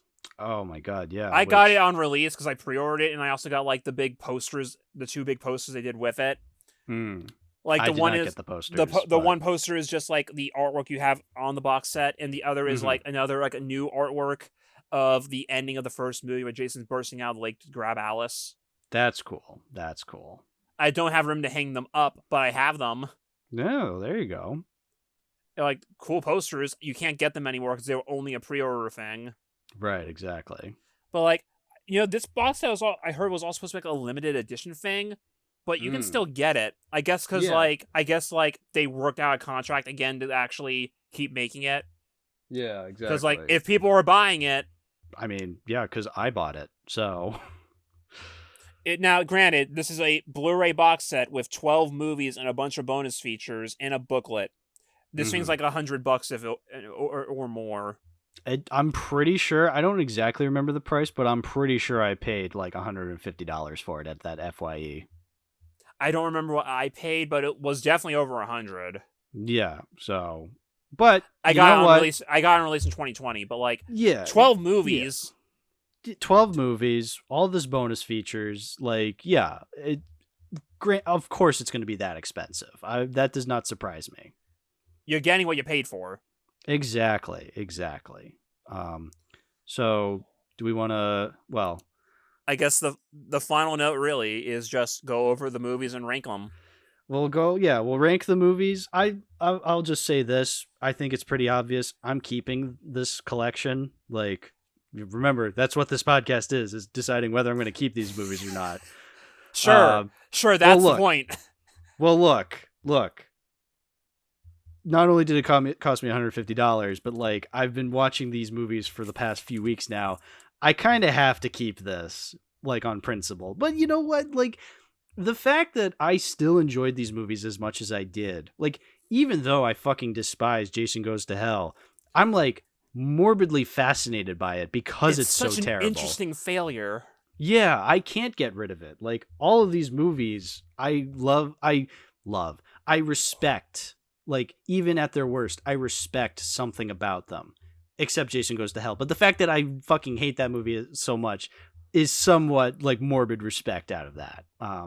So yeah, you have to listen to those commentaries. Yeah, I really do. I really fucking do. So yeah, no, this has been an interesting journey with Friday the 13th. I'm so glad I made this the fucking 3 for episode this month. Was this series anything like you thought it would be? No. There were so many twists and turns. It's a hell of a franchise. I'm glad there was. I'm glad there's still movies out there that surprise me, you know? That's franchise for the people, man. Franchise for the people. But yeah, we'll go over 12, 11, everything. I guess we'll both say what our 12th is and go from there. Sure. So, I mean, we both already said number 12, Jason Goes to Hell. Yeah, number 12, Jason Goes to Hell. There really isn't much more to say about that. Nope. All right, at number 11, I have Jason X. Okay, number 11, I have Jason Takes Manhattan. All right. And like, I saw your list at one point while I was looking at it. I don't remember what everything is. I know that we have different placements for a lot of these, and that's fine. Yeah. Again, like, a lot of the movies are similar quality-wise that you can put them really anywhere. Exactly. I know I definitely have number 1 where like the number 1 is definitely concrete and the number 12 is definitely concrete, but everything in between, it's just like it can change. And like some of these are going to be tied to for different places. Yeah, no, this is definitely how I feel about these movies. And like I know I'm definitely in the minority on like Jason Takes Manhattan anyway. Yes. So like I'm in the minority with part 5. Yeah. So but yeah, that number I had Jason X, and you have Jason Takes Manhattan. Number 10, Part 7. Number 10, the Friday the 13th remake. All right. Yeah. Number 9, I have the Friday the 13th remake. Number 9, I have Freddy vs. Jason. All right. Number 8, I have Part 5. Number 8, I have Jason X. All right. That's higher up than I thought it would be for you. Yeah, I had fun with it. It has moments. It does have its moments. I wish I liked it more than I do. Yeah. Number 7, the original. Number 7, Part 7. That was not on purpose. How'd that work out? It was not on purpose, I swear. Number 6, Part 3, 3D. Oh, Part 6, Part 3. Hey, we linked up. Wow, Nice. look at that. Wow, 12, 6, and 1 we all have linked up. Yeah, look at that. And they're the ones that are all divisible by 6. Oh. It's a conspiracy, man. The other ones are divisible by 3. That's crazy. Anyway, number 5, Final Chapter. Me too. Hey, never mind. Fuck what I just said. Well, I used to have Part 3 rated above Part 4, but Part 4's really grown on me. Like, I mean, not just because Crispin Glover danced, but it is a huge reason why. But no, Part 4 has grown on me. Okay, and I could probably swap 4 and 5. Part 4 is where I have Jason Takes Manhattan. Yeah, number 4 is where I have Part 5, but like, I could probably switch that with like Part 1, because like I probably only put Part 1 up there just because it's like the original, and I have more respect for it. But Part 5 is just so funny. Like, my man Reggie. Reggie the Reckless. Number 3, I have Part 2. Yeah, number 3, I have Part 1. Number 2, I have Freddy versus Jason. Number 2, I have Part 2. Freddy, part 2, the bag movie. Yeah, that was number 2 for me for a while until I rewatched Freddy vs. Jason. Yeah, well, there you go. And number 1, Part 6. Yeah, number 1, part 6, easily. That's pretty obvious for a lot of people. That's just where it goes. So what were you gonna be when you grew up? I was gonna be Jason. Oh, yeah. Oh, I like the Korean poster for the remake where it's just Jason holding up like a vacation photo of all the college kids. Oh yeah, I saw you changed it to that. That's funny. Well, that's just what I had set to for a while. Oh yeah, no, that is exactly the kind of poster I would imagine you had for it. It's funny. Yeah, it is. But yeah, I have the first one ranked at number 7, and yet I got my 4th copy of it yesterday. Yeah, well, it's an iconic movie at this point, so I get it. It earned its place in history. It did. Yes, I agree. We haven't ended the podcast normally in a while. So, William, I'd say shout out your stuff finally. Where can people find you? On Twitter, you can find me on my actual channel. I haven't uploaded anything in like 3 years. I'm working on it. I'm working on it. Links in description, probably. Links in description. Remember when Twitter was called Twitter? No. Wait. No. Oh boy. Well, William, I'd say that does it, man. We did it. We talked about every Friday the 13th movie ever made thus far. Hopefully they'll get to make the 13th one. Yeah, you know what? Even though I'll never get rid of this collection, I would love for them to make a 13th one, just because it'd be called the 13th one. Yeah, exactly. You have to. You have to. I don't know if it'll be any good, but honestly, it can't be worse than Jason Goes to Hell. It really can't. That would be the most disappointing thing in the world. It really would be. But thank you so much, William, for joining me on this odyssey of Jason and Friday the 13th movies. It's been really, really something special, I must say. But yeah, I don't really know what else to say other than thank you all for listening. And always remember, no, I got nothing. There's really nothing to remember. Just what were you gonna remember when you grew up? See you next year for Nightmare on Elm Street.